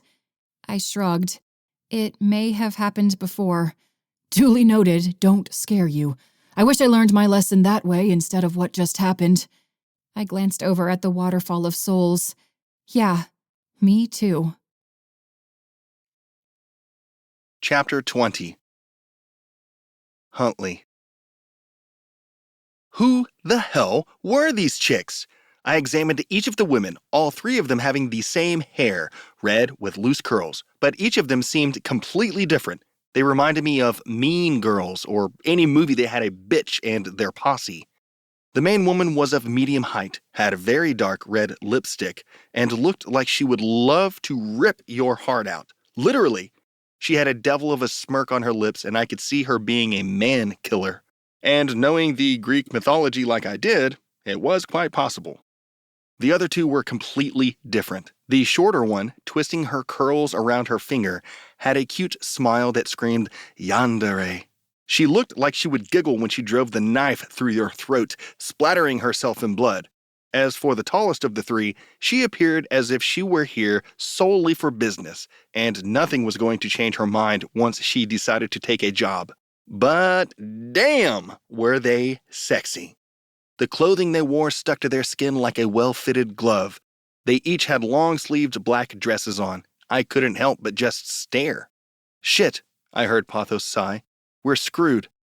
I glanced over at him for a moment to see what he meant when I felt a soft, firm hand grab my chin and forced me to turn back. The first woman who had spoken, what I gathered to be the leader, forced me to look straight into her eyes. "Focus on me, sweeties. There is no one you'd rather talk to than us." Her eyes were dark, ruthless, and if she was as powerful as her gaze was, then I agreed with Pothos. We were totally screwed. I don't even know who you are," I said. It was the only thing I could come up with. And, to be honest, I wanted to know who my killer was before I got slaughtered. She laughed, her voice seductive and almost music-like. I could listen to it forever. I shook my head. What was I thinking? Why did her laugh all of a sudden make me forget everything around me? She answered, "We are the 3 siren sisters and protectors of Persephone.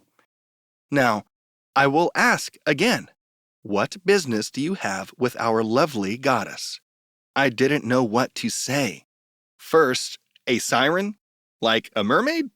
That would explain the sexy yet murderous look they had about them. But where were their fishtails? That was what sirens had, right?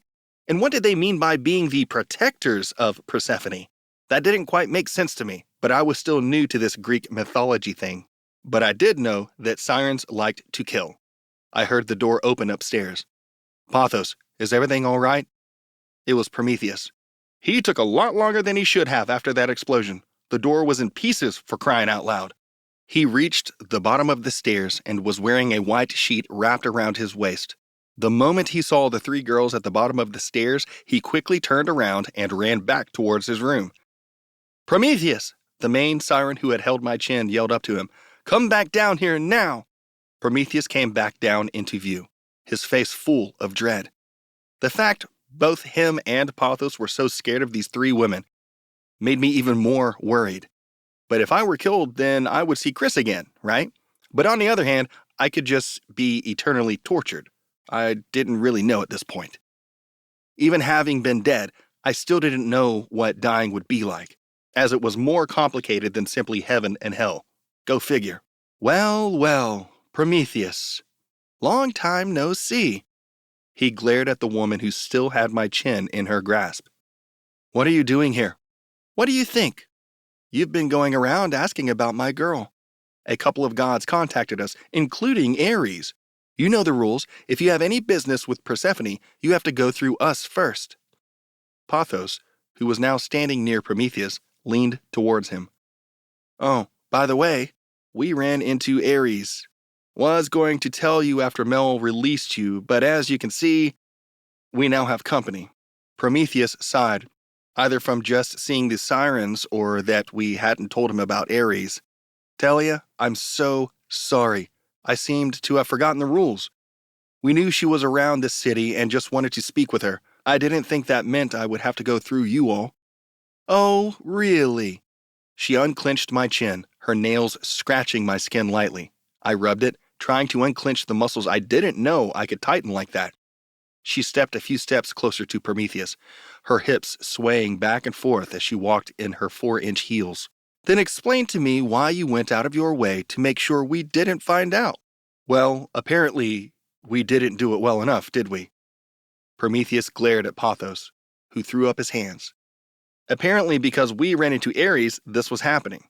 Great, but at least he didn't beat us into a pulp like I thought he would. Then again, I wasn't sure what these women were going to do." Prometheus turned back to Talia with a little smirk. "But now that you're all here, why don't you tell us where Persephone has been hanging out lately?" Talia placed her finger on Prometheus's bare chest, twisting his hair with her finger. "Why don't you just mind your own business and rot in Tartarus for a few thousand years?" Now, Prometheus looked like he was just playing games with her. He almost seemed like he was enjoying the attention. What the hell was going on? "Harsh, Talia. You are the worst." She ran her finger through his chest hair. "You know I am anything other than the worst, or do I need to remind you?" "Over my dead body!" We all looked up the stairs to find Mel standing there, still in her dark bra and lace underwear. I looked away quickly, not particularly wanting to see a woman other than Chrys like that, though I had to admit Mel looked really sexy at that moment. I just had to remember to either look away or keep eye contact. These gods were so awkward when it came to this stuff. It was worse than high school. Mel quickly came down the stairs and shoved Telia away from Prometheus. I stepped back, not sure what this catfight was going to entail, especially between a goddess and a siren. Telia smiled devilishly. Bet you know whose he was first. Just imagine us in Olympus before you even existed. The two other sirens stepped forward, the shorter one eyeing Pathos. He kept looking away as if trying to get his mind off of everything going on. I didn't blame him and wondered if the two of us could sneak away. With the other two sirens there, probably not. Darkness like Chrys's began to swarm around Mel. Her eyes turned black as onyx, and I took a few steps back, knowing exactly what was coming and didn't want any part. Damn, this girl was crazy when it came to romance.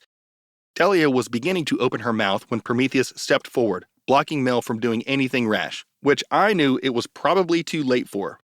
Ladies, please, this isn't the time. We have more important things to worry about, all right? He looked back and forth between Telia and Mel. They seemed to be listening, but I doubt he would change their mind about the fight. He was brave to be standing between them like that.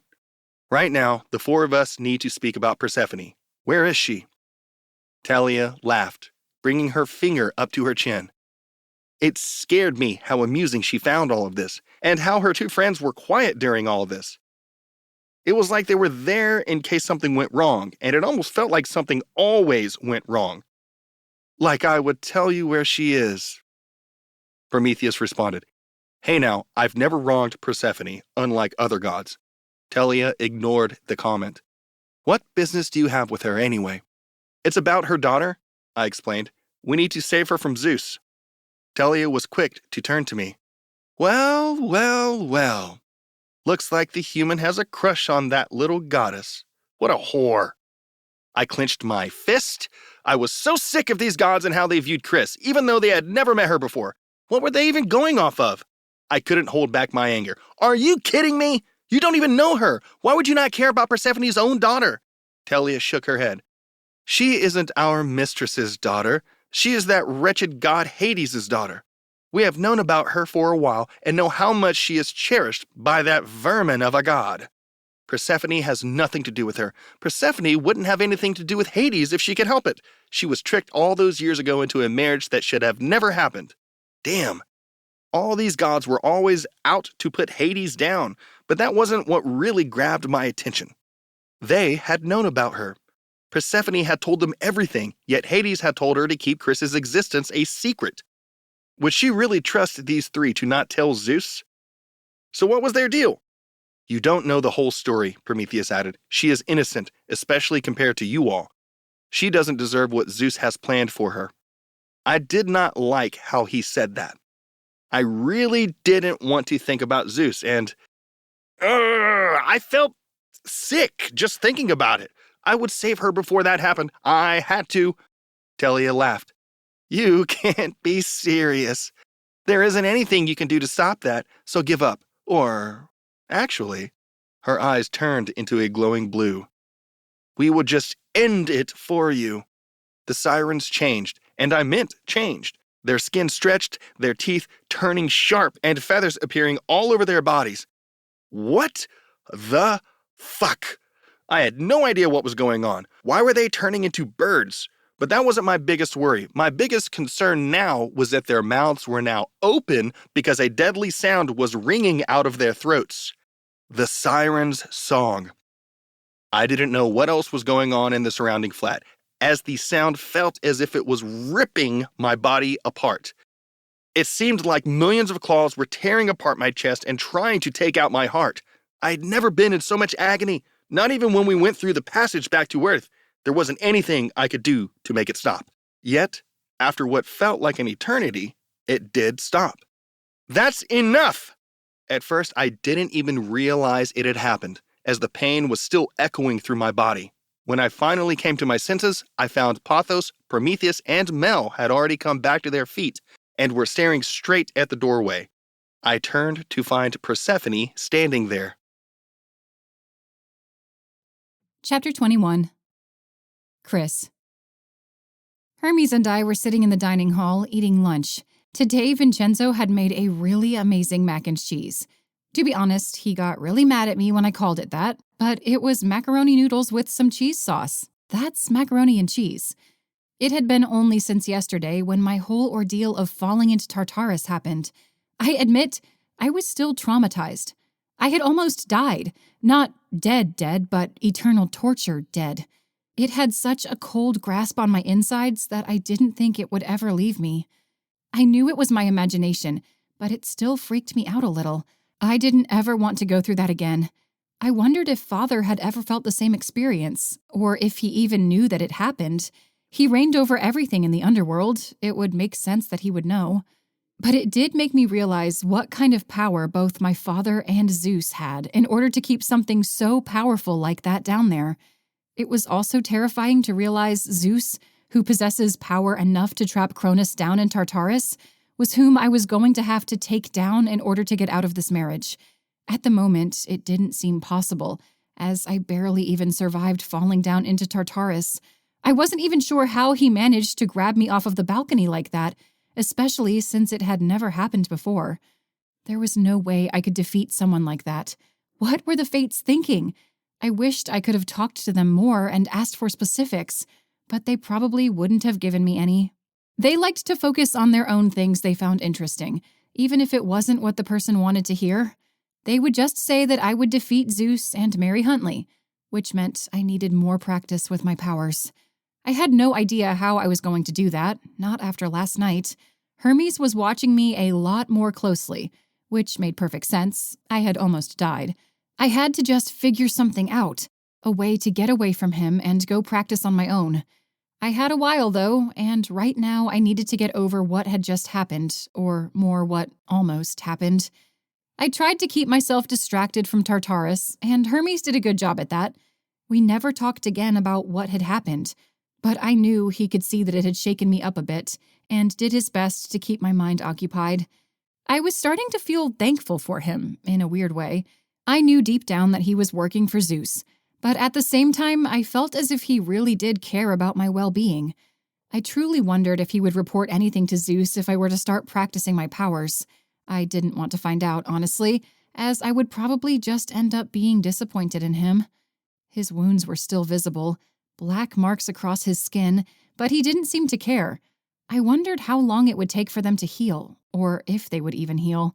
I felt horrible about it, but he insisted not to make a fuss. As we ate our not actually mac and cheese, I listened to Hermes as he talked about some trouble he got into as a kid. His stories were stranger than anything I had ever heard of before. And then I switched all the hooves on the cattle, which made them walk backwards. Apollo was pissed. He was laughing up a storm now. I laughed with him, not even sure how that was possible, to change the hooves and make cows walk backwards, but I wasn't going to ask. I was just going to roll with it. Zeus didn't even care since I was just a tyke, but I apologized in the end and had to put it all back in order. I really wished Zeus wasn't in this story. I noticed he was in a lot of Hermes' stories, and began to wonder how much say he had in everyone's stories. It seemed he was always making trouble. Apollo and I are best friends now. He brings it up every now and again, but more for a laugh. Those were the good old days. I really wished I could have been there, growing up with the other gods instead of hidden down here, although I realized I would have been killed on the spot. There were a lot of ways my story could have played out, but the present was where I was now, and I had to deal with it. As we laughed at his story, suddenly the doors flung open.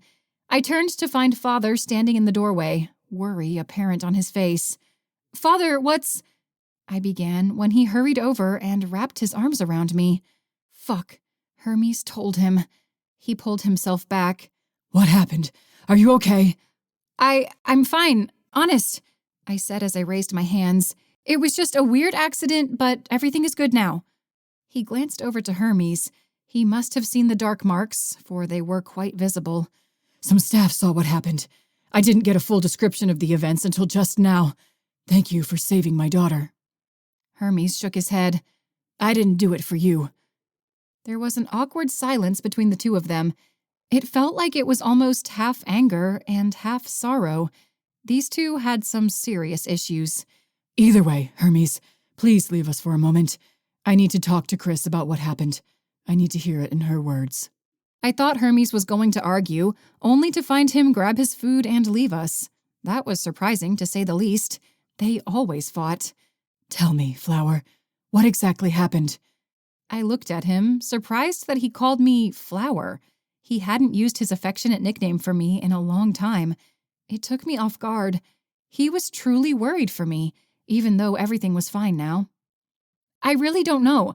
I was standing on the rail looking down when something grabbed me and pulled me down into Tartarus. I'm sorry, Father. I had no idea that you couldn't touch the souls that fell into Tartarus. If I had known... He shook his head. What are you talking about? There is no possible way a soul could grab you or pull you down into Tartarus. I stared at him. So I was right. It wasn't a regular soul. Then what could have been? I heard someone's mocking laughter in the back of my head. It sounded like an elderly woman, almost like Themis. How could that be? How would she be in Tartarus, not to mention in my head? Unless she set me up to fall so that I would use my powers? Hades shook his head and wrapped his arms around me again. Whatever it was, it won't get you now. I have the palace on high alert. They will always monitor and make sure no one can hurt you. I'm sorry that I wasn't there to save you. I'm just glad Hermes was there. I tried to use my power and... It's okay. It's not your fault. He knew what could happen. Father squeezed me even tighter.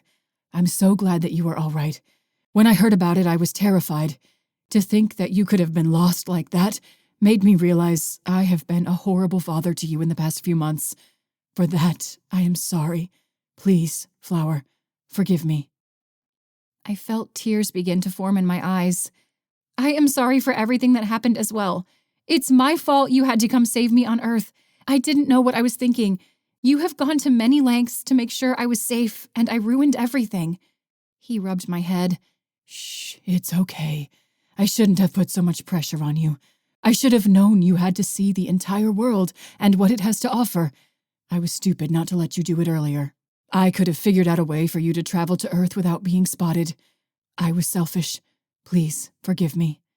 I shook my head up and down. Yes, Father, I forgive you. I just want things to go back to how they were. I want Huntley back, Father. I miss him so much. I haven't had anyone to talk to. Everything was coming out now, and I felt like a crybaby in my father's arms. He was the best person I had ever met. I was stupid for causing him all this pain. I just wished to see him. You will, Flower. You will. Don't think this is all over. We will figure out something. There has to be something to get this marriage canceled. I will do everything I can and pull any strings that I must. There will be no way he ever lays a finger on you. Not while I am alive. We stood there in silence and in each other's embrace. I felt protected now, as if nothing in any world could get to me. I knew deep down that this wasn't reality, but at the moment, that's what it felt like. I had finally gotten my father back, and it felt nice. Chapter 22. Huntley. So Persephone was in London, and she just saved our asses. I wanted to hug her, to tell her thank you for saving our lives, but I still couldn't move. I was also afraid that if I went towards Persephone, that one of the sirens would kill me on the spot. I really didn't want that to happen, not after what I had just gone through. Persephone. Prometheus grinned, and he shot a look at the sirens. We need to talk to you. Persephone nodded, knowing exactly what this was about. I prayed that we wouldn't have to convince her to help us. She had just saved us, so that meant she was on our side, right? Had Ares talked to her and told her what had happened? He seemed like he knew where she was hiding. You want a way to stop the wedding, am I right? Persephone asked as she looked over to me. I don't think she realized I had been staying with Prometheus and the others. I wasn't just some human trying to do this all alone. And you think I'm the only one who knows how to do that? Prometheus nodded. Yes, and we talked to Dionysus today. He said that you might have something up your sleeve if you are willing to get sneaky about it. So, the question is, are you? Persephone appeared as if she was thinking for a moment, then shook her head in defeat. It wouldn't work. She's already engaged. There is no way you could outsmart Zeus. Are you sure about that? Everyone was quiet, waiting for Persephone to answer. She stood there, biting her nail. My heart was beating loud, either because I was waiting impatiently for Persephone to answer and help, or I was still nervous because the sirens were still in the flat. I still wasn't quite sure what Persephone's connection was to these creatures, but for how they dressed and acted, it didn't really surprise me. Persephone finally spoke. It could work, but we would need someone to sneak into the underworld. It would have to be someone who knows the layout well and can talk Hades into helping with this plan. Everyone was staring at me, of course. I didn't care what I had to do, as long as it meant I could get to save Chrys. I nodded. I'm in. What do I need to do? You will have to find Hades without Hermes knowing you are there. From there, Hades will know what to do, she said. Hermes? I asked. How do you know he's there? That's not important, but I do know for a fact that he's there guarding Chrys. Zeus isn't blind and knows that you were making a plan, so he sent him there to watch her. But he will be paying more attention to Chrys than Hades, so you should be able to get past him. And if I don't? I asked, dreading the answer. Just don't let him see you, and you won't have to worry about that, she answered with a bit of hesitation.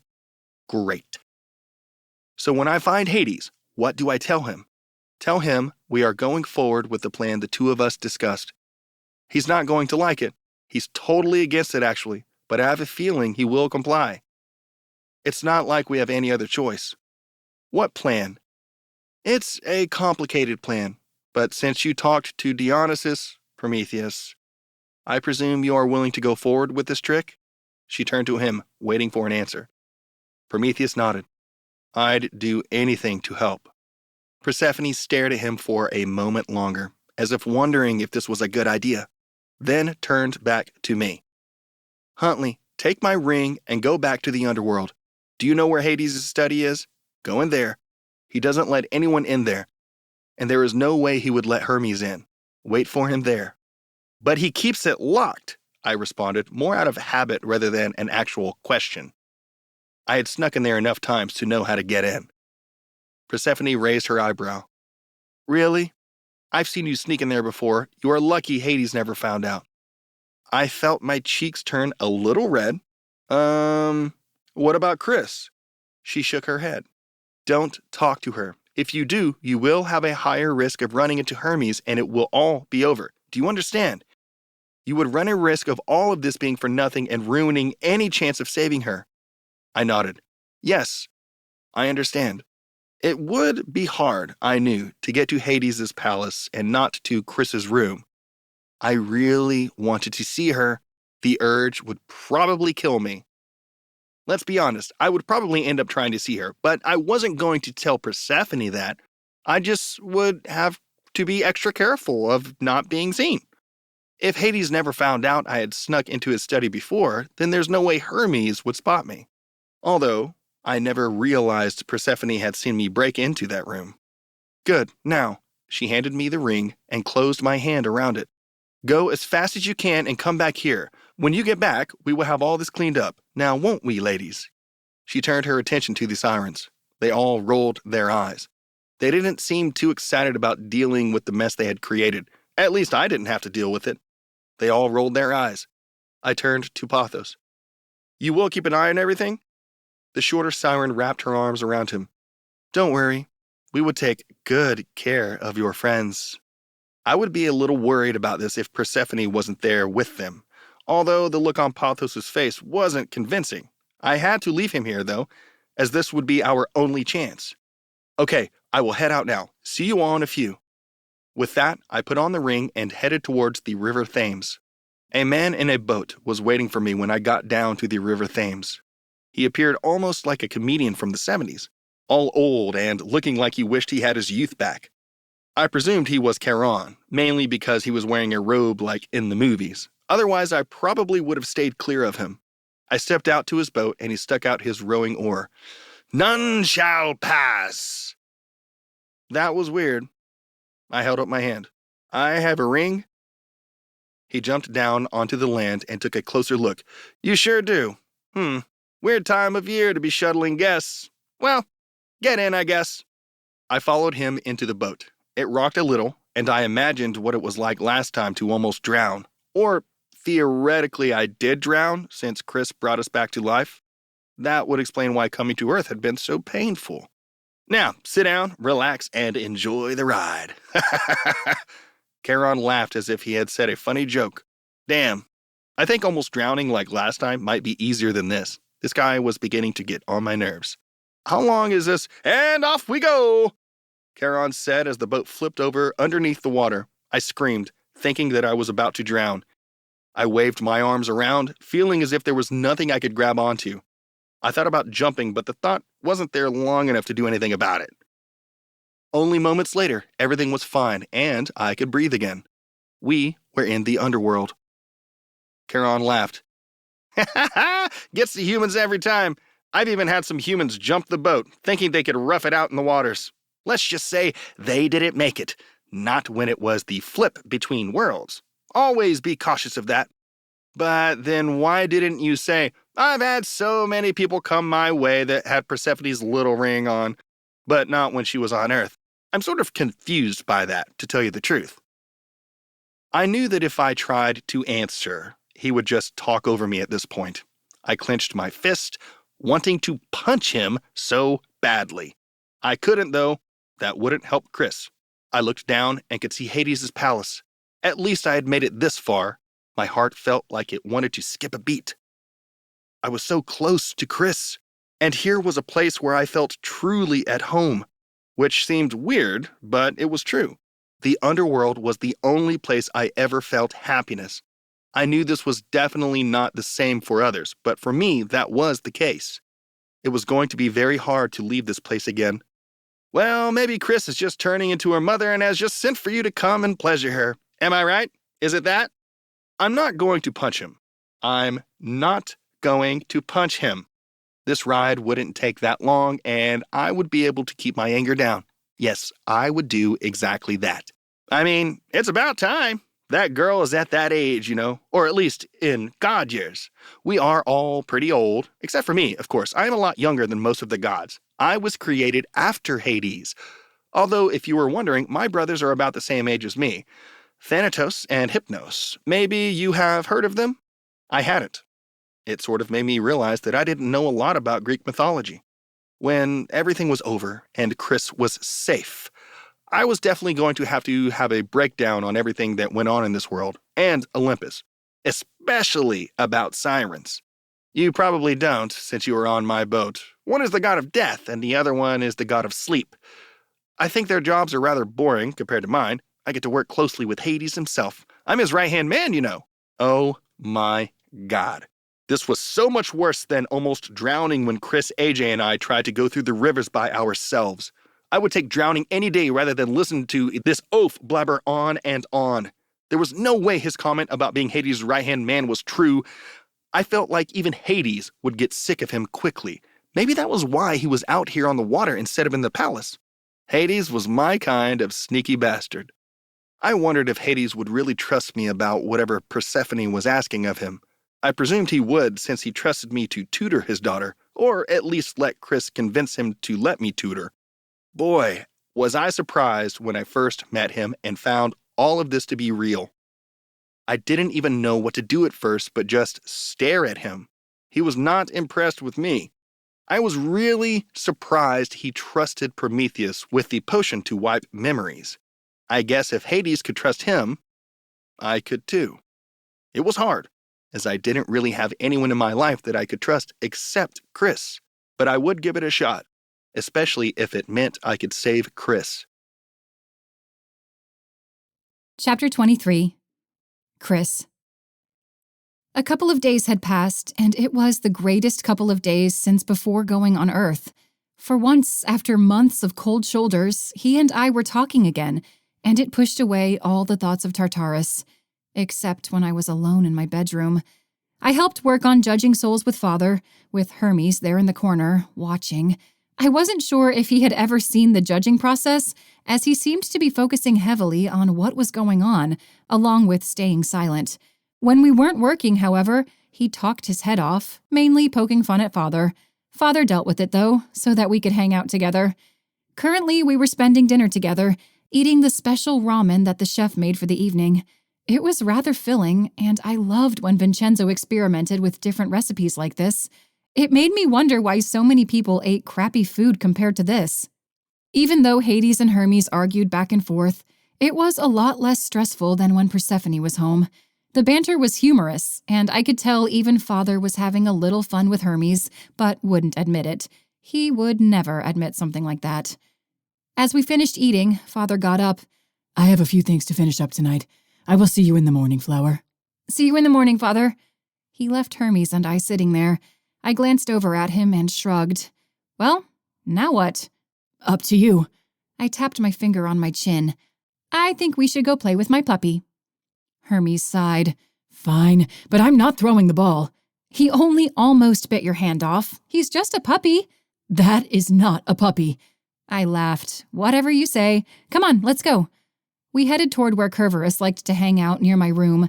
I grabbed one of the balls that Father had created for him and threw it down the hall. All three heads snapped at it. Hermes stayed back, not wanting to get near Cerberus. I was surprised at how frightened he was of the dog, especially since he didn't seem to be afraid of anything. What is it that makes you so afraid of him? I asked. He's a really good dog. He pointed at Cerberus. That is not a dog. That is a creature of darkness.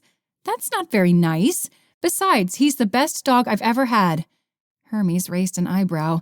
You've had other dogs? Well, no, but that doesn't mean he's bad. Hermes shook his head. You are just like your father. He loves this thing as well. I sighed. Now you just sound like Mother. We were both silent when the left head brought me back the ball. I was able to get him to let go and throw the ball again. There they went again. I think, deep down, Persephone loves you, you know? I let out a slight laugh. Deep down, you say? It must be really, really deep down then. She hates it here, even though I had to stay here. All she does is argue with Father, and she really hates Cerberus. She never should have married my father. They were madly in love once, and I have a feeling part of the reason she hates it down here is so she can deal with being gone for so long, and so no one gets suspicious and finds you. I looked at him, confused as Cerberus brought back the ball. I threw it yet again. What do you mean? He leaned back on the wall, folding his arms. Well, if Persephone seemed to really want to be down here, then someone would be curious as to why. I know I would have. Then someone would have found you. I shook my head. No, that isn't the case. That wouldn't explain why she is such a bitch when she's down here. I didn't say it was a good excuse, but more just saying what it could have been. I'm probably completely wrong, usually am.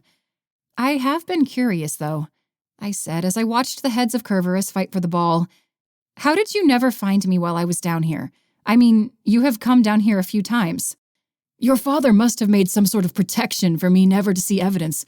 Believe me, I was quite surprised when I found out the truth. It does explain a lot about your mom's change in attitude, though. I didn't like how he was blaming me for the way my mother acted about being in the underworld, that I was the reason that my parents were in an unhappy marriage. Cerberus spat out the ball into my hands. I chucked it down the hallway. Another reason I haven't run into you is because of Cerberus.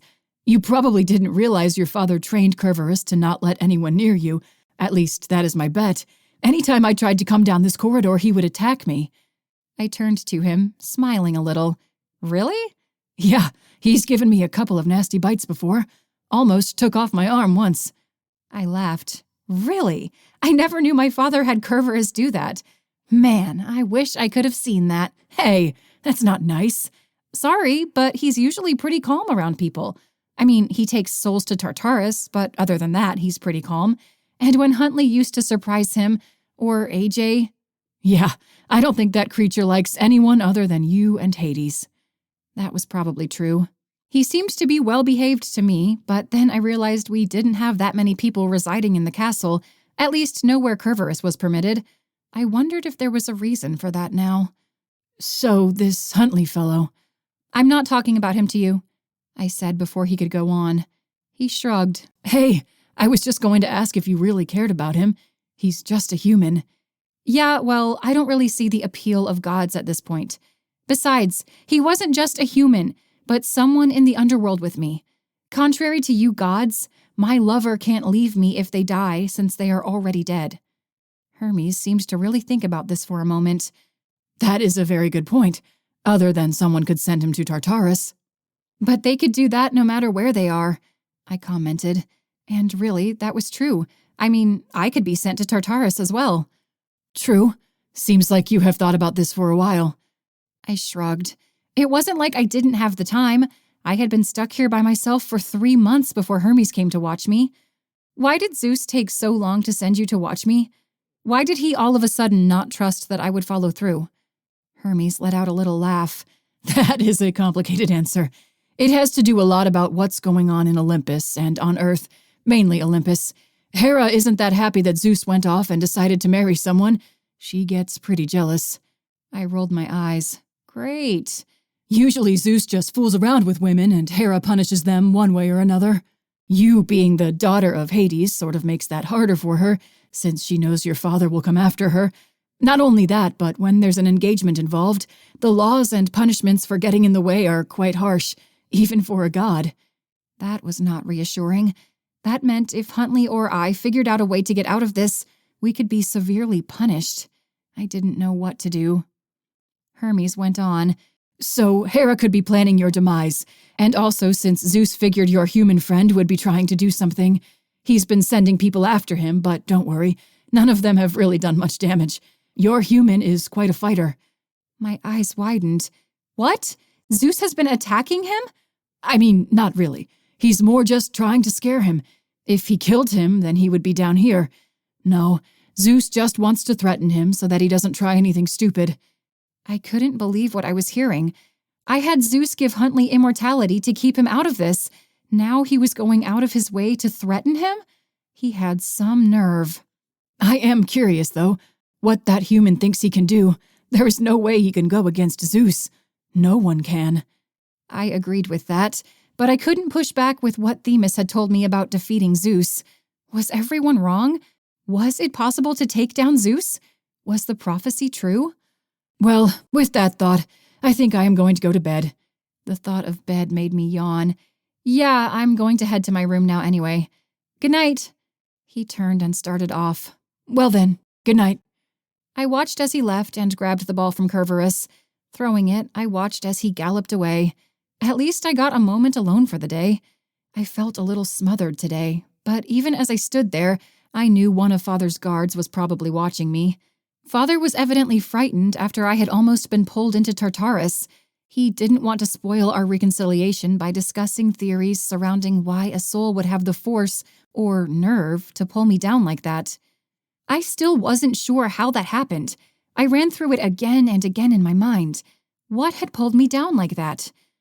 You will be more powerful than Zeus. You would have been able to climb out of Tartarus yourself. It was that woman's voice again. Themis. Was it her? Was she testing me? That was some evil bitch test if that were the case. Just as I was about to throw the ball again, Chrys's attention turned down the hallway. Each head started barking rapidly, and suddenly he tore down the hallway. Chrys, what are you doing? I called after. He didn't listen, which was typical. I hurried after him to find him hurrying towards my room. What in God's name are you doing? I asked. Chrys started scratching at my door. What could be in there that would make him do this? No one could enter my room except Father and Mother, as it was my place to hide, and Father had used his power to seal it. Well, both them, along with AJ and Huntley, could enter my room. With that thought, I quickly opened the door to find a dark-haired boy standing in the middle of my room. Huntley, I whispered. Chapter 24. Huntley. Chrys was standing there before me, her hair pulled back in a ponytail, wearing a typical outfit of black jeans and a purple shirt. My heart was speeding up as if this moment had finally come and I couldn't keep up with it. I could see Cerberus outside, panting, happy to see me. I didn't think the creature would miss me, but I guess I was wrong. I was just glad he didn't make too much of a commotion, or attack me for that matter.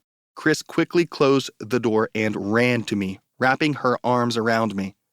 I wrapped my arms around her as well, not wanting to ever let her go. I held her tight, Her warm embrace, something I wish I could enjoy every moment of every day. I knew I needed to get her out of this place and wished I could grab her hand and run off to somewhere no one would find us. But yeah, I lied to Persephone. I had to see Chrys. I couldn't come here without at least telling her we had a plan and feeling her embrace. She was the first to speak. "Oh my gods, Huntley, I missed you so much. Why are you here? How did you even get into the underworld?" I didn't let her go, but spoke softly in her ear. "Persephone gave me a ring. Listen, Chrys, we are going to get you out of this wedding, some way, somehow. I am supposed to get something from your father that could help us. I promise you that we will figure this out, okay? I will never give up." Chrys shook her head. "If Zeus finds out, then you are a goner. I don't know if I can live if anything happened to you. Don't worry about that, okay? I owe you my life. Besides, I couldn't live with myself if you were married to Zeus. He's a horrible match for you." She let out a sad laugh and was quiet for a moment, just letting our bodies keep each other warm. I wondered if she felt the same way as me and actually did love me, or if she was just scared and needed a friend's embrace. Either way, I would be here for her, no matter what she needed. I wanted to hold her tighter to make sure this wasn't a dream. After a bit, I had to speak. I wasn't one for completely quiet situations. "You know that Charon sure talks a lot." She laughed. "Yeah, that's definitely true. How does your dad even stand him?" She shrugged. "Huntley, that's not exactly something I really care to talk about right now. What I want to know is how you managed to sneak past all my dad's guards on top of Hermes." Yeah. I knew she was going to ask me. Now, I had to admit some things that I did while I lived here. What can I say? Once a punk, always a punk. Hermes was close. That's how I ended up in your room. I heard him coming around the corner and quickly jumped in here. Luckily, he wasn't able to follow me. As for your dad's guards, well, they all know me, and I have bribed them a lot over the years, so they let me through without a sweat. Besides, they also knew I was coming to help you. Chrys laughed again. Damn, I missed that laugh. I would do anything to hear it for all of eternity. You will be in deep shit if Hermes finds you. He's pretty smart and is constantly keeping an eye on me. For all we know, he could be keeping an eye on this door to see if you leave. I put my finger on her lips. Shh. Don't worry about that for now, okay? I'll figure something out. I always do. I have snuck past your father countless times in his own palace. I could sneak past Hermes. How do you know my father didn't know what you were doing and let it go because he knew I liked you? She had me there. I think he still would have talked to me about it. She took a deep breath. Fine. But please tell me, what's the plan you have? I scratched my head. Well, I don't completely know. I have been with Pathos, Mel, and Prometheus for a while, and Prometheus contacted a lot of people, which was then how we ended up getting help from your mom. She and Prometheus seem to have some kind of master plan, but only if I am able to get a box from your dad. No one really gives me the details since I'm just human. Sounds like gods. Anytime you come up, Hermes always puts you down for being human. Also, my mother trusts Prometheus? I guess. I mean, everything with her happened so fast, I'm not sure. She seemed to trust him, though. She paused for a moment. I don't know.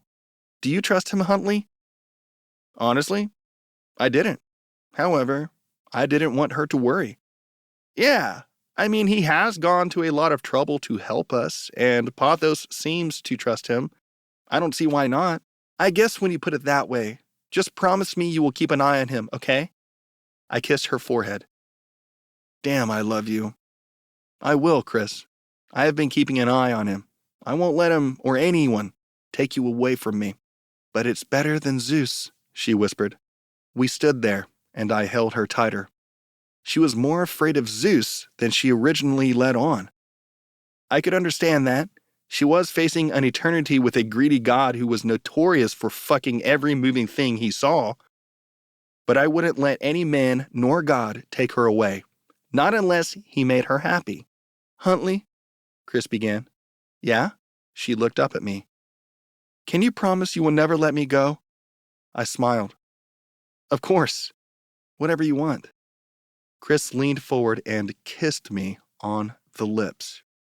This wasn't a gentle kiss, either, but a strong one, as if she had waited so long for this, just like me.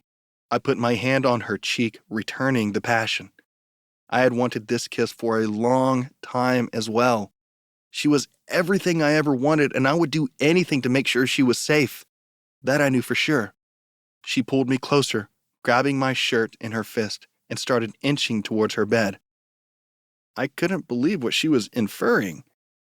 I was right that she was inferring that, right? I mean, I didn't want to presume, but neither would I say no. It was a thought I had in the back of my head every time I saw her, to be honest. But I had to know.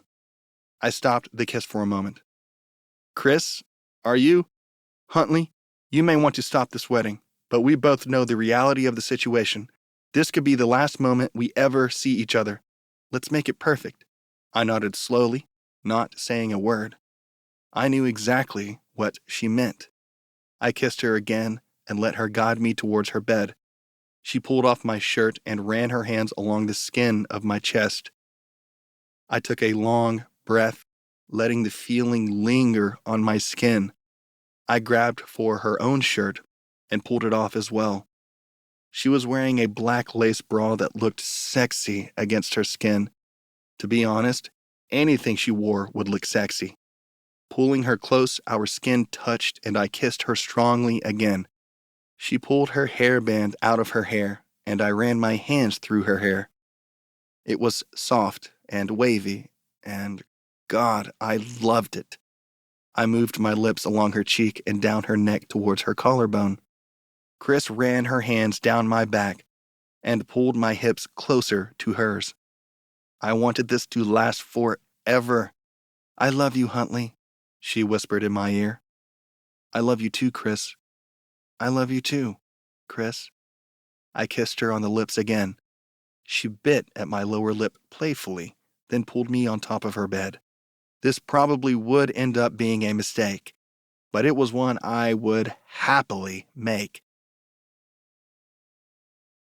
Chapter 25. Chrys. Huntley lay next to me, his skin sticky with sweat, as was mine. I had finally done something that was on my mind since the day we met, but I could never act on it. There was the problem of ruining our friendship and him leaving me to go to paradise. I never thought he would stay for that long in the palace, but he did. Over the years together, we had both grown closer, and I was glad I didn't treat him like my mother would have. I cherish our friendship more than anything, and now our love was something even more special. I tried to keep my mind on the moment, to think time would never move and I could spend eternity with Huntley. But I knew the truth, what I was destined for. The fates had said that I would end up with the one I loved, but I didn't see how that was possible. I wouldn't give up between now and the wedding, though, but I also didn't want to have my hopes crushed. I was a realist, what could I say? Laying my head on Huntley's chest, I played with his chest hair. So, I said, that was fun? He nodded quickly. Yeah, it was like nothing I have ever experienced before. I laughed. I guess we gods are better than any human. That's for damn sure. The warmth coming off his body felt great on mine. I wanted to stay like this for a little while longer, but I knew he needed to get back before Hermes found him. Huntley, I began, how long will you be staying here with me? I mean, I know you should get going, but at the same time, I trailed off, wishing I could go on and tell him to stay here forever, but that wasn't possible. We both knew that. He didn't speak at first, as if realizing it himself that he couldn't just stay here. Just a little while longer, okay? I nodded. Yeah, a while longer would be good. We lay there in silence, Huntley gently playing with my long hair. I thought everything was perfect until I heard a knock at the door. Both of us froze. I could feel Huntley's heart rate speeding up. Dear gods, did Hermes find out he was in here? If so, we were screwed. My own heart was pounding in my chest. Flower, are you awake?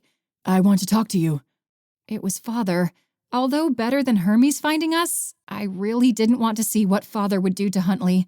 I had never had sex with anyone before, and part of the reason is because of my fear of what my father would do, especially with a human.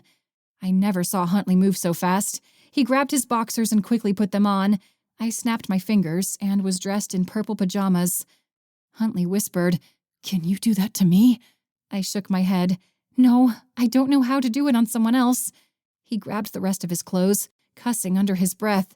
Shit. Father knocked again. "Flower?" I turned to the door. "Just a minute." I got up out of bed and shoved Huntley into the closet. "Hide in there." I shut the closet door behind him. I ran my fingers through my hair a few times, then opened the door to find Father standing there, curious as to what took me so long. He stepped inside and closed the door softly, not to be heard by Hermes. We weren't supposed to have secret meetings like this, not without Hermes knowing. Although he has left us alone before, I knew he had been listening in. He wasn't stupid. "Are you all right?" he asked. "You took a while answering the door." I nodded. "I'm fine. Fantastic." "I see." He gestured towards the bed. "Sit. I want to talk to you." I sat down on the edge of the bed as he grabbed my desk chair and pulled it up. I watched as his eyebrows twitched, and he looked like he was pushing back his anger. He took a deep breath, as if trying to stay calm. "Huntley," he said as he turned to the closet door, "would you please leave us so I can talk to my daughter alone?" My eyes widened. "Father, I can—" He held up his hand. "I'm not going to kill him. I don't care right now, but I do want to talk to you alone." The door to the closet opened. Huntley was still just in his underwear, holding his clothes in a bundle in front of him. Hades just stared at him. I had never seen Huntley so scared in his life, and that included going against the gods. "Sir, I go to my study, the one you somehow figured out how to get into all these years, and wait for me there. Watch out for Hermes. He's been wandering around tonight. Once you are inside, he can't open the door." Huntley nodded and hurried out of the room. My heart was beating fast now. Shit, I did not want Father to find out about this. I wanted it to be a little secret between Huntley and I, especially since now Father was going to be pissed off at me again. "Father," I began. He pinched the bridge of his nose. It's fine. He wasn't really saying it to me, but more to himself. I decided to let him gather himself and tell me why he was here. I don't think he wanted to talk about Huntley yet, or ever. Father took a deep breath again and looked at me. "Flower, I want you to know that I will stop at nothing to end this engagement, okay? Your mother and I talked before she left, and she has been gathering intel. I presume Huntley has a message from her, and that is why he is here. I just want to tell you that you have nothing to worry about." I couldn't believe what I was hearing. Mother was helping? Here I had thought they had left on bad terms, but now I knew the truth. They were trying to trick the gods into thinking they weren't on speaking terms so that Persephone didn't look suspicious. "What are you going to do?" I asked. He took a deep breath. "Well, I'm not 100% sure yet, but we have a few plans. There is one in particular that your mother came up with, but I'm not too keen on it. It involved Prometheus and convincing Zeus that you are already married to him. Don't worry, you won't actually marry him, but it may make Zeus back off, and since it's Prometheus, he doesn't believe the Titan will cross him again, and you will be watched closely. It's going to involve a lot of work on your mother's side to convince Zeus it is fine, but I think she can do it." Persephone actually cared about me enough to go against Zeus like this? I was still in shock from Father saying that, but I didn't think twice about the plan. I nodded. "Okay, I will do it." "What I need from you now is to act like you are resisting, okay? I need you to try to escape a few times. If you don't do anything, it will appear that you are waiting for someone on the outside. It will make Zeus suspicious, especially if you were quiet. But nothing too drastic, or Hermes will take you to Olympus. Got it?" "Yes." He leaned in and kissed my forehead. "You aren't going to kill Huntley, are you?" I asked. Father shook his head as he started opening the door. "No, don't worry. I won't kill him. Yet." I didn't know if that was reassuring or not. I watched him leave and prayed Huntley wouldn't be caught by Hermes. I just hoped Mother and Father's plan would work, and that Prometheus would go with the plan, and more importantly, stay with the plan. Something in the back of my head told me not to trust him. Maybe it was his smile, as it almost seemed selfish in nature. All the gods were selfish, though, so I guess it didn't matter. It could be my only way for freedom, though. That is, unless I could really defeat Zeus myself. That was a battle, though, I didn't want to happen. Chapter 26. Huntley.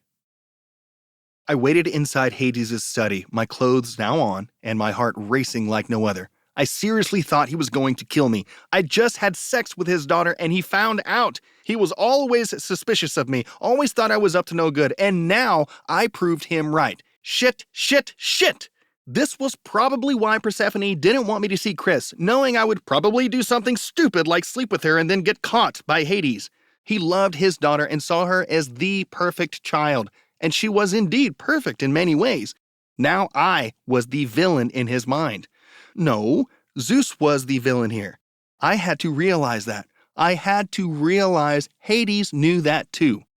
This was all to keep her safe from Zeus. Well, I didn't have to sleep with her in order to get her away from Zeus, but the point still stood. I was better than Zeus. Probably. Most likely. I was a decent human. I liked to think I was. Maybe not when I was alive. Yeah, my mind couldn't think straight right now. The door opened and my heart pounded even harder. Damn, it was hurting and feeling like my heart was going to give out. Hades stepped inside, his face cool, just as normal. I stepped forward. Sir, I swear I wasn't. He raised his hand up. Huntley, what did I say? We aren't going to talk about it right now. We are figuring out how to stop the wedding first. I nodded slowly. Sure, whatever you say, man. I didn't really want to think about it right now either. I was so glad he felt the same. Maybe it would all blow over and he would forget about it eventually. Yeah, like that would ever happen. Hades took a deep breath. Now, I presume Persephone sent you? Yep. She said you had a box in here that could help stop the wedding. Something for Prometheus? I do, he said. But I still don't know if it is a good idea. You don't trust Prometheus either? I asked. Then why did you give him the memory loss water? I figured he could use it to help. It doesn't mean I trust him, however. Huntley, promise me you will watch his every word. Persephone trusts him, but I don't really like her judge of character, if you know what I mean. I did know what he meant, especially when it came to those sirens. Yes, sir. Good. But I do think it could be our only chance, even if it's a long shot. If all else fails, there's always war. I didn't say anything. Was he being serious? A war between the gods. All the stories I did know, both of mythology and of fictional stories, a war of the gods never meant anything good. I'm joking. I wouldn't do that to the world. It is tempting, though. He let out a sigh. Let me get the box for you. He pulled open a drawer and grabbed a little black box. Now, make sure no one sees the contents of this box except for Persephone. You got that? And if it doesn't work, Huntley, will you promise me that you will stop at nothing to ensure my daughter's safety? Hades handed me the box. This was it? How was something in this tiny box ever going to help? I wasn't going to ask Hades that. He knew what he was doing. I nodded. Yeah, I promise I will do anything. Good. He placed his hand on my shoulder and squeezed it quite hard. He looked straight at me, his eyes dark. When you get back from stopping the wedding, we can have a little chat about how you had sex with my daughter. My heart practically stopped. I thought you said we weren't talking about that. No, I said we weren't talking about that this moment. When this is over, we will be having a talk. I nodded. Sounds good. Looking forward to it. He let go of my shoulder and narrowed his eyes. Now get out of here and save my daughter. Yes, sir. I went to open the study door to find a strange man standing there. Fuck! It had to be Hermes. Well, well. What do we have here? He had a bit of a smirk on his face. Shit! Shit! Shit! Hermes examined me for a moment. Then he saw the box in my hand.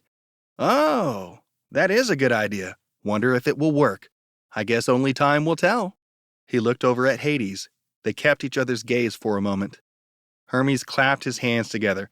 Well, looks like I saw nothing here, now did I? I mean, I am just wandering around making sure no one has snuck in to hurt Chrys. Never said I was looking for anyone else. Guess there was really nothing going on to worry about. With that, he turned around and headed down the hallway. I had no idea what just happened. Was Hermes helping Chrys? What the hell did I miss? I mean, Chrys was awesome, and anyone who knew her wouldn't want harm to come to her. I guess it made sense, but still. Hades shoved me forward. Hurry up before he changes his mind. I moved forward and headed to where Charon waited for me. I was so looking forward to another trip with him. Not. I made it back to London after the painstaking journey with Charon. He was so boring. Oh my God. I knew it would be the last troublesome thing in this entire journey, but seriously, he was annoying. I had the box in my hand as I stepped inside Pothos's flat. The door had been fixed by the sirens already, even though it had only been one night. Everyone, including the sirens, were still waiting for me, all passed out on the sofa and floor. The only ones who were awake were Persephone and Prometheus. Prometheus stood up and came over to me. So, it was a success? He asked. I nodded and made my way past him to hand the box to Persephone. I wasn't going to give it to anyone but her. She mouthed a thank you and took it from my hands. Prometheus and I stood there as she slowly opened it. Inside were little red seeds. Prometheus smiled. Finally, we have the way that we are going to save the daughter of Hades. This has been Engaged, Daughter of Hades, Book 2. Written by Dani Hoots. Narrated by Brittany Goodwin and James David West. Copyright 2020, Dani Hoots.